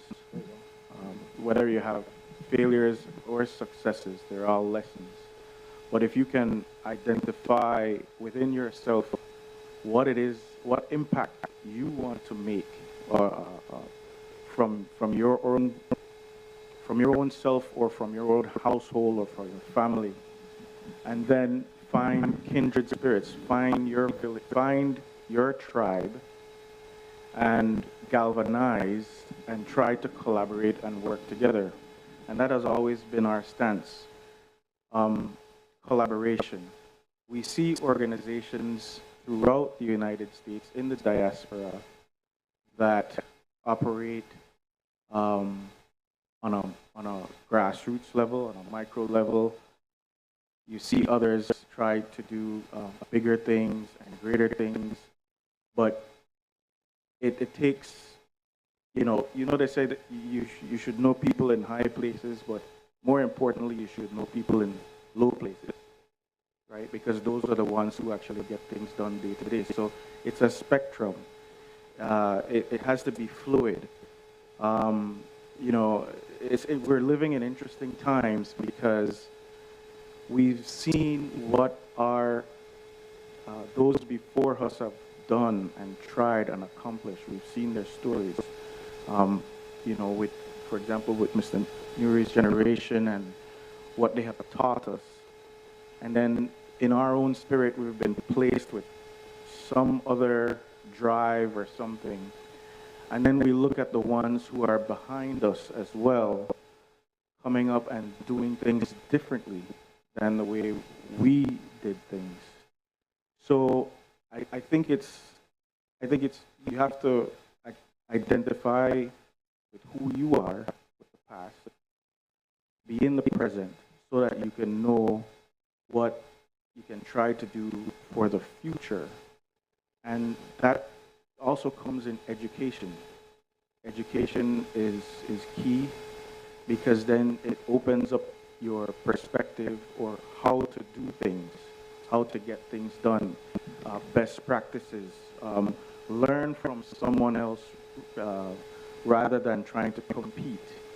If you see another organization doing something good, you applaud it and say, okay, how can I make that inspire what I am doing? And reach out and say, okay, how can I work with that organization? Actually, okay, so I was speaking in theory. That is why we are all here today, because we have other groups that are working in silos, but then we came together and we said, oh, you know what, that's a great idea. Let's come together. Let's try to work with government agencies, the grassroots associations, people in the community to bring about something beneficial to the people, where now you have the land clinic, you have the immigration clinic, you have the Ministry of Diaspora and Tourism participating in a major way, because this could not have happened without their involvement as well. But you have the fire starters, right? Area Rishma, our chamber, the consulate here in California. It is a lot of hands on deck, and it's still not enough, right? So for the future, I say collaboration. First of all, know who your identity is, because when I first migrated to the U.S., how I differentiated myself was wearing the fact that I'm a Belizean proudly. And, that was my badge and strength of honor. So collaboration is key. Collaboration over competition. No one can do what you want to do the way you do it. So don't be afraid to share and work together. And again, education is key. So with that point, I'd pass it on to our esteemed colleague, Dr. Harris. All right, good afternoon. So first and foremost, it's definitely a blessing to be here with each of you this afternoon. Thank you, Ari, for the amazing intro. I know it's very hard for original Belizeans to not call me Robbie. So she did a great job with that. So in terms of the future, first and foremost, I think we have to have a centralized focus on the multiple facets that exist when it comes to the needs across our country. My advocacy area is education, and so I have that's my background. I've been an educator for 23 years, ranging from special education teacher up to my current position, in which I'm a director of state and federal funding for a school district of about 21,000 students. And so I think ultimately there has to be a centralized, strategic focus on education and all of the other multiple facets that exist when it comes to the needs of our country. We certainly need to take a holistic approach to it, but I do believe that at the center needs to be our children. They are the future. So when you ask about what the future of the diaspora should be, it definitely has to align with all of our, with the next generation, creating closure to those gaps that exist. I go to Belize every single summer through my nonprofit called The Heart for Kids, and we really focus on athletics and sports camps with a center on mentorship, and then also distributing school supplies, renovations at school sites, and really trying to create responses and solutions to any inequities that exist. And so I think certainly we have a lot of potential. We know we have talent across the globe when it comes to diaspora, but we really need to, I feel like whenever I go to Belize, I meet up to another person that's doing another thing, but we really don't have that connective tissue that exists. And so it's really about putting intentionality behind building that connective tissue across the board with all of our folks across the globe, and really centralizing our focus, with our kids being one of those centralized areas. And so that's what I see. Thank you very much for all of your contribution in starting the discussion. Thank you.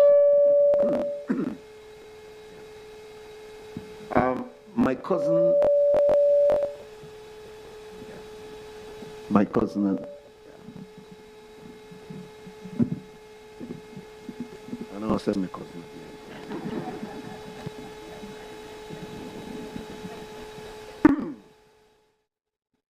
Somebody told me this morning that one of our challenges is, and he said, I'm not sure about this word, Numi, completability.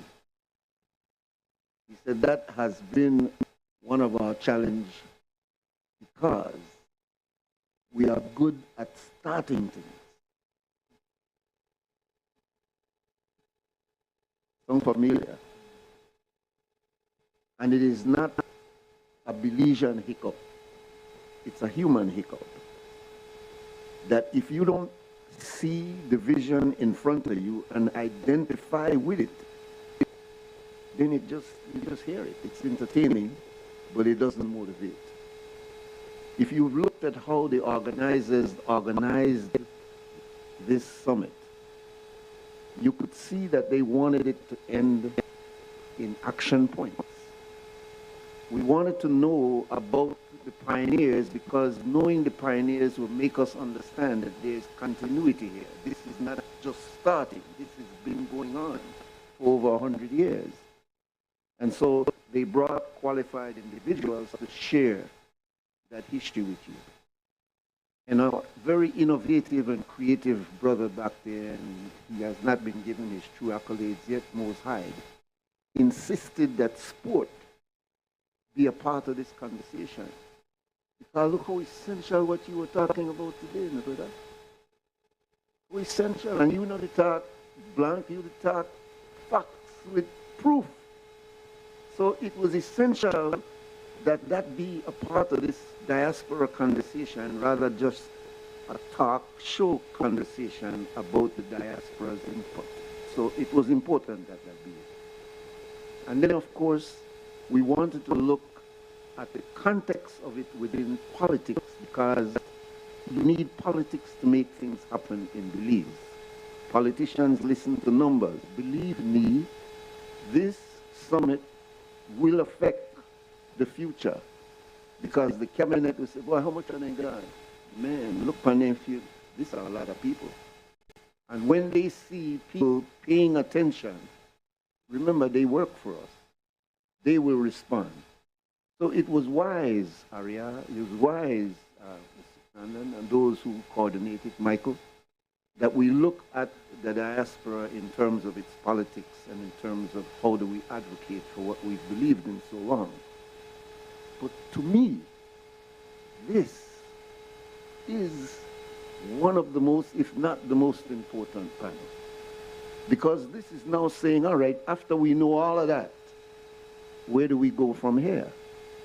How do we build on all these things? We build on a consortium that was great and then got deflated, but still saw that the sinews are there. Is there room in that concept of Dr. Ling to return, to refurbish, to modernize, to present once again as a structured way for the diaspora to have a platform? How do we deal with these various organizations to bring them under one umbrella? All of this is the future and all of this is the work. How do we engage, as we're going to have another panel discussion on the youth and what is their work? Because certainly it can't be left up to old people like we.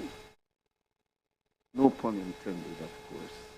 But I'm saying that it's young people that has to take this baton and move it on, and they have to move it on in such a way that they got rhythm in it rather than just the take-for-we instructions. So I'm saying that this panel, to my mind, especially Doctor in education, how do we bring people up? Is it sitting in a classroom with rote? What's the dynamic of young people listening to now on TikTok? How do we get that message across? How do we get the dynamism of their engagement? It certainly will not be in a university classroom sitting down and waiting for grades. So I'm saying, on you three presenters, show us innovative ways that you think that we are going to build and concretize this idea so that it doesn't become, as my brother said, compatibility is not there, completability is not there. I want to say that what is happening here is unprecedented. So for the first time you have, I heard numbers like 30 people from out of the lands department and about the same amount out of, a little bit, maybe about half of that, but out of immigration. My colleague, the CEO, is sitting here from immigration. We have a number of government officials, a number of people from agencies across Belize here. So now you have Belizeans who live at home and Belizeans who live outside of Belize coming together and having that dialogue, right? We do it a lot through, for example, the show that we were discussing, True Naval String Connections. That's one example, right, of how we utilize social media and how we can have these discussions on an ongoing basis through virtual channels. And there's a lot of technology that can be utilized for us to have those connections, but nothing replaces face-to-face. Nothing. I mean, it's not always practical, but events like this where you can come, you can sit down, you can engage, you can talk, you can shake hands, and you can solve problems today. There are people who are getting their issues taken care of today. That's unprecedented. And so we're already starting to make the kinds of changes that you're talking about. And going forward, we have to look for those opportunities. We have to look for how can we have those connections and practically put all of the people that need to be together into one room and solve the problems, right? So I think this right here is just a good example of where we need to go and how we need to move going forward.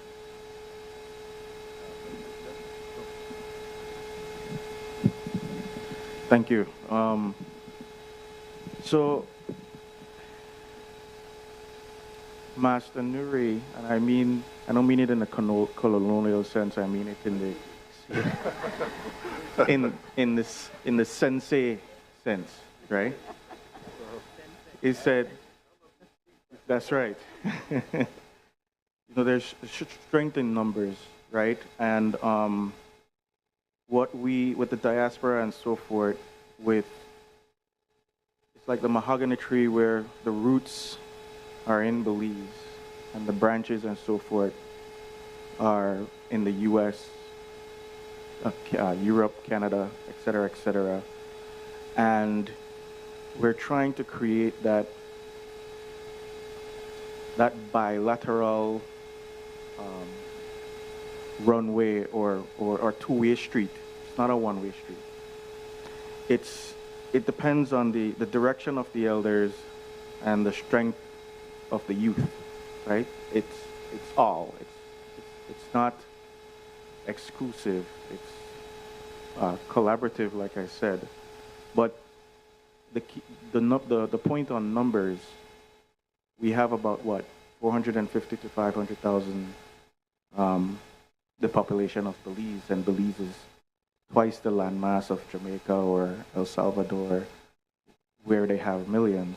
But we have estimated about the same amount of Belizeans outside of Belize, either in the States, United States, or Europe, Canada, London, Canada. And numbers talk. When COVID had hit that time, the remittances for money and funding going back home when the borders were shut down rose to over 100 million, I think, going into the country, whether through cash or kind,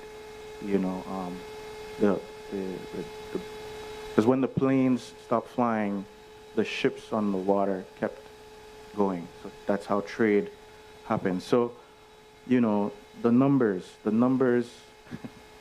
like Jay-Z said, right? Men and women lie, but numbers don't.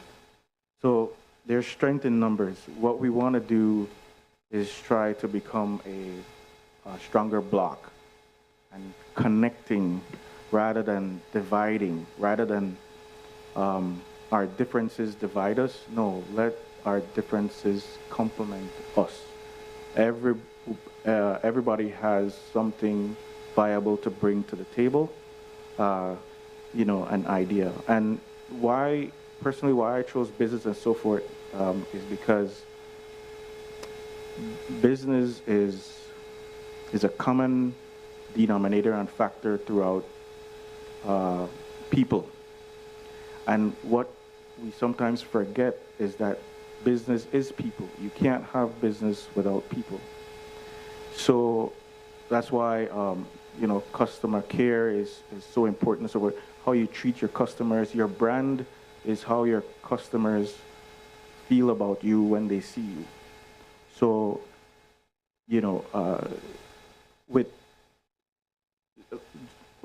John Rockefeller said, I would prefer to have a friend in good business than a good friend in business. So basically what he's saying that having a good business relationship, you become friends through having a good business relationship. If you turn that around and you try to go into business with your good friend, we all know how that usually ends up. It turns sour, or you're no longer friends. So, strength in numbers and good business, good faith.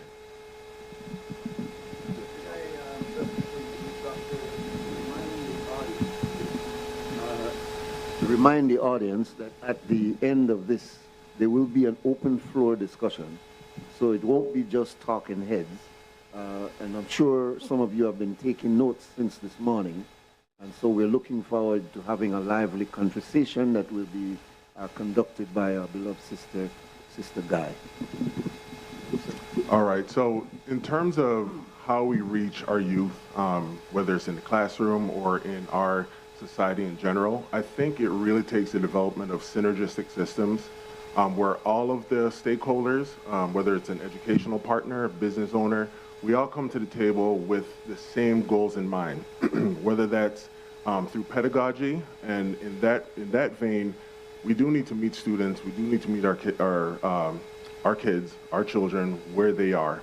So right now in education, and this is what I deal with a lot when it comes to even our teachers in the high school district, our students are not up to, like what Mr. Nuri was saying, they're not up to sitting in class in a straight line and just listening to educators. That's what I grew up with, and I came out okay, unfortunately, but I think our kids are not, this generation, they're not interested in that. We mentioned TikTok. There's a short attention span, they need information rapidly, and they need it to be changing. And so that's the space that we need to meet our students in, our children in, if we want them to be able to truly compete. We talked about the compatibility thing.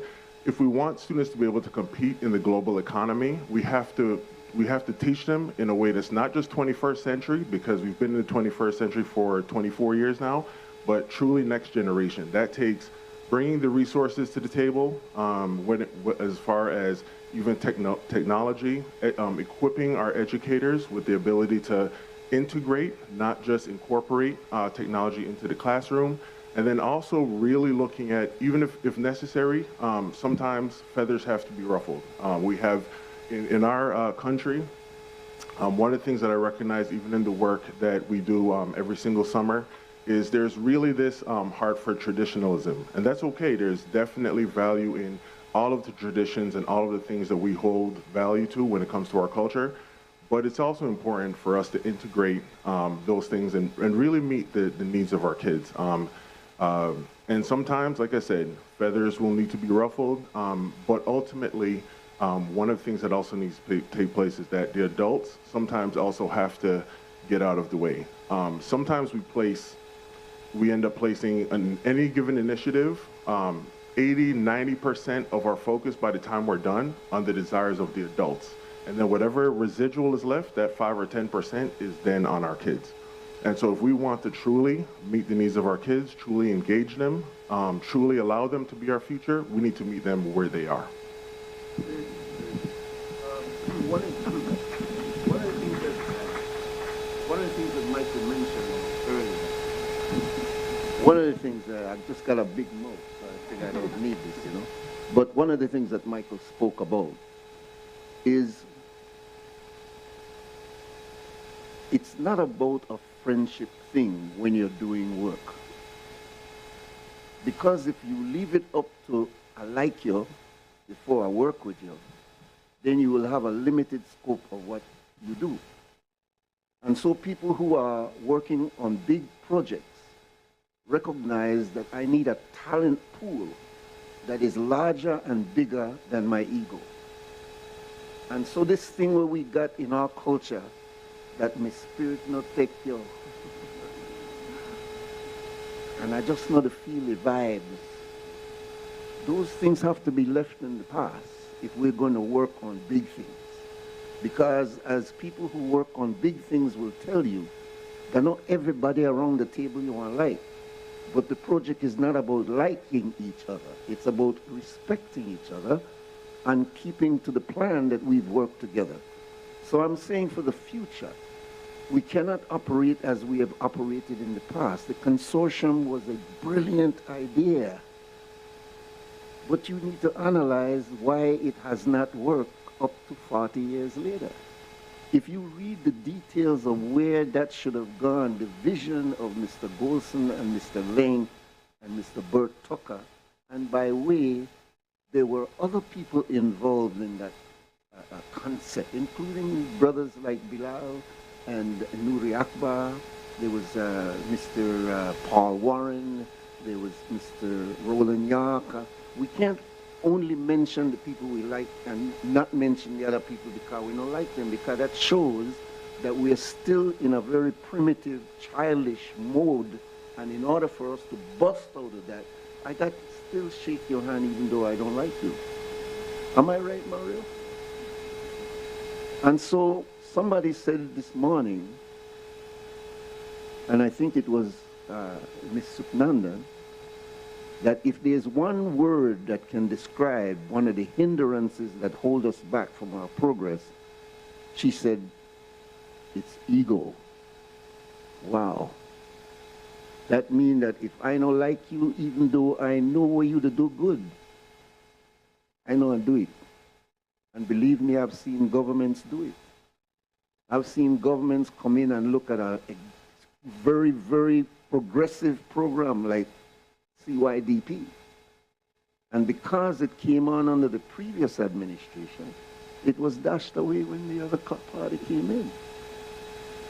Which means that all these youths that were benefiting from that, we not to worry about them, but we don't make no next party get no kind of credit for nothing what you do.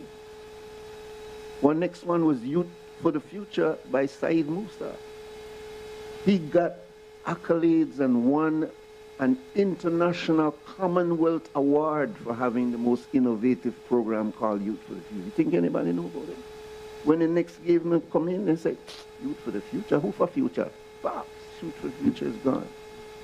Now we have a new program, very innovative, called LIU, which is a progressive intervention program to stop violence among our youth. Do you know how sad that would be if there's a change of government and they would come in and throw that out again? So I'm saying that one of our impediments is this ego, that me know I work with you, I want to do my own thing. So I would like to ask our panelists, if you can comment on how do we sidestep that and keep ourselves focused on the big picture? Or do we continue, you know, like Sisyphus, pushing it all the way up, letting it go, it rolls back down, and we do it again and again and again? When will we stop this? I'll start with you, Professor. All right. I wasn't expecting to speak first, but okay. So I think one of the biggest things, again, as I kind of thematically what I spoke on was just that level of intentionality that needs to take place for all of those things Mr. Nuri just mentioned to take place and to come to fruition. There truly needs to be intentionality about us coming together as a collective with goals in mind, with objectives in mind, and regardless of all of the things that we go through as adults, regardless of the different personalities, remaining centered and focused on those objectives. I always revert to Maslow's hierarchy of needs, ranging from physiological needs all the way to self-actualization. And we have, for example, again, going back to our next generation, we have, and across the board, there are physiological needs just fundamentally that haven't been met. So we have kids that go to school. I come across this every single summer, that they don't know if they're going to eat, or they don't know if they're going to have lunch when they go home, or if they're going to have dinner for that night. And so these are some of the things that, as we continue to address our own egos as adults, we continue to lack the necessary cohesion.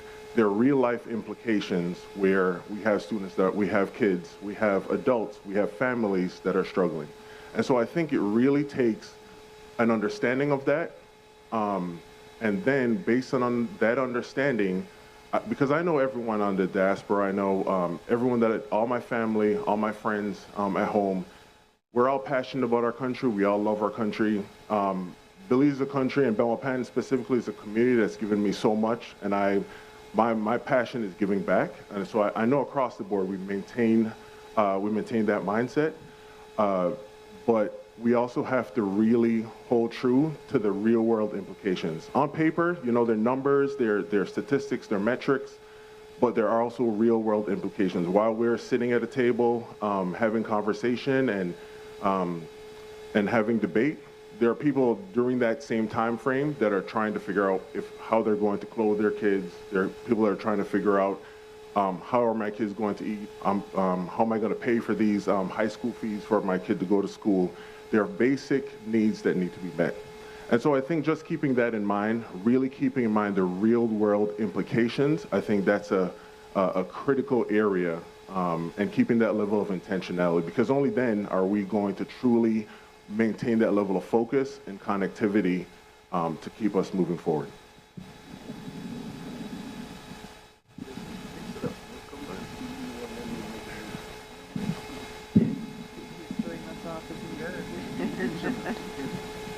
So I heard several things that I really like. That word intentionality, I think, is very key. We have to be focused. That was another word that you used. Inclusive, and really, we always say it. We say it at home all the time in our ministry. We don't have to like each other, but we have to focus on the work. We have to focus on the results. What is it that we want to do? We have to be very clear on that. And only with intentionality can we. You know what I really like about the professor? I think there's a lot of technicalities when you talk about strategy, right? And when you talk about how you actually get from beginning to end and successfully put these action points into place. And I think we have to be a little bit more technical, right? In the way that we approach things. And that goes back to the word, what was the word you used? Completability. We have to have completability. The things that we start, we have to finish, right? And only with a very focused approach to the deliverables that we need to have and work toward specific deliverables with discipline and focus can we really get what we need to get done. And we can't be worrying about personalities. We have to, move forward. No, these are great conversations, and I'm actually privileged to be a part of these conversations. To be honest, I wanted to shy away from sitting on the panel with you guys, but I couldn't let my colleagues down. So I said yes, but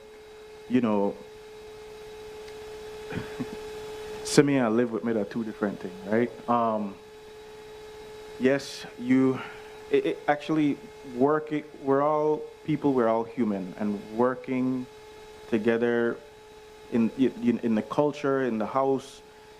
We experience it at micro levels and at major levels. It could be in your household, it could be in your family, it can be at work, it can be at school or a project and so forth. Naturally, you'll just have people in that circle that like for some reason, maybe if it ain't here prettier than yours or taller than yours, whatever the reason is. But like CEO said, and Dr. Harris, keep your eyes on the prize. What are we here for? I always like to go with whatever is clever. If we're in a group, right, and the group is a bunch of, meeting of the minds, a bunch of batteries in a remote, masterminds, I like to go with which idea or strategy is best given the situation or circumstance. There's micro cultures, or there's micro ecosystems and so forth, and it's all fluid, and it's learning to navigate the room that you're in, and playing the politics a little bit, but use your powers for good.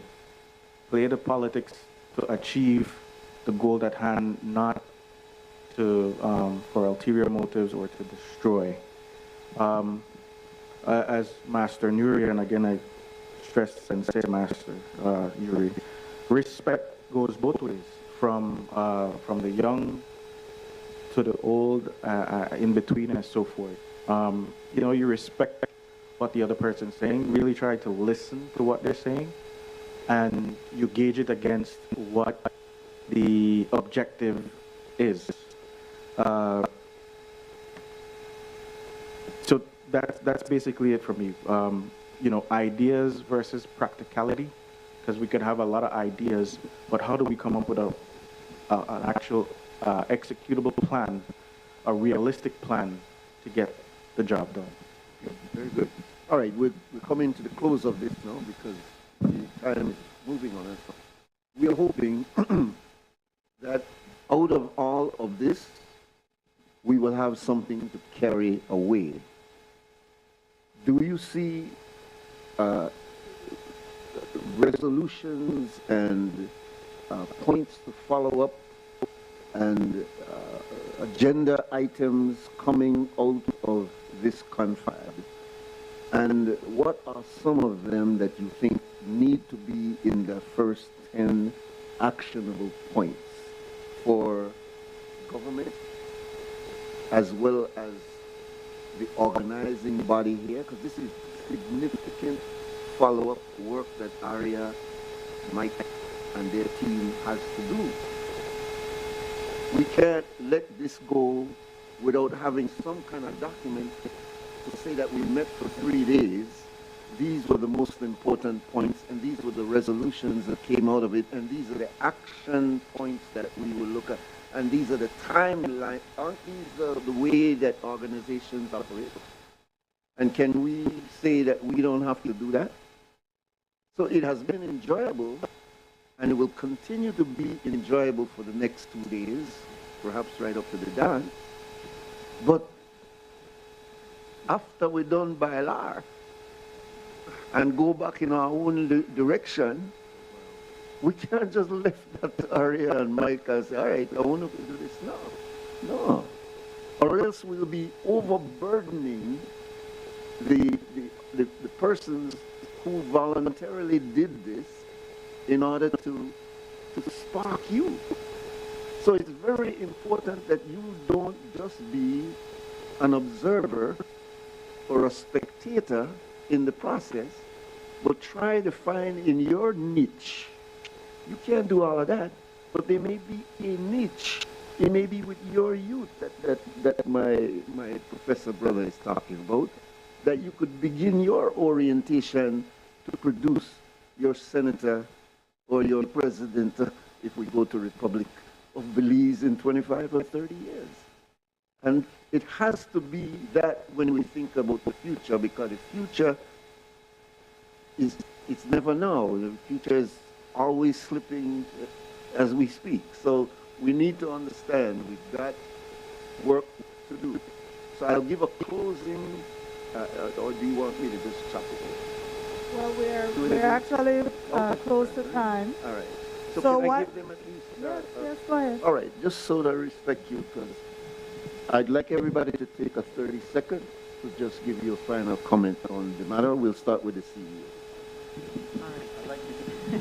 Okay, well, one of the things we didn't talk about is the fact that my area of expertise is in the tourism side of the Tourism and Diaspora Relations Unit. And I feel like we've been very successful in tourism because we do focus a lot on the technicalities, and a lot of the things that are successful for us in tourism can be applied in this area as well. So master planning, action planning, results-oriented, benchmarks, data, technology, all of these things will help us in moving forward with all of the matters for diaspora. And we intend from the government perspective to approach things in a similar way. So thank you to the organizers for having us. Really appreciate it.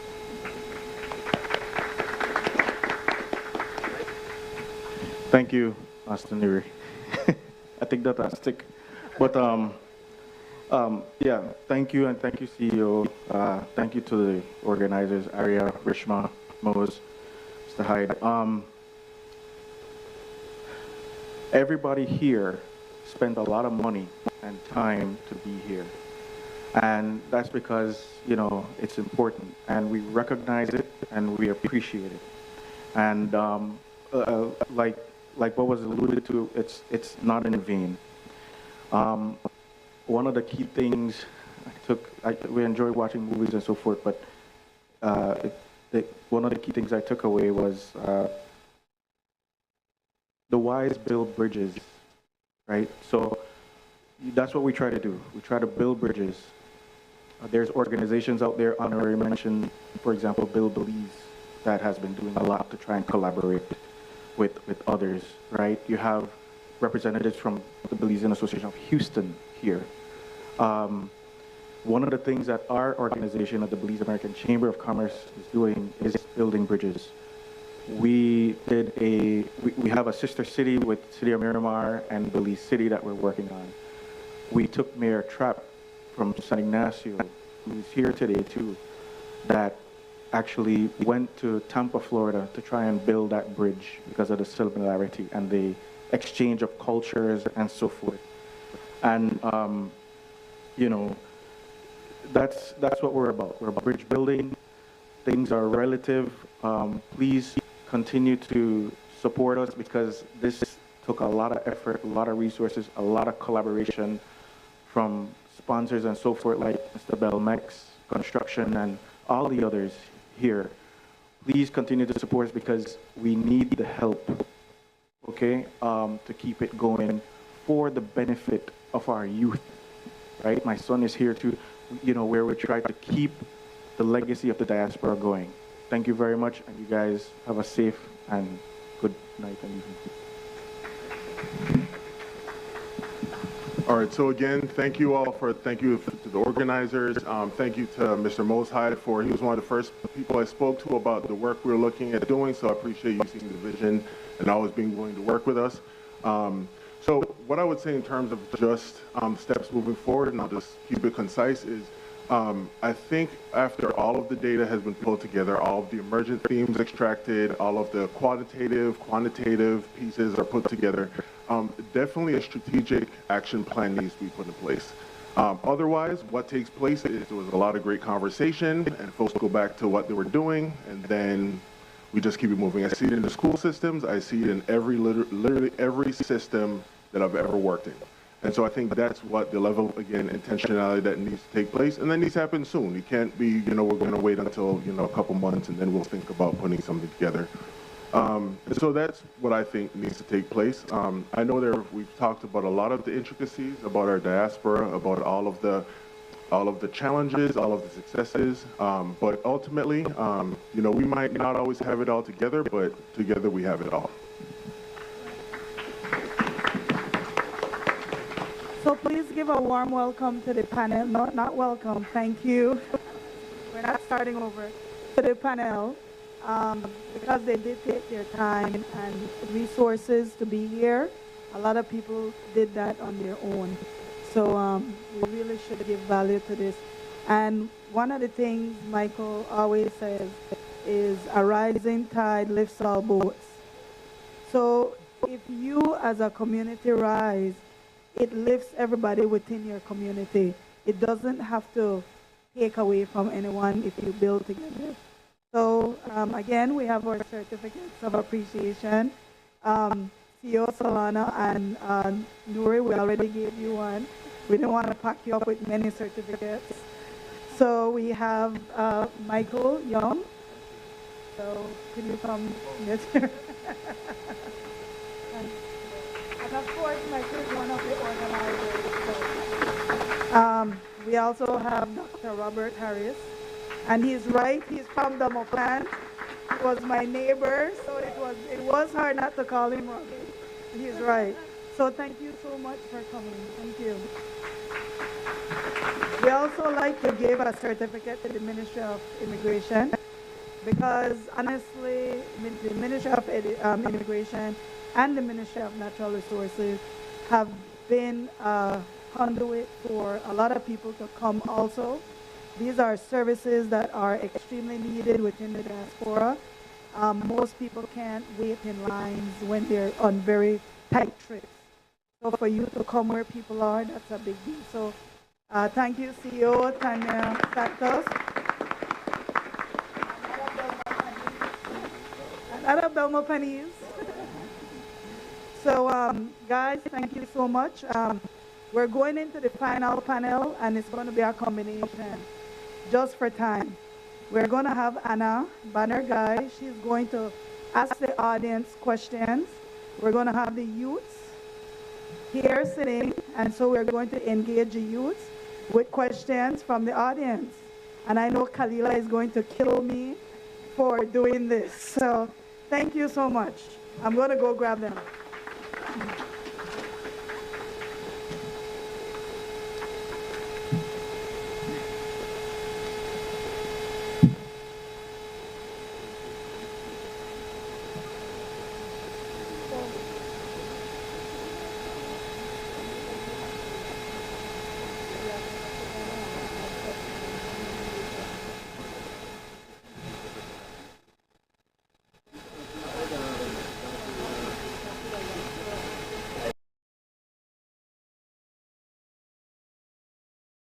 There was the Forward Focus, Navigating the Diaspora's Future. That was moderated by Nuri Mohammed, Master Nuri Mohammed, as we heard. And the panelist, of course, CEO of the Tourism Ministry and Diaspora Affairs, Diaspora Relations, I think. And then also Dr. Robert Harris and Dr. Michael D. Young. Very engaging conversation. I need to point out that it's late. Yes. It's late, but our battery has died. Right. So we are getting our support on another camera. Let me just mention here, the next panel is the most important panel. Right. In my view. Because that's where we get the Belizean youth in the diaspora. We get the youth. and their voices are the most important. I feel so even though too. it's late, especially back home, right, and getting ready for news, we will try our best to get as much of that as possible. Right. So stay tuned for that. That yeah. will be moderated by Kalila Hyde and, of course, panelist Destiny Wagner and artist Suknandan. Really looking forward to what the youth have for us because, like you, I feel like this is the most important conversation because they bring new perspectives and they bring a different perspective and they have new challenges. So definitely they could inform what we do and what we could. Maybe they have the solutions for, diaspora relations, right? I mean, Belize maybe diaspora. they better have it. They have it because Yeah, right. they better have it. That's how it should be.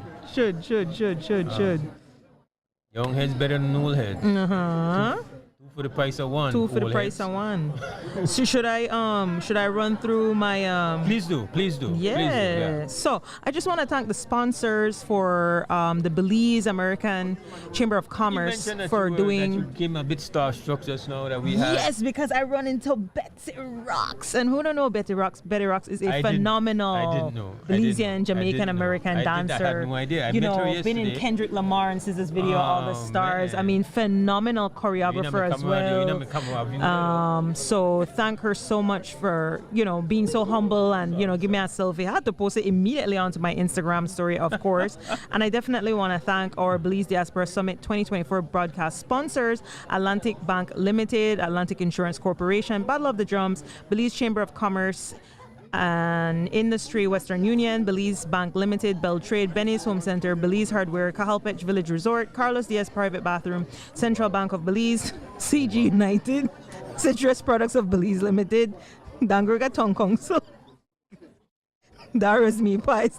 It's like it's a lot going on. Digi Wallet, Enrique Martinez and Sons, Feinstein Group of Companies, Freetown Drugstore, Government of Belize, Holy Redeemer Credit Union, Marie Sharp Fine Foods, Ministry of Immigration, Quick Home Real Estate, Rosado's Hardware, Simon Kwan and Company Limited, Social Security Board. It's a little hard to keep it all together because there's so much activity going on. You know what's crazy is that there's so many people we would want to have a sit down with.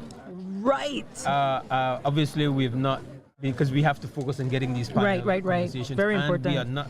I think with this camera angle, you can see that we are really tucked away. Oh yeah, no, you said talk away. Kind of way tell smiling myself. Yeah, right? we're smiling myself. We have to smile myself, and so we really, to be able to, I just feel like just a host of people that have passed through who have not even come into this panel conversations per se. That been operating in the space outside, just doing their own stuff.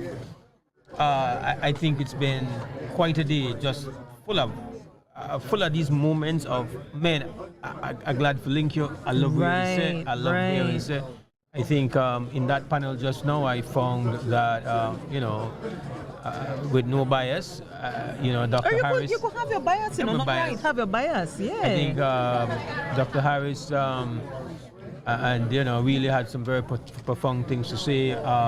Devin Michael Young, who is who I must say, right, I have to give this, and I will say this on WB.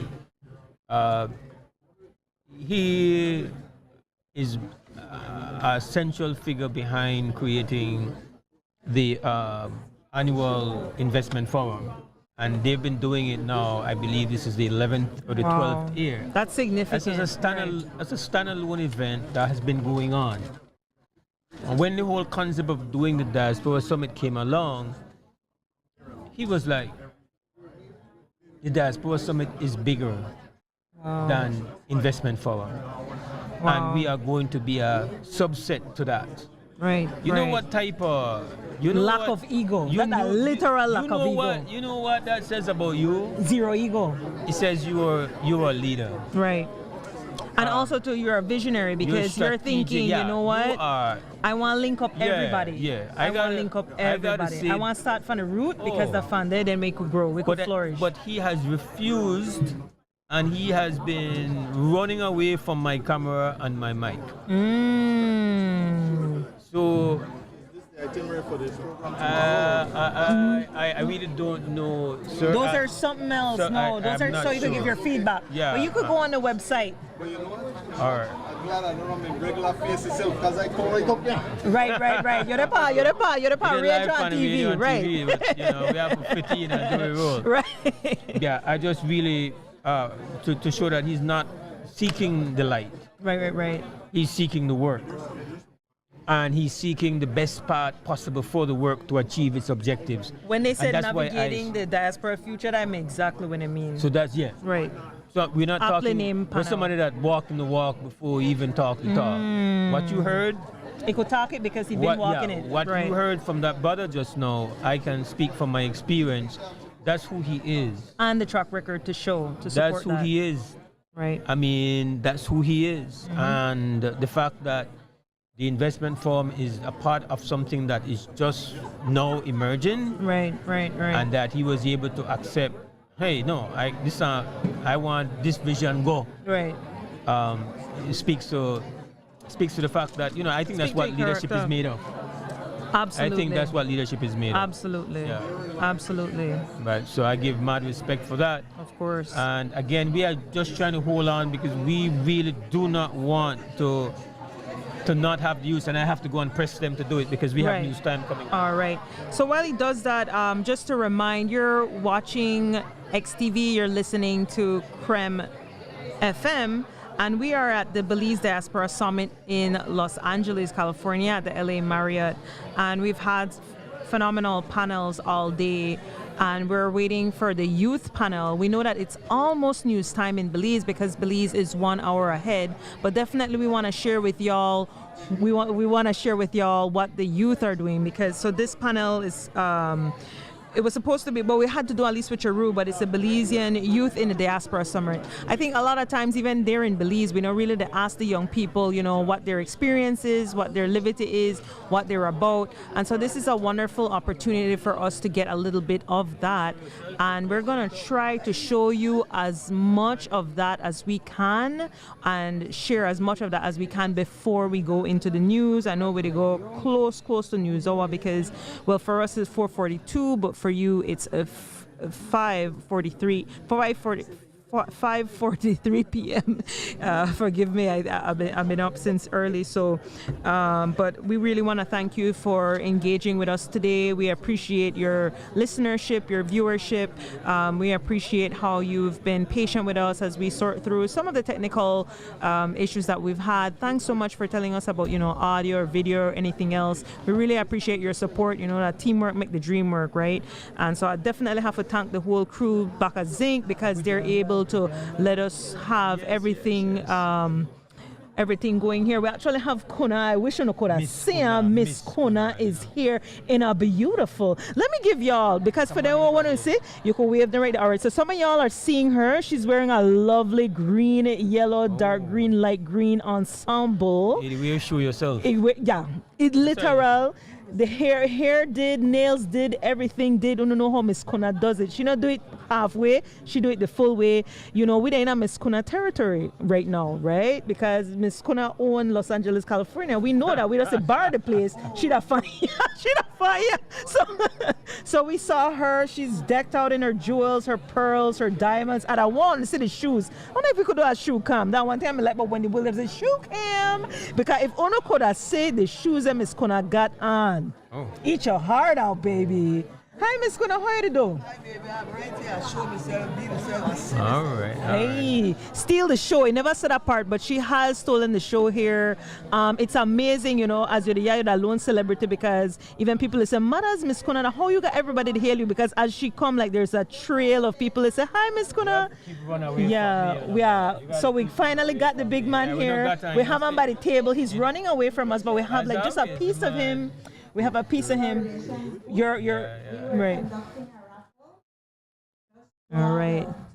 So there's a raffle going on. So, make we hear who win. And they are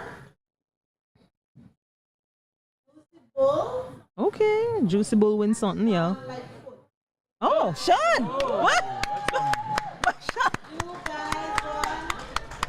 Oh, Sean. Sean has won a raffle. Oh.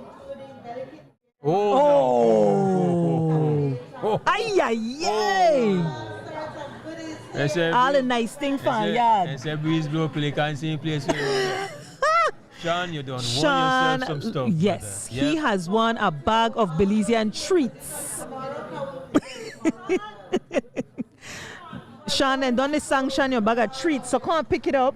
Come and pick up your bag of treats. All right, so Sean's tableta is already, it has owners. I think it go to the highest bidder. Sean don't got a bag. Oh, Sean has taken his bag, y'all. These are just, like some lease sites or what they give it. I think they want to take that tableta out of the bag. And I think Sean ready for what happened in like 2 seconds. So he won a raffle, but he might lose a tablet. Oh, surprisingly, he's walking away with his tableta intact. So congrats to you, Sean. You get 50 per thing. Yeah. No, you're good. So we actually moving now into a little piece of that youth summit. 5:46, all right. So we're going to try to do as much of that as we could. With that said, I'm giving it over to Anna Guy.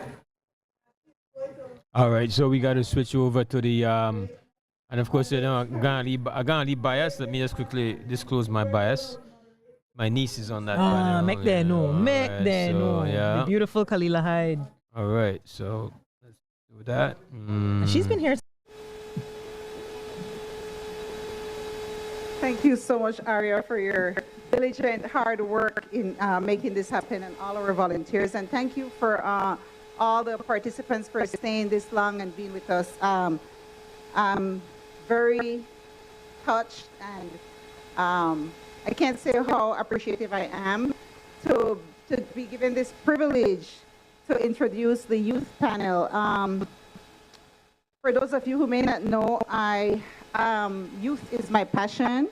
It is my background, and I am the founder and director of Belize Active Youth, which is a leading youth organization in Belize. It's very active.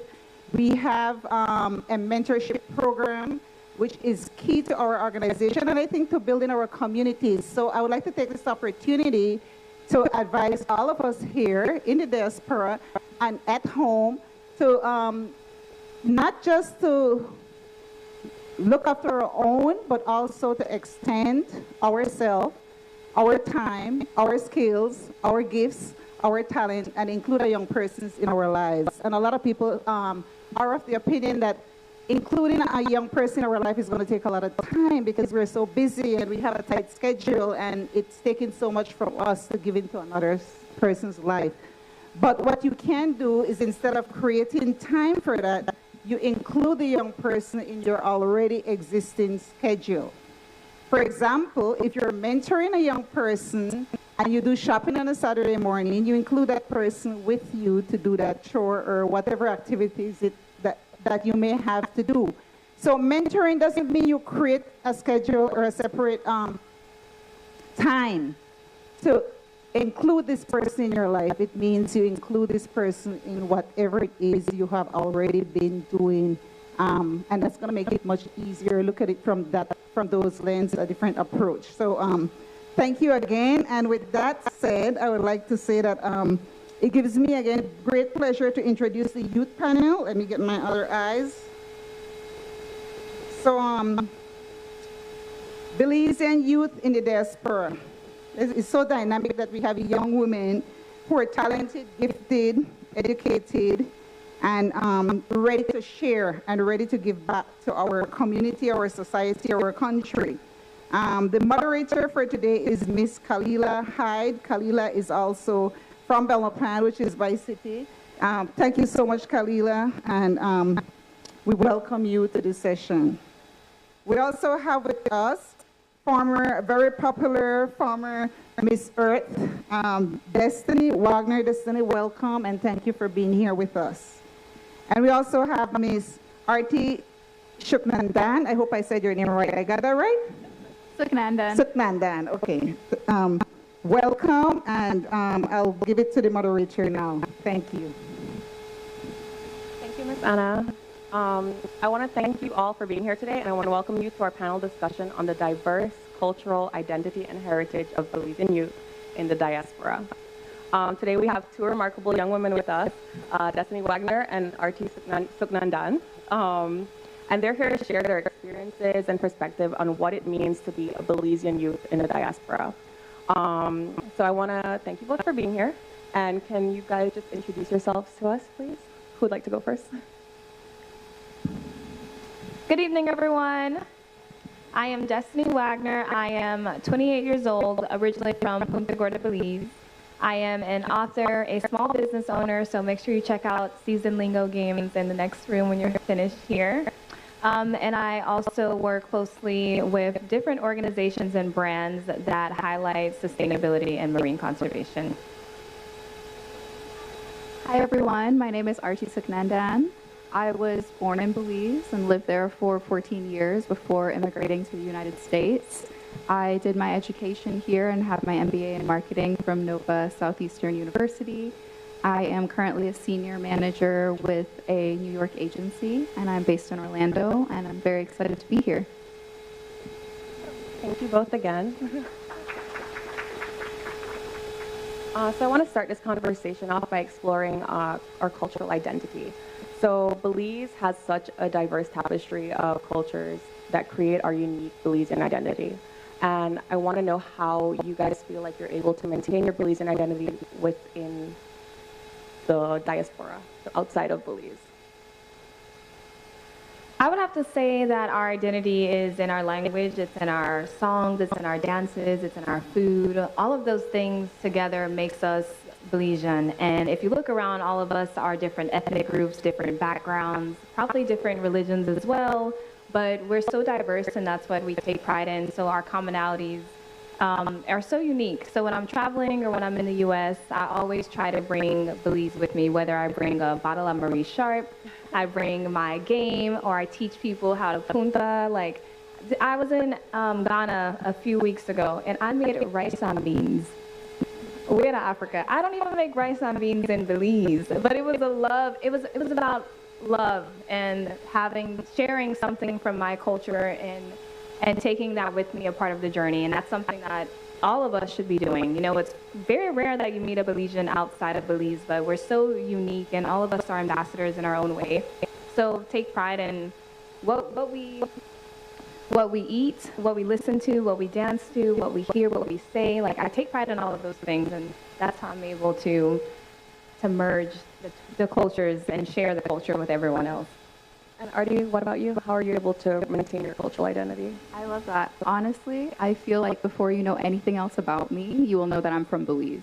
And everybody knows it, every person I meet in the US or from any other country.